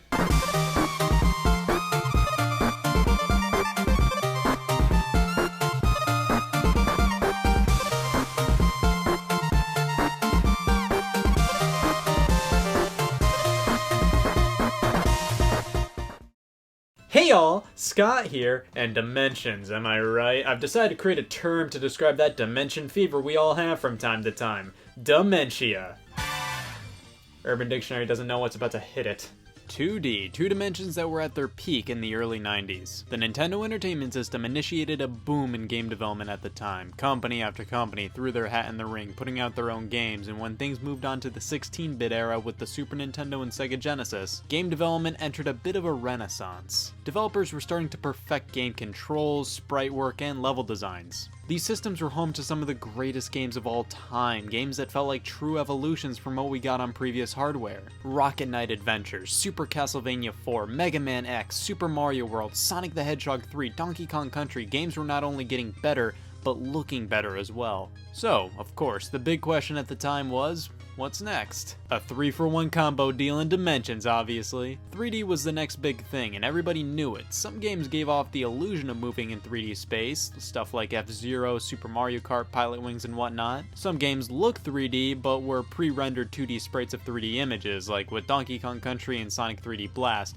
basically meaning they created a 3D model, then took a picture of it and made 2D animations out of them. Definite steps in the right direction, but with the introduction of the PlayStation, Sega Saturn, and the Nintendo 64, we got the true vision of what the future of gaming was going to be. Jesus Christ. The transition from 2D to 3D is a process of physical changes through which a franchise's 2D roots mature into a 3D one capable of sexual reproduction. This is the Wikipedia article for puberty. 2D to 3D was tough for most series. Many would think it's as simple as taking the camera and just throwing it behind the character character rather than to the side of them. While in theory, yes, that works, it's important to understand that 2D games and 3D games are incredibly different. Since 2D games have only one plane to deal with, it's much simpler to lay out things like obstacles and objectives. It's easier to fill out a 2D level with things for the player to do. Moving into a 3D space, you have so much more you can do. You can move in all directions, exploration is cranked up, infinite possibilities as to how you accomplish a task. But these things bring in a few problems that never existed in 2D games. It's much easier for 3D games to feel empty, and there's a lot more that goes into perfecting a 3D environment.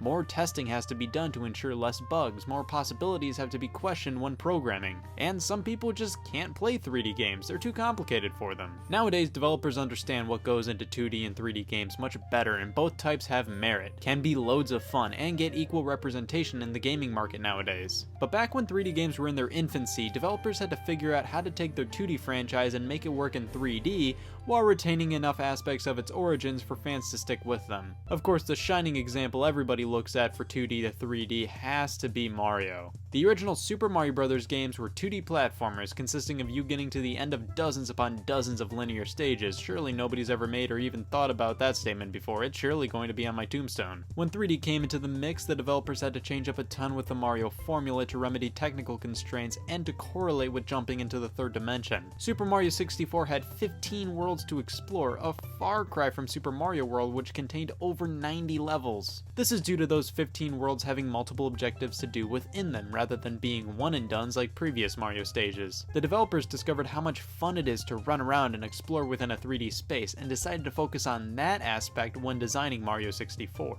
It's obvious at first the developers thought about just a straight conversion of 2D Mario to 3D, as they stated they originally planned on the flagpole from the original Super Mario Bros. Being in 64 to represent the end of a stage. At the end of the day, they went with the more open-ended level design, as that was the most fun, plus it was obviously more resourceful and viable to design 15 large levels with multiple objectives, rather than around 90 fully 3D stages. Super Mario 64 is definitely quite a bit different compared to the Mario games that preceded it, but it still feels like Mario. Probably because fundamentally when you get down to it, Mario's all about running around and jumping, and in that respect, Super Mario 64 did the series right in 3D. It sounded the part and looked the part definitely. Mario 64 keeps things pretty generic in the Mario universe, more than likely to keep the longtime fans comfortable with the big transition. Along with that, they had to explain how the camera system worked by making it into a character. That's how foreign camera control was back then. It does have some flaws and things that don't hold up well nowadays, but Super Mario 64 was a revolution and inspired everybody in the transition of 2D to 3D. It wasn't the first 3D game by a long shot,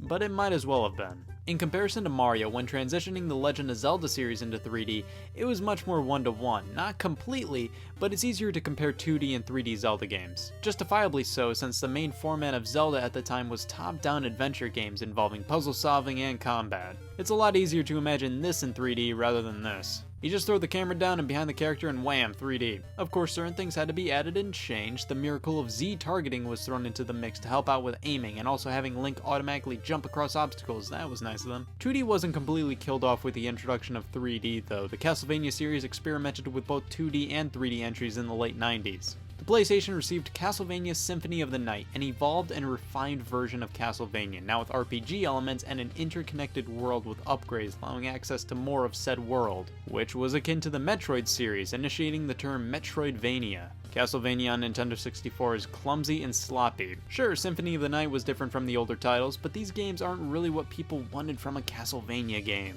They were empty, boring, and fell victim to being early 3D games in a franchise that was primarily 2D. And that wasn't the only series that Konami stumbled with in terms of the jump. Contra Legacy of War, going from the fast-paced action of Contra to this. What a turnoff. But at least Metal Gear got a good treatment, with the Metal Gear series being top-down. It translated pretty well into 3D with the introduction of Metal Gear Solid. Game series didn't necessarily have to make the jump to 3D instantly. Sega's legendary Golden Axe series of beat-em-up games hailing from the arcades and Sega Genesis quietly faded into obscurity after the third entry. They're monotonous button mashers nowadays, but they still have their charm. Of course, Sega decided it was better late than never to catapult the series into 3D on the Xbox 360 and PlayStation 3 with Golden Axe Beast Rider and Whoa. A mature reimagining of the classic, Beast Rider brings many new things into the series, such as Bad. It's not good. It had the advantage of releasing well after 3D was well established, but this is just a poorly made, boring, repetitive hack and slash. Sega did a similar thing with Altered Beast, another arcade and Genesis classic beat-em-up, which finally made the transition into the fabled Third Dimension in a PlayStation 2 exclusive only released in Europe. On the other side of the quality spectrum, Tecmo brought Ninja Gaiden into 3D with a rebooted series premiering on Xbox, and these games are a fateful modern take on Ninja Gaiden in my opinion. Sure, they went from action platformers to more so hack and slashes, but they retained the difficulty the series was known for. Ninja Gaiden 3 was bad. You go from a Roman numeral 2 to standard 3, that's already a bad sign. Metroid took a hiatus after the critically acclaimed Super Metroid and didn't receive a 3D entry until the release of Metroid Prime on the GameCube, where the game shifted perspectives to first person, a move that initially was met with controversy and later praised hard. I'd say it was smart for these series to wait for a 3D jump, as it gave developers time to understand 3D game design. Of course, things like this still happen, but waiting can be beneficial. One series that's shockingly never made the full jump to 3D is Kirby. To me, it feels like the developers behind Kirby, HAL Laboratory, desperately want to make a 3D Kirby game, but some narc in the company keeps on refusing it, I guess. We get little tastes here and there, like Kirby 64 The Crystal Shards was 2D, but had some absolutely maniacal camera angles. Kirby Planet Robobot had a 3D high-score based minigame, Kirby 3D Rumble, and Kirby Star Allies on the Nintendo Switch has fully 3D world maps, but with the main game taking place as a 2D platformer, and good god my heart aches for a game in this style. We've gotten Kirby Air Ride, a 3D racing game, and Kirby 3D Rumble was expanded into a 3DS eShop game, Kirby's Blowout Blast, but these two are spin-offs, and Blowout Blast specifically is a very small game. We could really use a fully 3D Kirby game. And Sonic the Hedgehog. The mega popular 2D side-scroller series had to wait and wait until they fully realized 3D adventure. Sonic 3D Blast came out in the mid-90s, and gosh, Sonic in 3D? Who are they trying to fool here? Sonic R was a 3D racing game, Sonic Jam featured a 3D overworld to screw around in, but no true 3D Sonic game until the late 90s. Sonic Extreme was a 3D Sonic game in development for the Sega Saturn that was plagued with development issues and was eventually cancelled. It's obvious that Sega had quite a bit of trouble evolving Sonic, but it was Sonic Adventure that finally gave us a Sonic game in 3D. A lot had to be changed. Sonic was given the homing attack to home in on nearby enemies, helping fix some depth perception issues that come with 3D platforming. And developing 3D stages that utilize Sonic and his speed meant that levels had to be replayed with multiple characters to beef up playtime. It's obviously expensive making 3D Sonic levels since you go through them so fast. Adventure created a large world to roam around in, but was basically what was expected from a 3D Sonic game in the late 90s. And then Sega just didn't know what to do with this thing for the next decade. This wasn't a problem with the 2D games, they stayed relatively consistent. The 3D ones changed things up every single time a developer at Sonic Team sneezed, plus the quality of the games coming out were getting shakier and shakier. There have definitely been some really solid 3D Sonic titles, but the quality of them is undebatably less consistent than the 2D games. It's obvious that the jump from 2D to 3D was a bit shaky. I mean, just look at the series that waited until 3D was more refined. Games had to change in this era due to 3D requiring design changes and technical constraints. However, recently developers, specifically Nintendo, have finally been able to translate their 2D game formulas into 3D. Super Mario 3D Land and 3D World play just like a 2D Mario game, but in 3D, and The Legend of Zelda Breath of the Wild is like a 3D take on the original Legend of Zelda. This is great, as little technical constraints nowadays mean we can get these versions of games fully realized. But I think the limitations that came alongside the jump from 2D to 3D were monumental in helping shape how games are made today. We wouldn't be where we are without the transition and the problems that came alongside it. Game developers learned so much about game design and discovered how much fun it is to discover things, to explore, to have infinite possibilities. This era may have been a bit ugly in some cases, but it was one of the most vital parts of gaming history. Fucking Bubsy, well, I have to say, this is what you call a game. And this is what you call incompetency. 2D and 3D are some killer dimensions, and both have merit in the video game industry, but I want everything to be 3D from now on, so I'm gonna get a little help from my eye doctor. Yeah, I've had better ideas.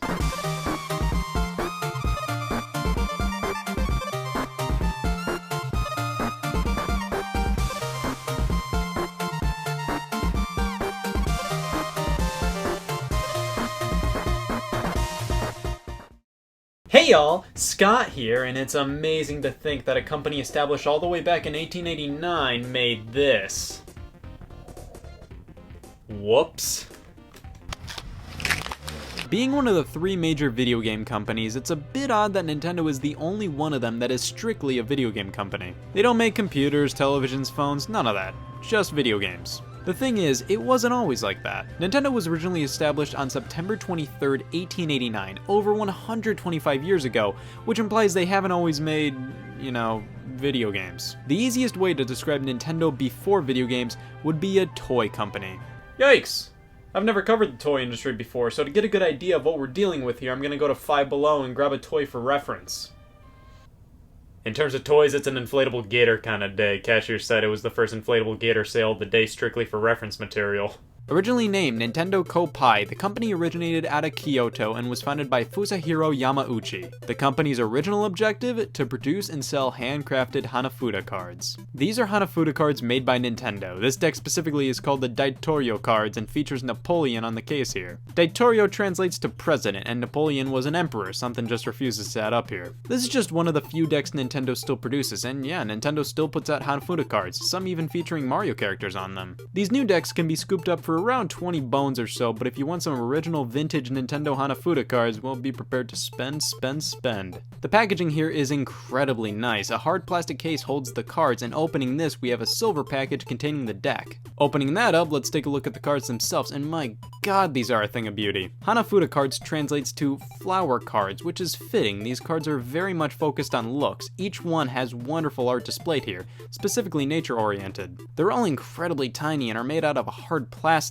No numbers on them like standard playing cards. The use of numbers in playing card games are replaced with art in Hanafuda-based games. This was due to gambling being banned in Japan, as it was a major problem associated with playing cards. Since Hanafuda focused on art instead of numbers, gambling wasn't as easily associated with it, although there were workarounds like assigning numbers to specific cards. Hanafuda can be used for all different kinds of card games, none of which I have the slightest clue on how to play. Nintendo Koppai was basically the cream of the crop when it came to Hanafuda cards for years, and was basically all the company did for the first few decades of its existence. In 1933, Fusahiro stepped down and his adopted son-in-law Sakuro Yamauchi took over as president, renaming the company after an unlimited partnership, Yamauchi Nintendo & Company.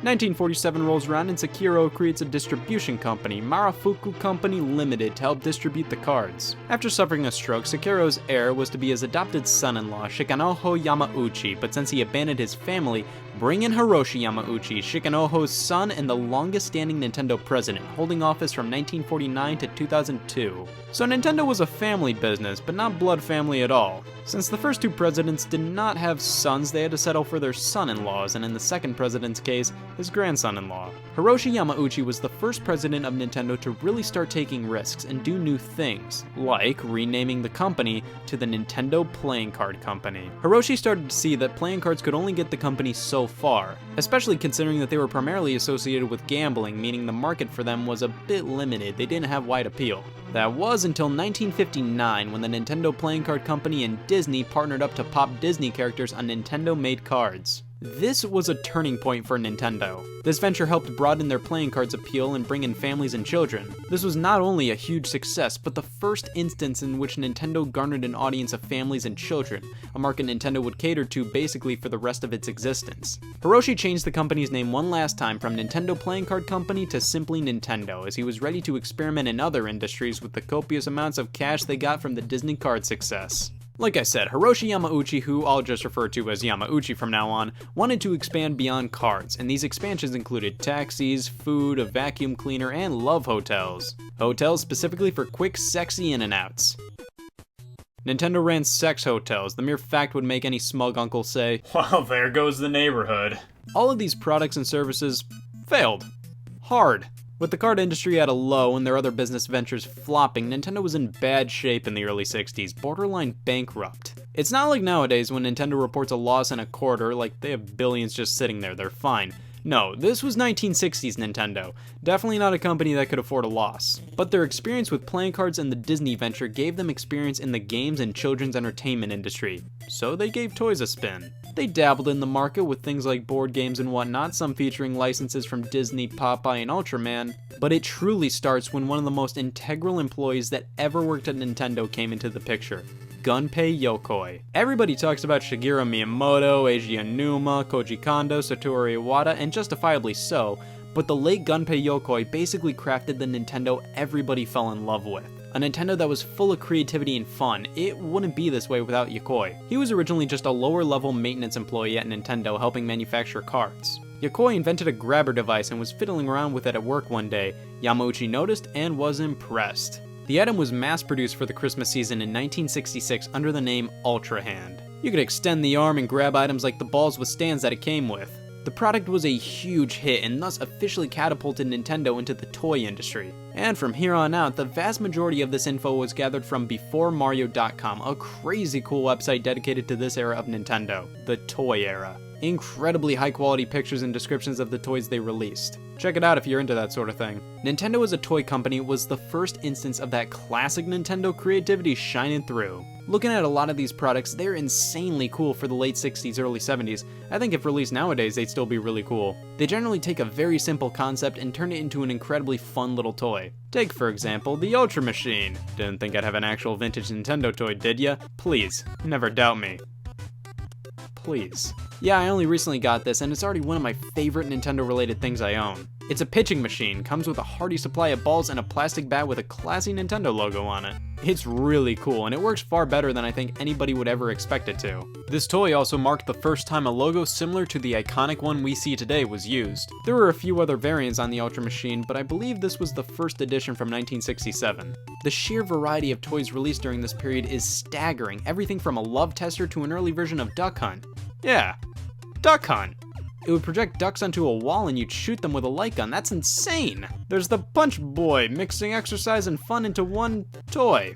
A Magic Set, a tabletop game called Wild Gunman, which would later be turned into an NES game, where you and an opponent just start slinging bullets at each other. Mock Rider, which again was turned into an NES game where you can shoot out a car from a launch pad. The Space Ball, which flung these top things wherever you pleased. The Power Lift, a remote-controlled forklift. Time Shock, which is like the game Perfection, where you have to put all these pieces into the right spaces before time runs out. They also made toy guns, which sounds fun, holy shit. I don't know about you guys, but I can definitely see Nintendo in a lot of these toys. Not all of them are home runs by any means, but a lot of them you can see that Nintendo charm within them. Yokoi didn't work on all toys, but was a key factor in a good chunk of them, but wanted to try his hand at video games and came out with the Game & Watch. Nintendo as a whole started to work on video games with the release of the Color TV game series of Pong consoles in the mid to late 70s.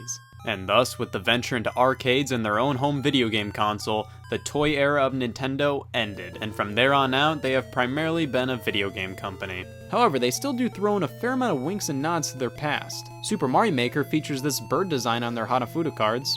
Pikmin 3's main character's planet is named Kopai, which hails from the company's first name, Nintendo Kopai. Ultra Hand got a downloadable game on the Wii entitled Grill Off with Ultra Hand, and the portrait of Napoleon from the Dictatorial Hanafuda card set can be found in Nintendo Labo's house game. I love seeing them reference this kind of stuff, and I love looking back at this era of Nintendo. It's crazy to think the same company that gave us Animal Crossing gave us a chance to score some quick Nintendo's reign as a card, toy, and sex factory was fun while it lasted, but it's pretty nice with them as a video game company at the moment. It also seems that they never had any desire to get into the inflatable gator business, so if you excuse me, I'm going to part with this humanely.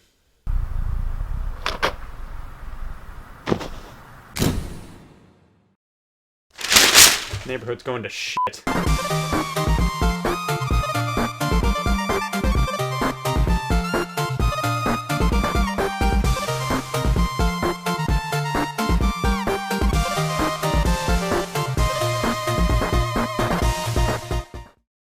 Hey y'all, Scott here, and consider yourself not Scott, because you can never be as desperate as I am right now. I was looking up houses for sale and decided it was time for my weekly ponder sesh about how I'll never own a house. Of course, my elbow was on the buy house key on the keyboard the whole time.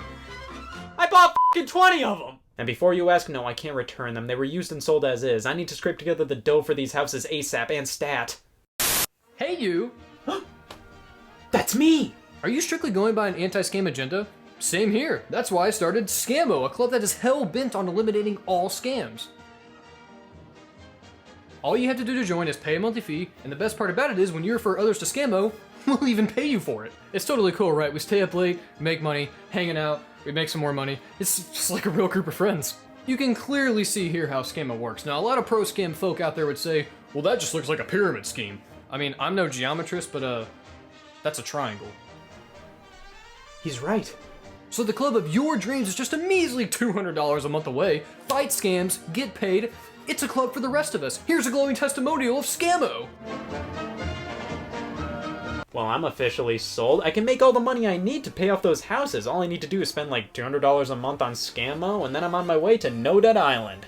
Now, I've heard of a few phone apps out there that let you score cash for absolute free. Might as well try those out first. I see these apps that give you points for downloading other apps all the time. You can then convert the points, or nanas if you're feeling culturally competent, to gift cards of all kinds of shapes and sizes. You see, I can score some FIFA points or something for absolutely caking my phone in apps I delete right after downloading. I can convert the FIFA doubloons to dollars at the bank afterwards. This is free cash! I'll download the StubHub and I'll be 1,200 nanas closer to 100 FIFA doubloons, which would get me 100 FIFA doubloons closer to paying off one of my 20 mortgages. Son of a bitch, it didn't give me the points. I'll give HQ Trivia a try, an app that is apparently the live mobile game show where you answer questions to win cash. I'm absolutely unstoppable at trivia. I have Quizlet.com open on my laptop and I'm ready and willing for pretty much fuck! My thumbs are slippery with debt. I'll move on to fish for money. Well, this is definitely fishing, there's no doubt about that. If I catch a puffer fish, I have to keep tapping to make them bigger, but I get bombarded with ads. I'll wait for my check in the mail. I'll give Money Crock a shot. You see, all you have to do to get paid online is to go to Google and search for free money, if only the homeless knew. If both images are equal, you win 50 bucks. Well, that's not worth trying twice. Forget all this work, I'm going the easy way out. I'm gonna be an entrepreneur. Now I know what you're thinking, a new business doesn't make a profit until 30 minutes before swimming, but an entrepreneur takes risks, and I'm willing to make my money the old-fashioned way with my own business idea. Vegas-style funerals. You know, you're in, you're out. All I need to do is write a check to get this all started. Let me check my checking account. Shit, all those checks I wrote myself bounced. I have $20 left. In the meantime, I can go on Tinder to try and swoon people over. They'll give me money out of sympathy if I play my cards right. I'll ask her how many dogs she could fight in a row. Whoa, 2 truths and a lie? I'm white, I'm nearsighted, and I eat fucking dogs. God, enough with the dogs, Scott. Stupid. But it's alright, because I'm about to say something that no hormone-encrusted teen has ever said. Don't worry, it's just a phase. Well, while I wait for people to finally succumb to my bullshit, I can take out a loan and start buying things for my business, which will help me fund my Scammo membership, and that will help me pay off my 20 houses. One sec, let me check something. Alright, we're set. I called the president of Snickers and asked for a loan, and now I'm on some sort of blacklist. The milk chocolate industry fucking despises me now. So after I delete some connections on LinkedIn, I think I'm gonna try and nab some deals at retail for my business venture. I heard if you tickle the sales rep enough, you'll get a good deal. But I think I'm gonna try and throw all my eggs in this one basket. There is the legend of a get-rich-quick scheme so easy, it's almost not true. Hidden in the depths of your local Dave & Buster's, the machine known as Stacker has prizes of unbelievable value. All you have to do is stack the bars up to the very top. How could they be giving away such expensive prizes? Easy. They're strictly for entrepreneurs trying to fund a Scammo membership. I'm gonna use the rest of my checking account on a Stacker game.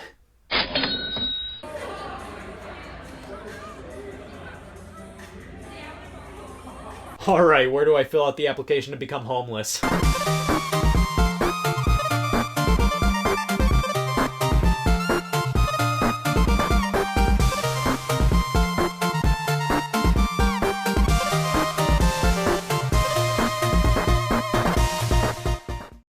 Hey y'all, Scott here, and I've just been promoted at my job to the title of stay-at-home son.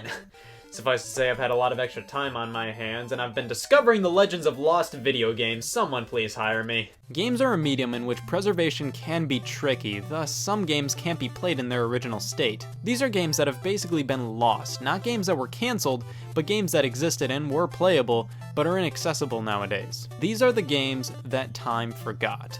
NBA Elite 11, a crowning achievement in the cancelled but not cancelled industry. EA initially developed Elite 11 as a reboot of the NBA Live series. 2010 was a crazy pro Elite anti-live time. After a lame demo was put out for the game showcasing various problems and glitches, EA realized the product just wasn't up to snuff and thus cancelled the release of the game. Or did they? Copies of the game were shipped to retailers, but EA requested them to be sent back. Most obliged, but some copies were sold to consumers. Due to never officially releasing, but technically officially releasing, NBA Elite 11 is incredibly hard to play. If you want to grab the game, well, the demo that initially released was completely ripped from online stores, making this one of the hardest EA Sports games to experience. Thank God you made the cut. Hey, Remember Download Play on the Nintendo DS? It was a way for you to temporarily download content from another DS without an internet connection, mainly for things like playing a multiplayer game without your own copy of the game. It's pretty slick. Download Play was also used to issue demos to players. The main way I remember this was through the Wii. You could boot up the Nintendo channel and download demos for DS games to your DS, but you could also get exclusive demos by using Download Play in specific areas, like retail stores. However, we have an exclusive game that was only available via DS Download Play. Visiting the Poke Park, a Pokemon theme park in Japan, you could download an exclusive DS game to your system, Poke Park Asari Takai DS. It's a Pokemon fishing game, that's it. The way DS Download Play works is that after your system is shut down, or after 12 hours, the game is inaccessible, and the fact that this game was only available in a theme park that's totally dead now, Pokemon's triumphant leap into the fishing genre just refuses to be played nowadays. Here's a plethora of games that were delivered via online services in the early 90s, back when the internet was delivered via railroads or whatever. Yes, various game systems in this era kinda sorta supported online, but in different ways compared to how online support is handled nowadays. The Satellaview and Sega Channel were online services for the Super Famicom and Sega Genesis respectively. The Satellaview was more of a satellite broadcast modem offering games to be played at specific times, almost like the games were a radio broadcast you had to tune into. In fact, the way the games were delivered was basically like a radio broadcast. The games offered on the service varied from add-ons to remakes to remixes of previous games to just full-on new games. But this method of games delivery came with a caveat. Most, if not all of these games would not officially be re-released in any physical way, and thus fans had to step up to ensure these games could be played for generations to come by backing up the files online. The only way to get these games legitimately nowadays is to grab a Satellaview with the cartridge and memory pack, hopefully with previously broadcasted game data on it. A good majority of the Satellaview broadcasted games can be played now via emulators, and unofficial reproduction cartridges exist of various games, but many are not in their original state. For example, an expansion to The Legend of Zelda: A Link to the Past was released, entitled Ancient Stone Tablets, and featured a narrator speaking to the player alongside orchestrated music being streamed. While Ancient Stone Tablets can be played on an emulator nowadays, it's never been officially re-released by Nintendo, and the narrator and orchestrated music is completely lost. Another one is Kirby's Toy Box, a collection of games broadcasted via this service. They were minigames, basically an expansion of Kirby Superstar. Most of the minigames have been found, backed up, and can be played online right now, except for one. The game entitled Ball Rally is still lost and can't be played unless you just so happen to have a Satellaview with the game on it, which is something that has yet to surface. Just a few years ago, a good chunk of the Kirby's Toy Box games that were believed to be lost did end up surfacing, so don't completely count this one out just yet. But get ready for the most heart-wrenching lost game broadcast of them all. Garfield Caught in the Act Lost Levels. The Sega Channel for Sega Genesis was kind of Sega's version of the Satellaview, and similar to it, Sega offered some exclusive games on the service like Mega Man The Wily Wars and Alien Soldier. Garfield Caught in the Act was offered to play, but also saw release as a physical cartridge. However, a handful of levels didn't make the cut in the final release and were finished for the Sega Channel version of the game. Many have nicknamed this as Garfield the Lost Levels, as they are completely lost. However, these levels are available on the Game Gear and PC versions of the game. It's not confirmed, but it's safe to assume that while these versions may be similar, they probably aren't one-to-one the same level designs as the levels on the Sega Channel version, which are gone and will most likely never resurface. No. The dependency many games have on online stores scares the piss out of me. So many games are digital only and can be taken off of the stores at any moment, making it almost impossible to play them. A good amount of the time, these games are taken off for licensing reasons. Scott Pilgrim vs. the World the game is a huge one that was taken off Xbox Live Arcade and the PlayStation Network. Being a retro-style beat-em-up based on the movie based on the graphic novels, this one has gained quite a following, so it's sad to see you can't play it anymore if you want to. Turtles in Time Reshelled was a reimagining of the arcade and SNES classic Teenage Mutant Ninja Turtles 4 Turtles in Time, and yikes, I don't think a ton of people dug this one, so who cares that it's gone? The Simpsons arcade game was removed from XBLA and PSN, and that was already a game people were having a hard time getting a hold of to play. It was a bit of a miracle to see the game re-released on these platforms at all, so at least it did happen even though it was short-lived. Nintendo specifically did this with the enhanced re-release of The Legend of Zelda 4 Swords on DSiWare to commemorate the 25th anniversary of the Zelda series. It was always positioned as a free, limited release, and it's been unavailable for years at this point. One of the most infamous delistings in recent memory, PT, a free playable teaser for the cancelled horror game Silent Hills. After the game's director Hideo Kojima and publisher Konami had a falling out, not only was Silent Hills cancelled, but PT was just absolutely eviscerated off the PlayStation Store. The only way you can play it today is if you still have it downloaded on your PlayStation 4, and even then, if you delete it, you can't even re-download it. This one's a bit of an odd bugger. You know the Mario and Sonic at the Olympic games, right? Everybody's favorites. Well, the winter variant on the Wii and DS received a mobile phone version called Sonic at the Olympic Winter Games, only featuring Sonic characters. It's been taken down, and we don't have a way to play it anymore. How unfortunate. I always wanted to play curling as Vector the Crocodile on my phone. Holy shit, I need to work on my life goals. Mario Roulette is an incredibly rare and obscure Japanese arcade game released by Konami. It's basically what it sounds like, a Mario Roulette featuring similar graphics to those found in the bonus stages from Super Mario World, but the only way you can play it today is if you find one. And spoilers, Jesus Christ, that's never going to happen. This is such an obscure rare release that not only is it nearly impossible to find, but even more difficult to back up online because, you know, it's never happened. The online multiplayer component of many games have been shut down. Looking at the games using the Nintendo Wi-Fi connection on the Wii and DS, multiplayer's donezo on a lot of those titles, but massive multiplayer online games are completely toast. When those things are shut down, it's completely game over. Many games are kept alive via fan servers, but more times than not, MMOs that die forever. It isn't always apparent just how fragile media can be. The Film Foundation estimated that over 90% of films before 1929 have been lost forever, which is way past unfortunate. That's history right there that never got justifiably preserved. Of course, with film, books, music, and the sort, these forms of media can be displayed and preserved in a multitude of ways now. Video games are a different story. Games are dependent on the hardware in which they were designed for. Movies, music, and books don't have that problem. They're all generally in formats that can be displayed on any computer, or any DVD or CD, or just pieces of paper. Games are trickier. The fact that they're designed for specific hardware in mind makes it more difficult to preserve. Many point to emulation, which of course emulates a specific video game console on different hardware, and yes, that's an excellent way to preserve games, especially and in my opinion, preferably when it's officially endorsed by the companies who originally made the game. Recent releases like the Mega Man Legacy collections are emulations of some classics, which many purists may scoff at, but in my opinion, if they play and look as they should, I commend re-releases like this, as it ensures that these games are readily available to play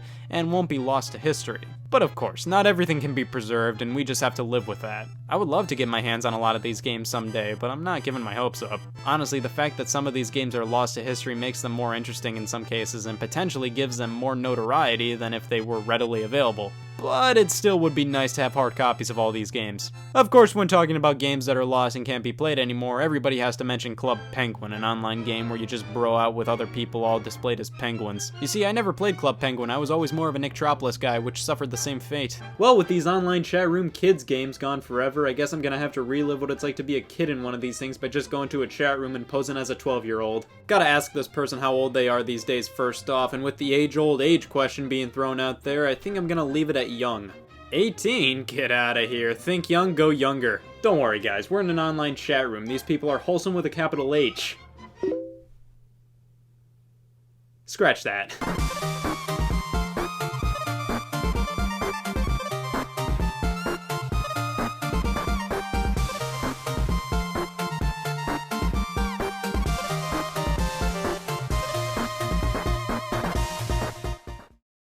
Hey y'all, Scott here, and... Whoops. I left this milk out for the past week, but I haven't opened it until now, so it's still brand new. It's probably fine. Holy shit, that was rotten, but how could it have been that way? It was new!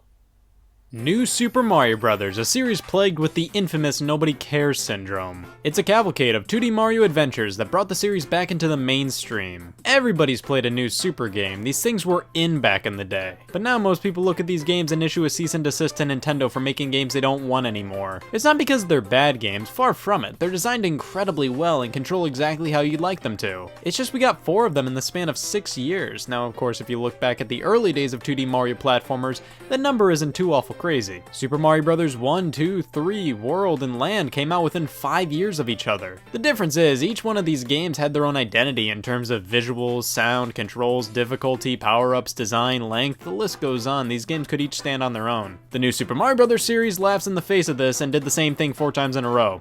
But let's be fair here, let me take a look at each of the new Super Mario Bros. Games and see how each of them are these days. The year is 2004, and with the Nintendo DS formally being unveiled to the public at E3, a prototype of a new 2D Mario game was thrown in there as well. The game was obviously still in very early development, but a brand new 2D Mario game was a big deal. Super Mario Land 2 6 Golden Coins was the last 2D Mario game released all the way back in 1992. The only thing we got after that was Yoshi's Island, Wario Land, and the Super Mario Advance series, a series of 4 remakes of prior 2D Marios. New Super Mario Bros. Was initially conceived as the 5th in the Advance series, but later became its own thing entirely. On May 15th, 2006, New Super Mario Bros. Was released on the Nintendo DS to critical and commercial success. People went nuts for this thing. It was the first Super Mario Bros. Game in forever. It was fun and was on the hot handheld at the time. The DS was so popular, man. People would go to Walmart for some eggs and leave with 4 extra DSs. People were already eating it up with games like Nintendogs and Brain Age. You add a Super Mario Bros. Game to the mix, and not only do you lure in kids who never played a Mario game,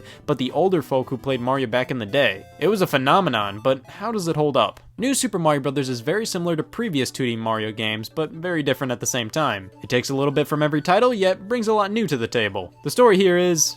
wait for it.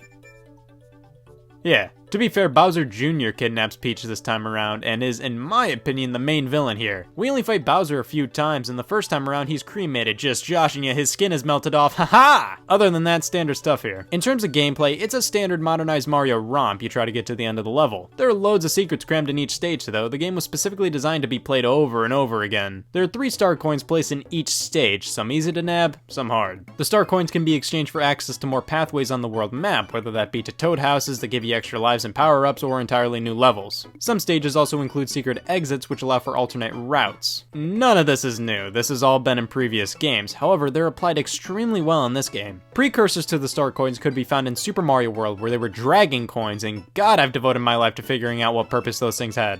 Collecting all of them in a level gave you a 1-up and a slight feeling of Jesus Christ, why did I do that? The star coins are way more valuable, they actually have a purpose and are fun to collect. But nothing's fun to collect if the game isn't fun to control, and New Super Mario Bros. Feels really solid. They did something interesting here. They took how 3D Mario controls and implemented a lot of that in this 2D game. Mario now has a ton of moves he never had before in this dimension. He can ground pound, wall jump, triple jump. It feels so natural to let these rip, and they are excellent additions to Mario's 2D moveset. Now let's talk power-ups, a Mario series staple. The main ones you'll be seeing here are mushrooms to grow bigger and fire flowers to shoot fireballs. Sometimes you'll get an invincibility star or one of the 3 new power-ups introduced here that are, in my opinion, the Mega Mushroom, the headliner of New Super Mario Bros., allowing Mario to finally qualify for Ripley's Believe It or Not. You just absolutely demolish everything in your path. As a kid, I found this to be one of the coolest things ever. Now I get diagnosed with being underwhelmed every time I use it. It's really only in a few levels. It's just kind of an automatic win button. You just walk through a huge chunk of the stage, sometimes destroying pathways you need to access to nab star coins. It can be fun, but the Mega Mushroom is just the definition of a gimmick. On the complete opposite side of the power-up spectrum, the Mini Mushroom. This is considered a power-up? Mario Anti-grows to go face-to-face with Pocket Change, and the only benefits from this power-up are Christin' on water, a floatier jump if you consider that a benefit, and access to secrets. It's actually the only way you can get to the 2 extra worlds in the game. You have to defeat 2 bosses as Mini Mario. I like the concept of this power-up, basically giving you access to extra areas in the world, but like I said, is this even a power-up? This is something you begrudgingly accept when you want to get somewhere specific in a level. I don't think anybody's ever gone, shit, is that a Mini Mushroom? And finally, this. The Blue Shell. This power-up definitely has its fans. I'm not one of them. It allows Mario to swim with ease and, I hate that Mario automatically goes into the shell while running. It turns the game into a migraine factory. I just want to run throughout the level, but instead Mario goes into the shell and now I have to deal with this. You ricochet off walls and it just hurts my feelings. I always pass up on the Blue Shell. The game is split into 8 worlds in total, but 2 of them are more so considered special worlds. If you make a beeline to the end of the game, you only go through 6 worlds. Now that makes the game sound significantly shorter than what you may want it to be, but in my opinion, for a DS game in 2006, this was a fine length. Sure, you can beat the game in around 6 hours or so, but you can milk this game for quite a long time. There's so many secrets to discover. You can find all the extra levels, get all the star coins, or play the greatest selection of minigames ever served. Yeah, we have to discuss these. As a little bonus, Nintendo included an array of touchscreen-based minigames that you can start playing the minute you pop the game in. The majority of these are ripped right from Super Mario 64 DS, but here they're available from the start. And man, these were the slickest back in the day. The minigames where you drew lines always impressed me. Like, you can draw these trampolines and they appear. Yes, this is all I needed back in 2006.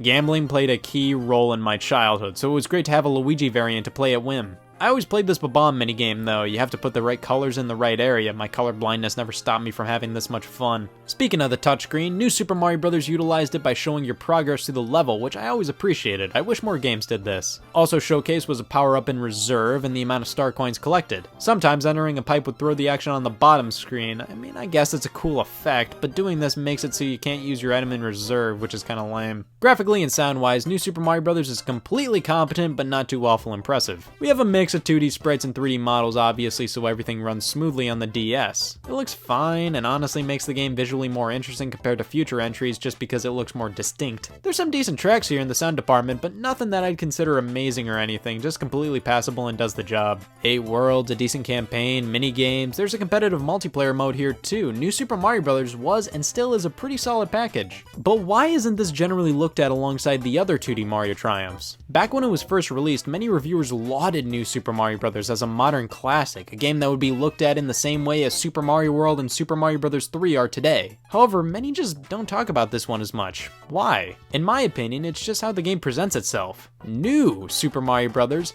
Doesn't feel like a sequel or an evolution. It's just a new Super Mario game. Even looking at the box, it just screams, this ain't your grandpa's Super Mario, but has very little else to say. Everything looks exactly how you'd picture a new Super Mario Bros. Game to look. Of course, with the exception of Large in Charge over here. It's pretty much just another Super Mario Bros. Game. But another major key factor when considering why this game doesn't have the same staying power as the classics is what we'll be talking about next. At E3 2009, Nintendo officially unveiled New Super Mario Bros. Wii, or as they put it, New Super Mario Bros. For Wii. That really confused me at the time. Using the term 4 implied it was literally the DS game, but on the Wii. But nope, it was a whole new game, and now, for the first time, 4-player simultaneous multiplayer. It was always a disappointment to play Super Mario Bros. With a friend, hit 2-player, and realize that the game only allowed you to play after the other player dies. Nope, now you can all play at the same time. Of course, you can play as Mario and Luigi, but Nintendo apparently held a poll within the company to figure out what would be the lamest possible choices for a 3rd and 4th player character, and they came back with a yellow and blue Toad. I mean, sure, it makes sense. You have the 4 playable characters classified under 4 separate distinct colors. But at that point you may ask, well, why not make the other 2 characters Wario and Waluigi? That would be kinda cute and cool. But then you remember, no, they're bad guys. Nintendo can't possibly come up with a clever reason as to why Wario and Waluigi would help out Mario and Luigi. Yeah, if you haven't already noticed, Nintendo isn't too keen on giving these games interesting setups or even just clever ones. They always start off with the gang just hanging out and then bam, terrorism. Now the 7 Koopalings are back, the same guys from Super Mario Bros. 3 and World. Nowadays, they're often considered to be the culmination of laziness. Instead of designing something new or doing something interesting with the story or boss battle here, they're just throwing a Koopaling. But back then, it was really cool to see these characters brought back and as 3D models, redesigned for the modern era. The world map is much larger and more detailed, in fact that's pretty much descriptive of the entire game. It's the same general formula from the DS entry, but expanded upon. Due to now having support for more players, being on a bigger widescreen display, and having power-ups that allow for vertical movement, New Super Mario Bros. Wii features a camera that's pulled farther back and larger levels in general. Graphically, the game received a pretty solid transition from DS to Wii. Of course, everything's much smoother, we have better animations, the works. It's disappointing that they didn't really take full advantage of the leap to a home console though. Not a ton about this game feels like it couldn't have been done on the DS. The art style is the same, the world design's the same, the overall aesthetic is the exact same. It just has higher quality models and assets and is running at a higher resolution. It's disappointing, but it was the first 2D Mario console game in about 2 decades. It's understandable to keep things a bit generic. Same goes with the soundtrack. We got some new tunes, but it still gives off the same vibe as the DS game. Bouncy, bubbly, generic Mario songs. That's not to say they aren't solid tracks again, but there's nothing that really resonates with me here. Except for the final boss theme, I really like that. Gameplay-wise, it's New Super Mario Bros. On the Wii, except now you can spin jump by shaking the Wii Remote. I gotta say, I hate shaking the Wii Remote for this action. It just never felt responsive to me, and yeah, I think it's wholeheartedly a me thing. I know many others are perfectly fine with it. I just don't like it. The game is primarily played with the Wii Remote on its side, but halfway through I tried it out with the Wii Remote and Nunchuck, and I gotta say, I think I prefer this control method. Shaking the entire controller to spin was never super intuitive to me, so splitting it up like this feels way better. Star coins return, but now you just collect them all to gain access to extra levels after beating the game. Yoshi makes a triumphant return, and he's good fun and all, but you can't bring him with you after beating a level, and yikes, how lame. Power-ups here are far better than the DS entry in my opinion. The only power-up from that game to make a return is the mini mushroom, and alongside the mainstay mushroom, fire flower, and star, we have 3 new ones. The propeller mushroom allows for vertical ascension and crazy quick descension. This one's pretty good. It's not amazing or anything, but I like it. The ice flower, the exact same idea as the fire flower, but you freeze things, and I can't believe it took them this long to implement a power-up like this. Sure, it appeared in Super Mario Galaxy, but its functionality in this game is different and great. It actually has advantages and disadvantages compared to the fire flower and makes you think as to which one you'd rather pick up. The ice can defeat enemies like Dry Bones who couldn't normally be defeated easily, but now you have extra work. You have to throw the ice block they're frozen in to finish them off. The fire flower can't defeat enemies like Dry Bones, but can defeat most enemies much quicker. I really like having these 2 power-ups here as alternatives to one another, but New Super Mario Bros. Wii also introduced the penguin suit, and honestly, what's the point of this anymore? Think of the penguin suit as a much more robust and competent version of the blue shell. You start to slide after running, but it's way easier to control, you can swim more easily, and you can shoot ice balls just like the ice flower. It was just really odd to me that they included both power-ups in this game. Like, why not take away the ice ball power from the penguin suit? That would have evened things out much better. The penguin suit was already pretty good without it. And of course, we have multiplayer, and yes, it can be a chaotic mess. It's pretty generally agreed upon that 2 players works fine, anything above that gets too wacky. It's still fun though, and if you want to just F around and go straight to the multiplayer, you have a free-for-all and coin battle mode for some competitive multiplayer mayhem. And that's about it for New Super Mario Bros. Wii. It's definitely an upgrade from New Super Mario Bros., but that's all it really feels like. An upgrade. It still features the same world themes, the same art style, the same basic feel, the same presentation, so much is the same here. I really do wish they took more advantage of the Wii hardware, but like I said, with this being the first 2D Mario platformer on a home console in so long, it's passable. The Nintendo 3DS was unveiled at E3 2010, and later that year in November, Shigeru Miyamoto stated that the 3DS would feature both 3D and 2D Mario games. A year later, after the release of a 3D Mario game, Super Mario 3D Land, Satoru Iwata officially announced that a 2D Mario game would be released for the system. Many were hoping it would be Super Mario Bros. 4, as Nintendo recently registered the domain name supermario4.com, even though Super Mario World was considered Super Mario Bros. 4 in Japan.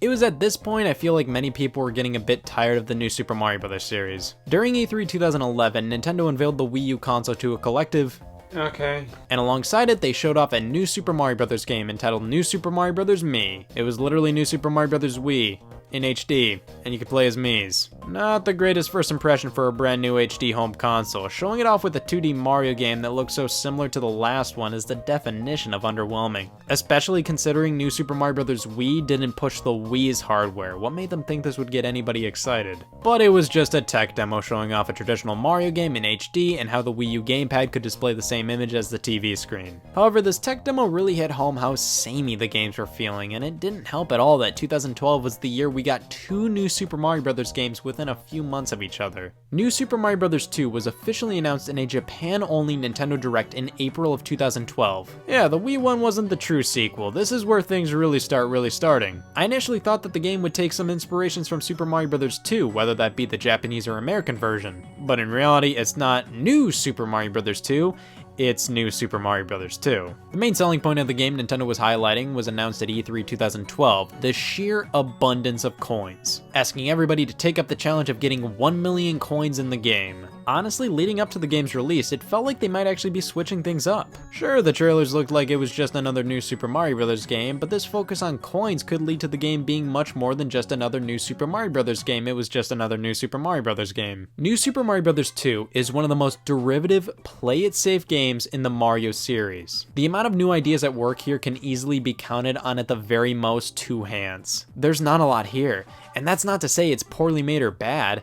It's just everything here has been done to death before, and it's really not too interesting. The coin mechanic is front and center, but doesn't play into the gameplay at all. There's just a lot more coins than usual, and there's a coin counter that's always here. Why not do something interesting with this setup? Why not explain the crazy amount of coins? Why not have a shop to use the coins? The coins are completely superfluous. There's no point to there being so many of them. And of course, the age-old question, can you get 1,000,000 coins, requires the loss of countless friends and social activities, but lo and behold, you get a different title screen when you hit it. I missed my uncle's funeral for this. Weirdly enough, this is the only new Super Mario Bros. Game that doesn't feature Bowser Jr., just the Koopalings. Other than that, if you dug the DS game, well, there's more of it. Power-ups are pretty fun in this entry though, of course Mushroom, Fire Flower, and Star, but the Mini and Mega Mushroom return. The Mega Mushroom is even more useless than what it was in the DS original, but whatever. The Gold Flower is the only brand new power-up here, and it turns anything it touches into gold. You lose it after the level's over, but overall it's a pretty satisfying power-up. But guys, Raccoon Mario from Super Mario Bros. 3 returns, hooray! It works just like it did back in the day. You can fly and bat things with your tail. It's nice to have this back. And if you blow way past hard and die enough times in a level, the invincibility leaf appears, giving you an indestructible version of Raccoon Mario unless you fall down a pit. Some blocks, if you continually hit them, will get stuck on your head and turn gold. Keep running to rack up the coins. We also have gold rings, which temporarily turn everything into money-making machines. The game features 2-player co-op and coin rush mode, which throws you in 3 levels where you have a limited amount of time to get as many coins as possible. There's also DLC for Coin Rush mode, which consists of new levels to play exclusively in this mode. Overall, I'd say New Super Mario Bros. 2 is most comparable to junk food. I feel guilty for enjoying it, but I gotta be honest. The coins are really satisfying to get in this game, the courses are well designed, I like the power-ups, the controls are rock solid. This is a good game, but man, they couldn't even be bothered to make something original? Staying true to the series is one thing, but New Super Mario Bros. 2 goes too far. I don't think the game features even one piece of original music, and looks-wise, once again, it's the same presentation as Wii in the original. I played this game so much back in the day, but even back then, I considered this one a bit of a guilty pleasure just because of how derivative it is. And then, only a few months later, we got New Super Mario Bros. U. Miyamoto let slip that a Mario game for Wii U would be talked about at E3 2012 in April of that year, and it was confirmed they would be based off of New Super Mario Bros. Me, ugh! Apparently, New Super Mario Bros. U took 3 years to develop. Really? The game released in November of 2012 as a launch title for the Wii U. Setup-wise, they actually switched things up. Instead of kidnapping Princess Peach, Bowser takes over her castle and throws Mario and gang all the way to No Man's Land, i.e. Acorn Station. The world map is interconnected, similar to Super Mario World, where it's just one big map. All the worlds connect to each other. It's alright, it's not that crazy cool and as big of a deal as many people made it out to be when the game initially released. The fact that the game still maintains the same aesthetic as the other games kinda devalues the new world map. It doesn't really feel like a huge world. Power-ups wise, we only have one new one, the Super Acorn, transforming you into Flying Squirrel Mario. It's definitely different from any other flying or gliding power-up in the past. Here you just get a burst of vertical movement, can cling onto walls and glide. And I like this one. It's different, but is one of my go-to power-ups in this game. All the power-ups from New Super Mario Bros. Wii return here, with the Mini Mushroom having the added benefit of running up walls. And Yoshi's back as well, alongside the reintroduction of Baby Yoshis from Super Mario World. However, the 3 colors featured in the game all have different abilities. Pink can become a giant balloon, blue can create bubbles, yellow can glow in the dark, and all have an insatiable appetite. Unlike Yoshi, Baby Yoshis can be taken with you from level to level, which is odd. I don't see why they can come with you, but Yoshi can't. Randomly, this abomination appears. Nabbit. He's a bandit rabbit, that's adorable. You have the option to chase him down in specific levels if you feel like it, which is a nice little side thing to do if you're into that sort of thing. The game retains the multiplayer from New Super Mario Bros. Wii in all of its glory/horror, however you can now add a 5th player using the Wii U Gamepad to add blocks on the screen to give everybody an extra boost, and yes, it's as useless as it sounds. Graphically, the game looks great. It has a ton of polish and looks incredibly distinct from the rest of the series. I've been using footage from New Super Mario Bros. Wii. Yeah, the game's incredibly polished, it looks decent, but man, they could have done so much more. Like I illustrated, it looks way too similar to the entry on Wii to be considered anything to get excited over. For God's sakes, this was the first Mario game in HD. I think the franchise deserved a bit more of a special introduction to this resolution. And yes, I'm obligated to talk about this stage because everybody has to say, ooh, look at this stage, why didn't the rest of the game look like this? And I wholeheartedly agree. Sound-wise, it's the same as all the other New Super Mario Bros. Games. None of the themes stick out. Too much music is reused. Just generic happy bubbly Mario music. However, I do have to say, I really loved how World 8's theme is a more dramatic take on the Peach's Castle theme from Mario 64.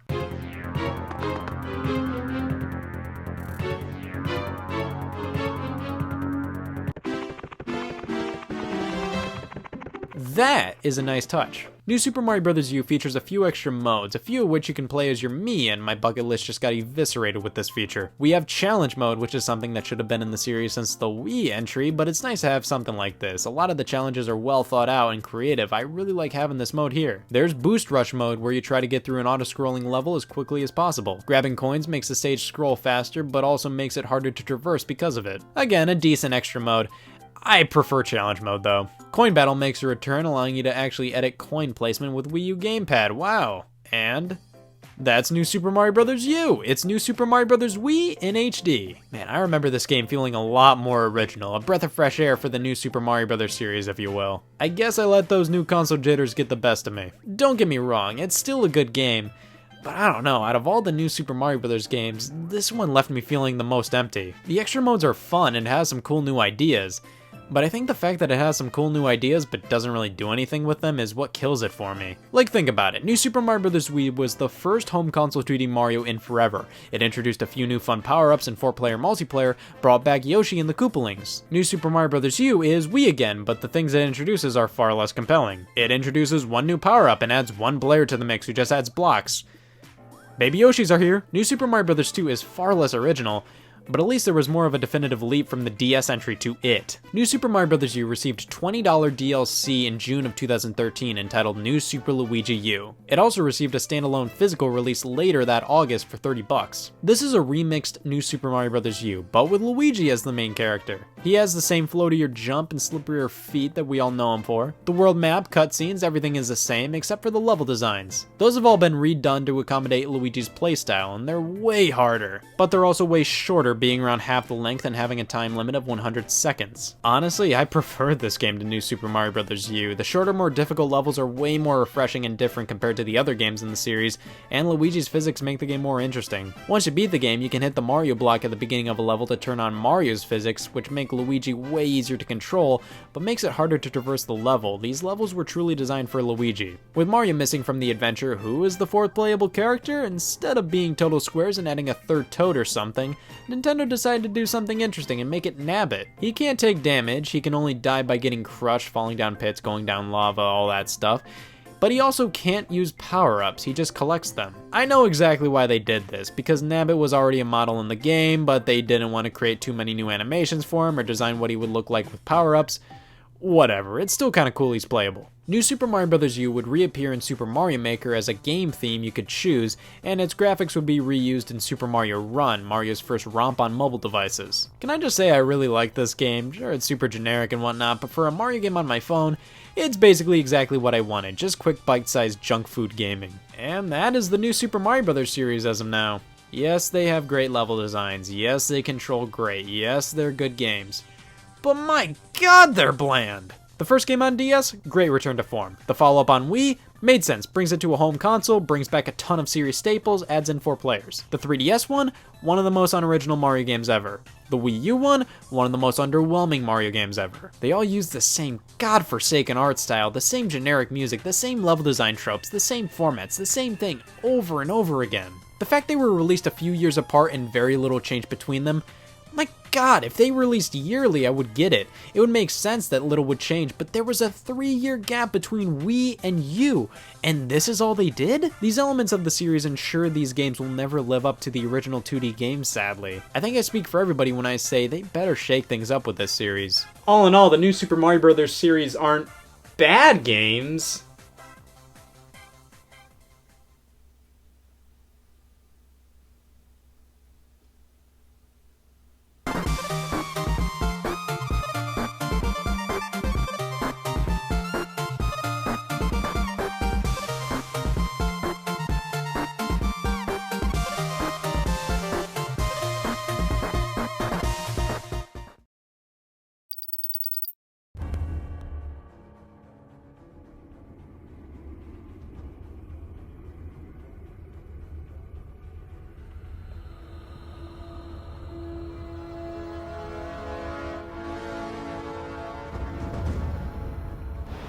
Christ, I'm mental. Hey y'all, Scott here, and yes, it's been about a full day since I last reminisced about the Wii Shop channel being open for business, back when WiiWare was WiiWare. But I can't think about that without remembering what it was like when they first disabled the addition of Wii points. Man, I haven't checked the Wii Shop channel since I last went on a WiiWare binge. Apparently you can't add Wii points anymore. I'll be the judge of that.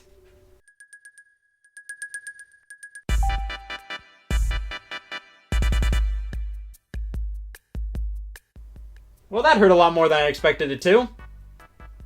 One sec. Yep, expected to hear that. Anyways, let's take a look at some more WiiWare games in remembrance of what once was.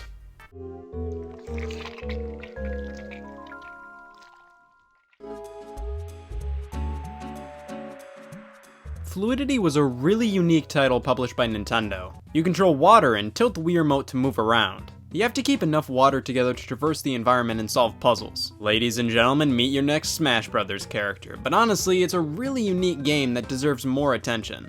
It's pretty relaxing just controlling and listening to the flow of water. And to see your water make it to the end of a level to flood Buffalo, there's really no other feeling like it. I also hate to see any water get left behind. You really want to make sure any and all make it with you to the very end. I really hope this game makes a comeback in some form. There was a sequel in the 3DS eShop, so who knows?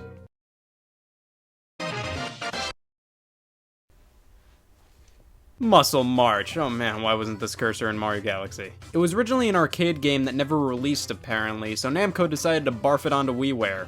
We get to pick our character, and this is just physically improbable. Talk about unrealistic expectations. I'm part of a band of greased up muscle freaks trying to regain their protein powder, and that's only the third time I've said that today. You have to pose with the Wii Remote and nunchuck to make your way through obstacles. If the person you're chasing puts both their hands up and goes through a wall, well, you better put your hands up to ensure you will fit through that wall. And surprisingly, the controls work alright. But after a solid 10 minutes of playing this, I think I've gotten my Muscle March fill. After loads of peer pressure, I finally played it, and I'm content leaving it at that.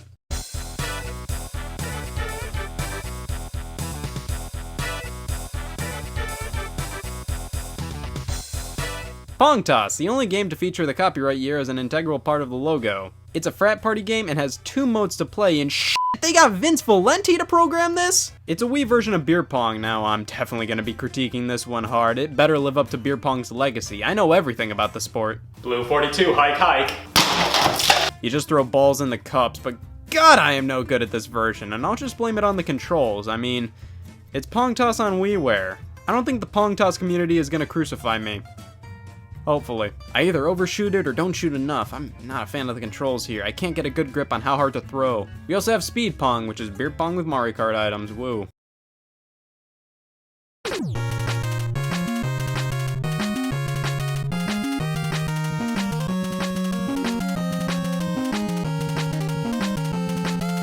Retro reboots became a thing back in the WiiWare era, bringing back an old-school franchise while purposely retaining old-school elements. Headlining this trend was Mega Man 9.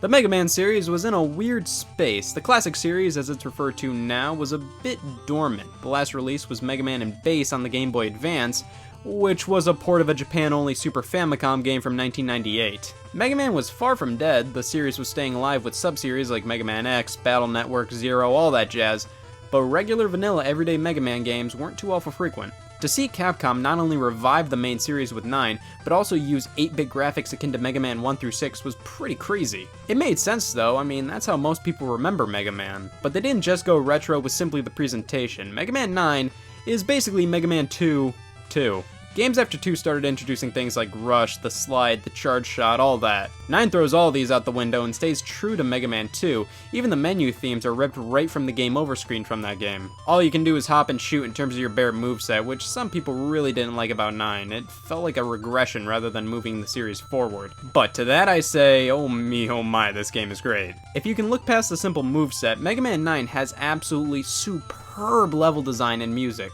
8 new Robot Masters to take on and powers to cop, with one being the first female Robot Master in the series. Ooh, la, la. It was primarily developed by Inti Crates, and these guys know how to make retro-style games. Like, look at this looks like it came straight out of an NES. They even included an option for sprite flickering, purposely throwing in imperfections into the game to keep it feeling old school. I don't know why, but I love that. There's tiny little things they did here and there that couldn't have been done back on 8-bit hardware, but it doesn't feel out of place at all in the game. Capcom released a sequel, Mega Man 10, which is again another retro-style Mega Man game. It was a really nice little throwback, but I'm happy to see Capcom pushing the series forward with a new direction and style in Mega Man 11. My Little Baby, finally, a game with a fetus opener. The game shows off the stunning timeline of fetus to game in a matter of 4 photos. We get to pick everything about the dad and the mom with this baby. We're keeping things strictly European. Our nanny Pummel's in here to tell us to do things. Seriously, we hire the nanny, she's telling us how to take care of our baby. What a jip. In terms of the name, I decided to go with Vinegar. And here we are. Was that pregnancy really worth it? I mean, sure, I think we had a Vegas-style birth. This thing took the length of 2 pictures to bake, but still. We can take pictures of Vinegar. I'm labeling this one Summer Fun. Now we have to clean up the room our baby's in, and this baby is an absolute animal. I clean up his mess of dirt and grime, leave the room, come back, dirt and grime make a huge comeback. I decided it's time for everybody's favorite baby to take a nap, but no matter how fast I rock the cradle, he won't go to sleep, so we're gonna feed him instead. It's a good thing they included this feature. Without it, I would hate to see the review scores. After a solid feed sesh, it's time to change the baby's diaper, and don't you just love it when your shit can double as a sensor bar? I ran to the store to buy things for Vine, and I gotta dock points for the lack of realism. You can only buy 5 bibs of each color. And that's My Little Baby, just a relaxing game. This surely is the life. Ah, my baby's dirty. Next game.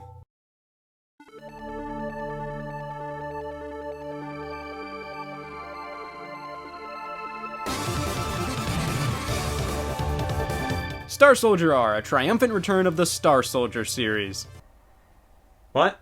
Yeah, I've never played a Star Soldier game before, and to be honest, I didn't even know this was a series. I thought this was just a retro-style WiiWare shooter. They were primarily on the TurboGrafx 16, so can you really blame me? Star Soldier R is an arcade shoot-'em-up with 3 modes to dig right into: 2-minute, 5-minute, and quick shot. Each is all about just getting the highest possible score that you can, and each go through the exact same song and dance. Obviously, if you want to see everything the game has to offer, 5-minute is your go-to mode here. If you want to just jump in and blast through the main game to try and have a high score, 2-minute mode is for you. And if you only have 10 seconds to spare and have an attention span that stopped paying attention when I started talking about fluidity, then quick shot. You can hold down the button to shoot repeatedly, or you can turn on the manual option, or as I like to call it, welcome to the hernia zone. I thought Star Soldier R was fun, but I'm basically done with it forever. I just don't really have a reason to go back to it, sadly. It just doesn't have enough meat on its bones. There's only so many times I can play through, say, 5-minute mode over and over again. Still a decent game. I'd like to see this one come back on modern platforms one day.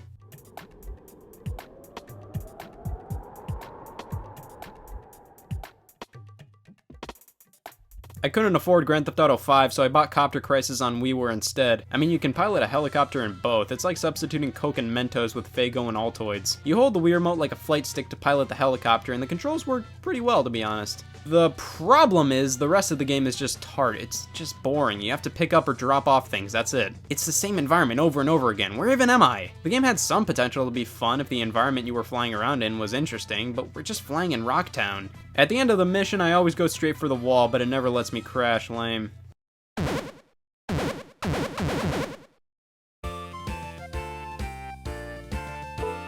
Aha! I got it! A game called Aha! I got it! The perfect name for a game. Your dad starts chatting up a storm with you and says you're growing up. I'm so proud. Proud of what? Mortality coming sooner? For your birthday, your dad locks you in a room and you have to find your way out, aka your dad is shit. Wait, why is the kid wishing himself good luck? It's a point-and-click game. Find clues to help you escape. That's literally it, but at least they made it interesting by focusing on child abuse.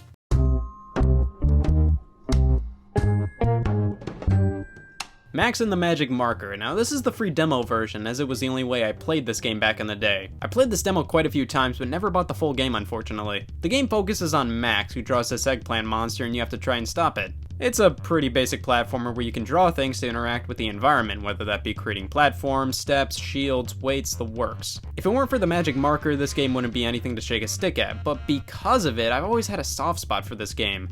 The demo, that is. Like I've said, I never fully bought it. The main problem I do have with it though is that drawing with the Wii pointer has always been really awkward for me. Thankfully the game is available on PC and DS, which makes the drawing mechanic much more natural. The game received a sequel recently, Max and the Curse of the Brotherhood. Jesus, this is the same series? Holy sh**. We're in for something alright. Hockey All-Star Shootout. And this, my friends, is what we call intuitive controls.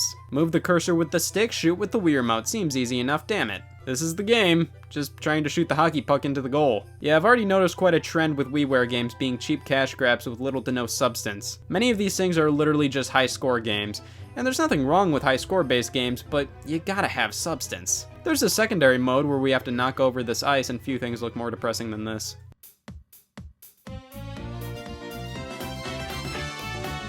I mean, were you really expecting a downloadable Wii game service without Tetris? Tetris Party is a really decent version of the classic game. You have standard Tetris, kinda hard to mess that up, but we have this added benefit of our Mii cheering us on. Here I just have a default one in the background, but man, look at him go. We also have a ton of really cool modes which offer unique takes on the Tetris formula. Shadow has us filling in pictures with Tetris pieces, Field Climber has us building steps for a little guy to climb up to the very top, Stage Racer challenges you to fit your Tetris piece through a maze in the quickest amount of time possible, and the Wii Balance Board mode challenges us to maintain sanity. Overall, Tetris Party is a great version of the classic puzzle game. Sure, the presentation is a bit bland, but it's still quite a lot of fun. There was an expanded retail version released as well, entitled Tetris Party Deluxe. Back when you had the choice between the two versions, Deluxe was 2 times the price at $30. The standard Tetris Party offered more than enough to satiate that Tetris craving we all have from time to time. It was definitely a must-have on WiiWare.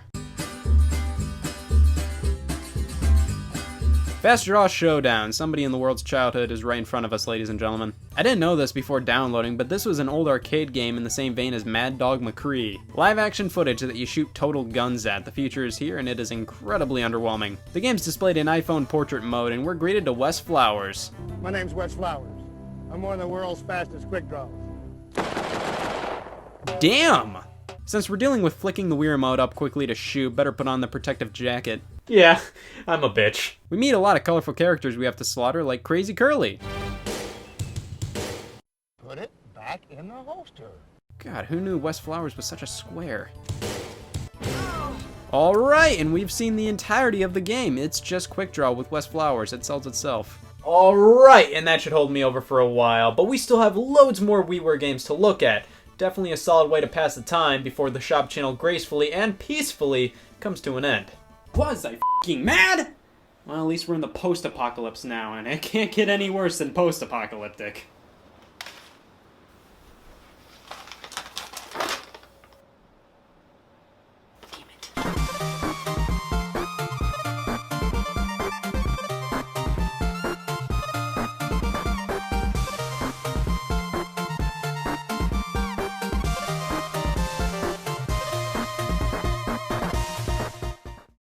Hey y'all, Scott here. Sorry you just caught me putting all this money I've made to good use. I'm using it as a toothpick. I've gone absolutely f***ing nowhere doing this. But thank God I invested in the cardboard industry as soon as I did. That thing skyrocketed in 2018 for like, no reason.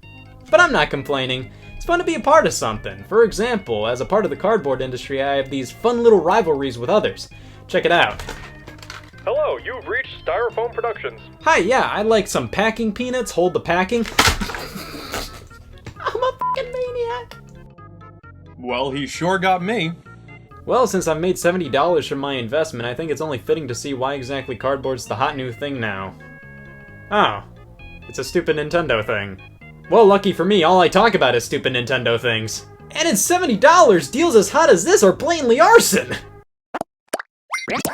Nintendo Labo. Other than sharing its name with part of the female anatomy, it's been making rounds as one of Nintendo's most interesting and creative ventures in recent memory. Labo is a series of DIY construction kits where you're supplied perforated cardboard and other random doodads to put together with on-screen instructions to create some crazy contraptions called Toy-Con to use with the Nintendo Switch console and Joy-Con controllers. Now, the initial release of Nintendo Labo was on April 20th, haha. 2 separate kits came out, being Toy-Con 1, the Variety Kit, and Toy-Con 2, the Robot Kit. Now, I personally was always more interested in the Variety Kit, I don't know about anybody else. The Variety Kit not only started at a still horrifying $69.99, $10 cheaper than the Robot Kit, but comes with 5 main Toy-Con to create, which is just more interesting to me than making one robot suit. Plus, there's more room for creativity and customization with these things, but I'll get to that in a bit. Maybe in the future I'll take a look at the Robot Kit, but for now we're keeping things strictly all Variety Kit all the time. Here we are, Nintendo Labo. Opening this box up, we're greeted to the software, and I think we all need to write a thank you letter to Nintendo for making Nintendo Labo boxes black. Fits like a glove. Actually, I'm okay with this. It seems that Nintendo wants to distance Labo from their regular Nintendo Switch games as much as possible. They'd rather this be seen as a creative toy for kids and their families rather than a hot new video game release. Picking up this layer reveals where my $70 went. Yeah, cardboard. Apparently Nintendo scrapped the idea of using animal hides and went with a more socially acceptable option. As you can see, each of these sheets of cardboard have perforated marks, perfectly allowing for easy pop-out action. We also get this bag of goodies, including some string, reflective and cushiony stickers, and a few other bits and pieces to help these things come to life. After popping the cartridge in, we have to take the training wheels off by making a Joy-Con holder. What a turnoff, I was promised real pianos made out of cardboard. Here we're introduced to the make part of Labo's Make, Play, Discover chant. All the directions on how to put together these things are displayed on screen and can be manipulated. You can zoom in, scroll around, it's incredibly useful, and I want to see more instructions like this with smartphone apps or something. I mean, it's so much harder to screw up when you can twist and turn the product in 3D. Not only this, but Nintendo went above and beyond with these models. Check out the cardboard on these bad boys. Also, the Joy-Con displayed on screen correlates with the color Joy-Con you're using, a nice touch. Alright, after putting together the freebie Toy-Con, we have free range. We get to go effing nuts here. The game suggests starting with the RC car, which only takes an estimated 10 minutes to go from cardboard to Roadhog. As you can see, the other projects take quite a bit more time, so why not? Let's whet our appetite with this thing. This is definitely the easiest Toy-Con to put together. Just a few folds and blam, we're golden. It was so simple, Nintendo felt the need to include this antenna to put on your Switch to make it seem like it's a real-life remote control. We pop this on, and our Nintendo Switch console is finally a part of a cult. The RC car uses the HD rumble in each of the Joy-Con to move around, so time for a test drive. Oh my god, I did this! I'm a fucking genius! I don't need this anymore! It's not perfect, but it works. We can open the hood and change the frequency of the rumble and have a race that ends if the car falls down. Moving on to the most complicated Toy-Con, the piano. This thing takes the longest time out of all the creations in the variety kit. Personally, I had to finish it in 2 sittings. A pussy. That's me. This is where we get to use the reflective tape included with the kit, as it's plopped on the piano keys so the right Joy-Con's IR camera can read it and thus tell the Switch which notes to blurt out. The piano uses the entirety of the largest sticker sheet, so hope your weekend plans didn't depend on this thing. During the build process, the piano keys were super sloppy and loose. It was really concerning me just because every promo for Labo made it seem that these keys would be wicked tight, but instead it felt like I was playing a piano with fish sticks for keys. But near the end, everything started to come together and the keys felt fine. That's part of the fun of Labo, seeing things come together. It was so satisfying to put together certain things, not knowing what purpose they had, and then seeing it transform by the might of your own hands. It's really cool. And finally, the piano is done, and yeah, it's definitely a piano, alright. We can insert these knobs to change up the instruments, and we can also open up a music creation studio. Now, I am the least musically viable soul on the planet, so it's just cool to me that the cardboard's making noise. At the time of Labo's release, Nintendo has yet to put up any of their classic games on the Switch, so let it be known, the Switch can't play Donkey Kong Jr. Math, but it can play Hot Cross Buns.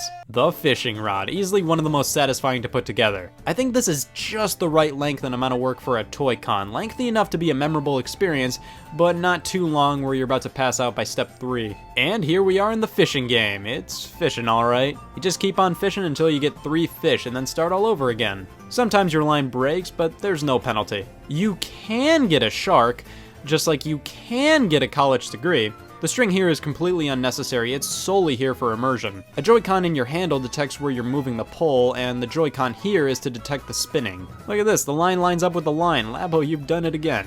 The motorcycle is honestly one of the most fun to control. You smack the end onto your gut, start the engine, turn the handlebars, start twisting all around. By Jove, you got yourself a cardboard motorcycle. All the Joy-Con do here is detect the motion, and the buttons on the bars here actually just hit the shoulder buttons on the Joy-Con. In my opinion, I had no problems controlling this thing. I thought it felt great, especially with the HD rumble of the Joy-Con. You have a few cups to race through. They're simply just organized by beginner, intermediate, and expert, and each of them have 3 one-lap tracks to race in. I had a good time with them, but they all look the same, and I got first place on everything my first try. One sec, gotta update my Tinder profile. I think the game is programmed to be in your favor. I mean, I randomly get a burst of speed out of nowhere, throwing me ahead of everybody. Nobody ever comes close to passing me as long as I stay on the track. Editing tracks comes in 2 flavors. We can drive anywhere we please, and our trail will become the track, or in the stadium mode, where we try to pop as many balloons as possible in the time limit, we can create our own terrain by using the IR camera. This is a bit of a sloppy way of doing things, but I can drive on my foot! And finally, the house. This one was personally my least favorite to build. It was cool to build all these other things out of cardboard.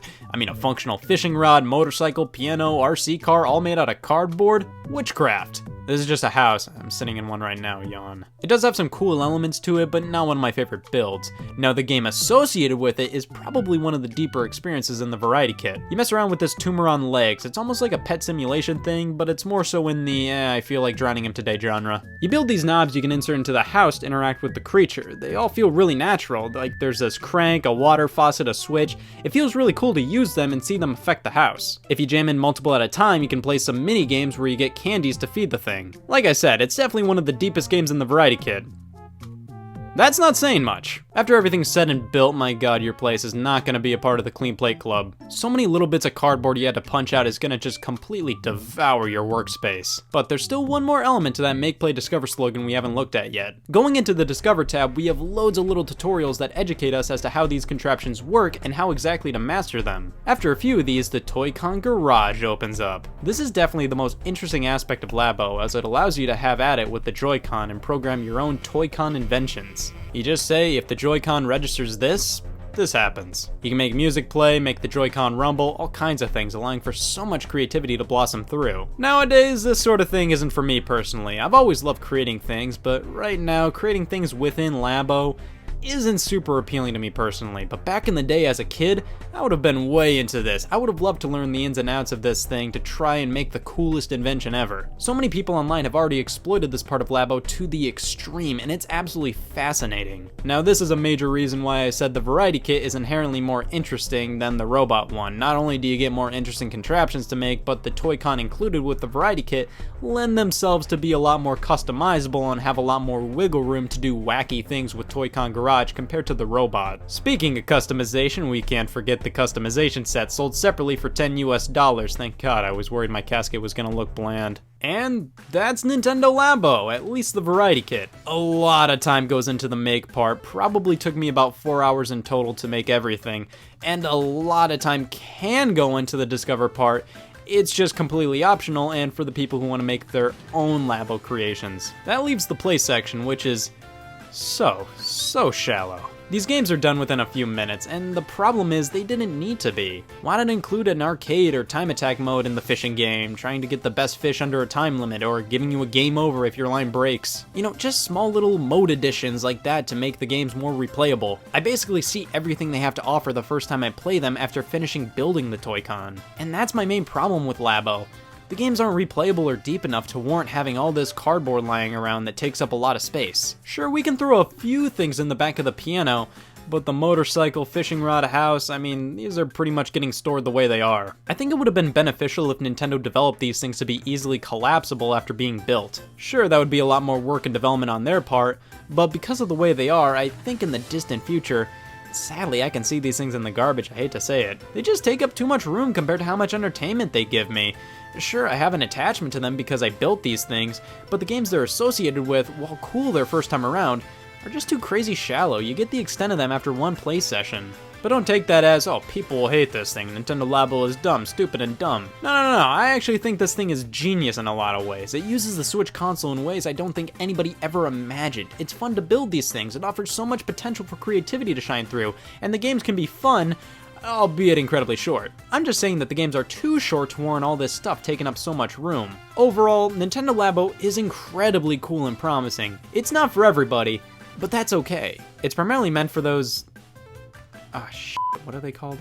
These things. The video game industry would be boring without Nintendo doing stuff like this. Don't lambast it just because it's not your thing. I'd really like to see Nintendo throw in more stuff in terms of the play portions of Labo, but I don't think Nintendo ever made that a big priority to make the games replayable or interesting. Labo is about the journey, not the destination. The fact that you can play a small game with something you made isn't the cool thing. It's that you made something that you can play a game with. The make and discover aspects are the star of the show here.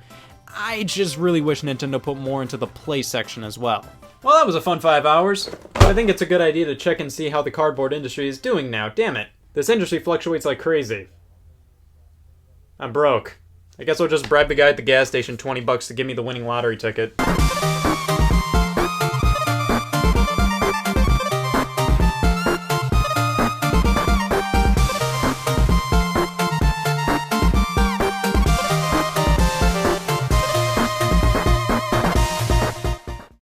Hey y'all, Scott here.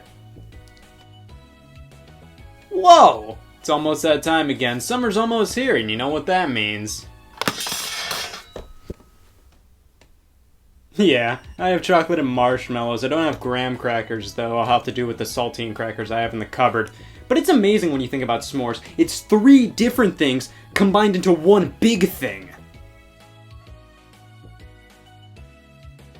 Game Compilation, such a comforting region of titles on a console. You're probably bound not to give 2 flicks about 70% of the games included, but my god, you get multiple games for one low price. Even as somebody who loves collecting the original releases of games, there's something about compilation discs that are just so compelling, owning a multitude of classics on one single disc on more modern hardware. So why not casually take a look at just a few I own? I think they're just interesting to look at, to see how the games included are presented. And by the way, let me just jam in your skull, this isn't a comprehensive list of all game compilations or anything. Like I said, I just want to talk about a handful of the ones I own. But hey, I have many more game compilations than just these, so who knows, maybe we can revisit this topic in the future. But for now, Sonic Mega Collection. This was my childhood right here. I received my cousin's hand-me-down Sega Genesis with Sonic 1 and later got Sonic 2.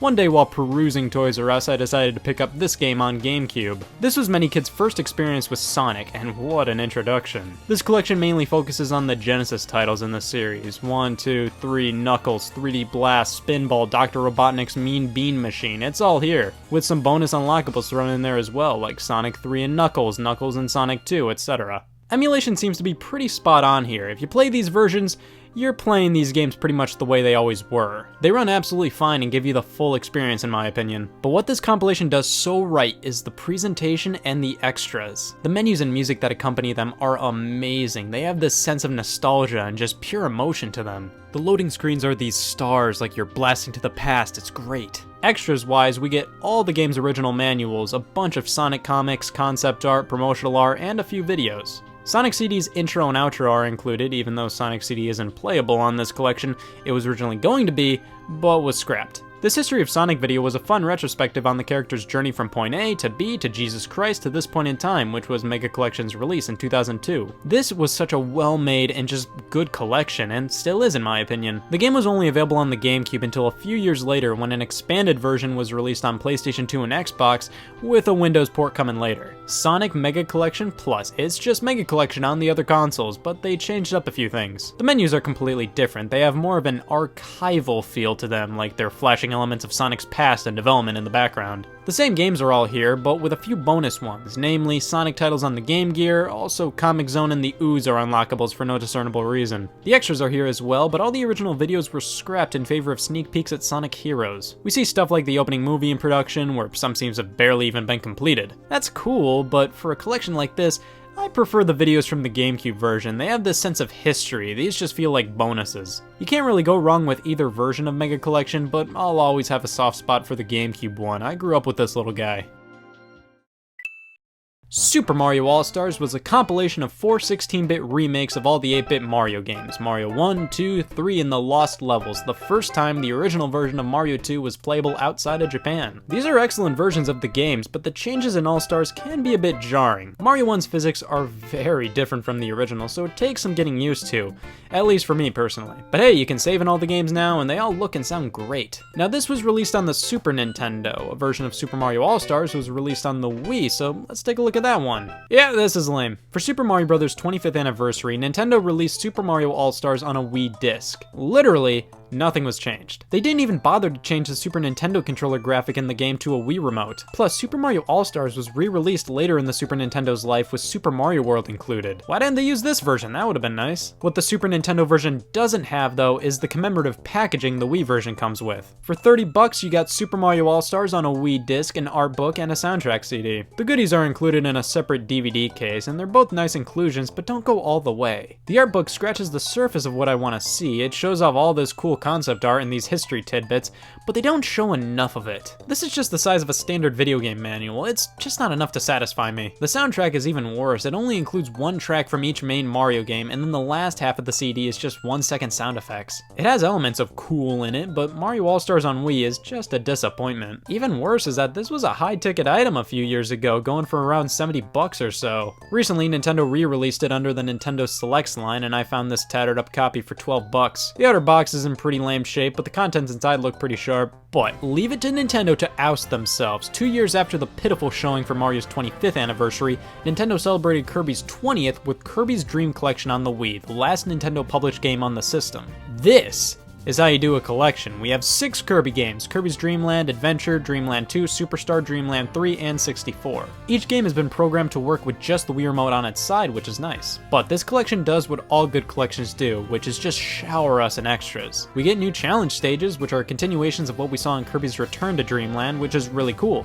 And we have a history section. Displayed is a really nice timeline, not only showing the history of Kirby, but showcasing other random world events. It's now official that Barack Obama is a part of the Kirby canon. We can also select Kirby games and ogle the box arts in 3D, see videos of all Kirby games, even the ones not playable in this collection. There's also a few episodes of the Kirby Right Back At Ya TV show. Outside the game, we get a history booklet and a soundtrack CD, and this right here is how you not only celebrate an anniversary, but also make a great collection. Now, if you're in the market to play some stellar Atari games, what's wrong with you? I mean, Atari games still have their charm, and in my opinion, the main way to play them these days is by using compilations like what we're about to look at. Yeah, many purists will say the only way to truly appreciate Atari is to hook up an Atari 2600 to an old TV and play a game with the static, the noise, the bad picture. It's a part of the experience. Playing them in crystal clear definition kinda devalues the experience. It showcases just how totally bogus the games can be. Like,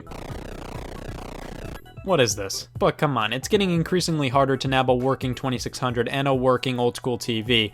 Most people have to experience this age of gaming through collections like the Atari Anthology. I really quite like this collection. It does have a few control issues. For one, the menus can only be traversed with the D-pad, and games that use the paddle controls for precise movement are a bit jumpy using the Xbox controller. But other than that, this is an excellent Atari crash course. You get a little bit of everything. You get the classics and you get the Atari flavored menopause, but that's a part of the Atari experience. You have to include some lame things in there. But the fact that we have Breakout, Centipede, Pong, Adventure, I mean, the mainstay Atari-made games are all here and accounted for. We also have a wide array of bonuses, specifically some really interesting scans and photos of behind-the-scenes and historic material like promotional products, arcade flyers, all that stuff. Included as well are these interviews with Atari founder Nolan Bushnell. It's definitely a must-have if you're interested in Atari, but this is only one half of the story. Activision was a major player on the Atari 2600. They were the first third-party publisher, being formed by ex-Atari employees who wanted more credit for the games they made. A key example would be Pitfall. It's often labeled as David Crane's Pitfall. Activision made some of the most iconic and popular games on the 2600, so it's only fitting that they themselves came out with a collection of their classics, the Activision Anthology. The presentation is a lot cooler here, bringing us back to the horrors of the early 80s. Included are some all-time greats like Pitfall and Kaboom, but in my opinion, the list of games here isn't as compelling as Atari's offerings. The menu system also isn't as intuitive. It's really style over substance. Part of me likes the aesthetic of a room from the 80s, and the other part of me wishes it was just a simple menu like the Atari one. We have 80s tunes blasting in the background while we can look through the tape deck of games and examine stuff like the boxes, cartridge, and manual, but this is the extent of the extras. We don't get the sheer abundance of bonus material the Atari Anthology got. Overall, both collections are pretty good. I personally prefer the Atari Anthology though. The most prevalent game compilation series out there. 40 years after Oxygen stopped circulating, there'll still be a new Namco museum coming out. Namco created some of my personal favorite arcade games, so it's always nice to have a good chunk of them in one package. Here's a pretty vanilla release Namco museum on the Xbox. Now this is my collection of games. We pretty much have my mainstay Namco games here. The tried and true Pac-Man, Ms. Pac-Man, Galaga, Dig Dug, Pole Position 1 and 2, and who the hell likes Galaxian? Also included are arrangement versions of Pac-Man, Galaga, and Dig Dug, which are updated remixed versions of the games. I personally have a ton of nostalgia for Pac-Man arrangement. I played loads of this on the Pac-Man collection on Game Boy Advance. It's basically Pac-Man with new gimmicks and weirder controls. It's much faster and smoother, a bit jarring, but a really good version of Pac-Man. You can unlock Pac Attack and Pac-Mania after obtaining high scores in the games.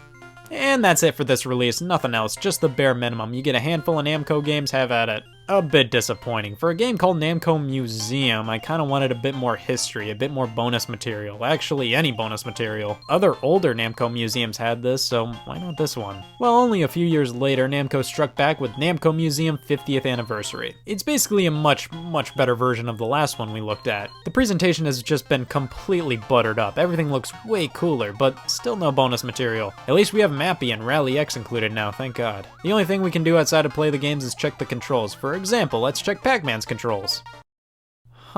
Moving on to the most recent release, Namco Museum on Nintendo Switch, and holy shit, Pac-Man's an actual circle. Yeah, this is probably the best these games have ever looked, and the closest we've gotten to them being perfect transitions from arcade to console. We have so many options here, just loads of customization. I think the game selection's a little weird. We have 3 mainstays, Pac-Man, Galaga, and Dig Dug, and the rest are a bit on the more obscure side of Namco's history. Still fine games, but we don't have Mappy or Rally X or specifically Miss Pac-Man. I think there's some legal mojo going on with that, since recently Namco's been playing it safe and hasn't re-released the game all too much. Basically, if you didn't know, Miss Pac-Man was originally developed as a ROM hack, fundamentally originally named Crazy Auto, made by 2 college kids. Instead of suing them, Midway, the original distributor of Pac-Man, made a deal with them and they released the game as Miss Pac-Man. I guess they just don't want to touch the game nowadays just to be safe, which is unfortunate. Now, if we want to completely avoid the Sonic part of Sega, we can go for some pure Sega compilations, like Sonic's Ultimate, damn it. Sonic's Ultimate Genesis Collection for Xbox 360 and PS3 is phenomenal. Almost 50 games, including some unlockable Master System and arcade games. This is a great way to experience a lot of what made the Genesis library so distinct. So much variety and so many solid games. I mean, we have freaky Rise Star, Vector Man, Comic Zone, oh, and more of this. Extras galore, and the games look pretty good.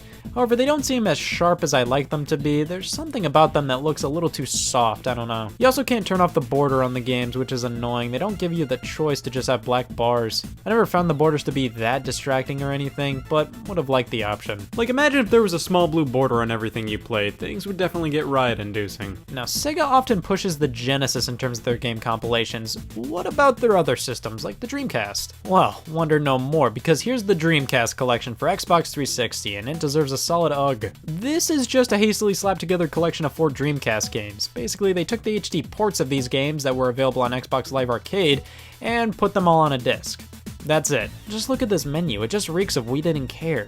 I mean, we have some really good games on this disc, but it lacks the love and attention that other Sega collections received, like the Sega Classics collection. A bit of an odd one to single out because I'm a bit mixed on this one, but you can't say they didn't put effort into this. This is a collection of classic Sega games, remade in 3D. They're by and large the same games they always were, just presented in a modern way, or modern for PS2 standards. You see, I'm mixed, because I personally think this makes games like Golden Axe way lamer. Golden Axe already hasn't aged the best. You put it in 3D and it just kind of highlights how poorly its mechanics have held up. You get a better experience playing the original, it just feels better that way. There are other games like Columns, which is fine in this collection. They updated its visuals, I think, but it's still Columns and it holds up fine. VR, what is it? Oh, Jesus, Sega, just call it Virtua Racing, go lay down. The Sega Classics collection is a really interesting release, but personally I'd rather play the originals in most cases. SNK, the Nintendo Switch's #1 supporter. They're no doubt best known for their Neo Geo hardware, keyword being no. Not a ton of people got to experience the Neo Geo, so thankfully we have a few compilations. SNK Arcade Classics, Volume 1.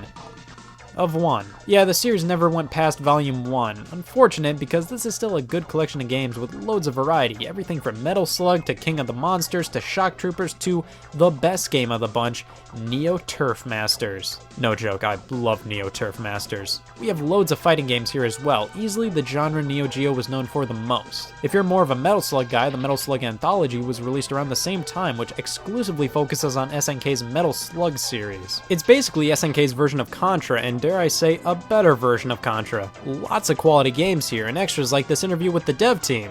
That's really anticlimactic. Now, apparently there are some emulation problems. Now, I wouldn't know because I've never touched or have even seen a Neo Geo system, arcade, home console, none of it. The games at least play and look fine, and that's all I can say on the matter. Mega Man, Mega Man, Mega Man. If you take one solid look at the prices of his games, I'll take 3, please. The Mega Man Anniversary Collection originally released on PlayStation 2, GameCube, and Xbox a bit later. It includes the first 8 Mega Man games and a few unlockable arcade games. First off, this ain't the most pure way to play these games.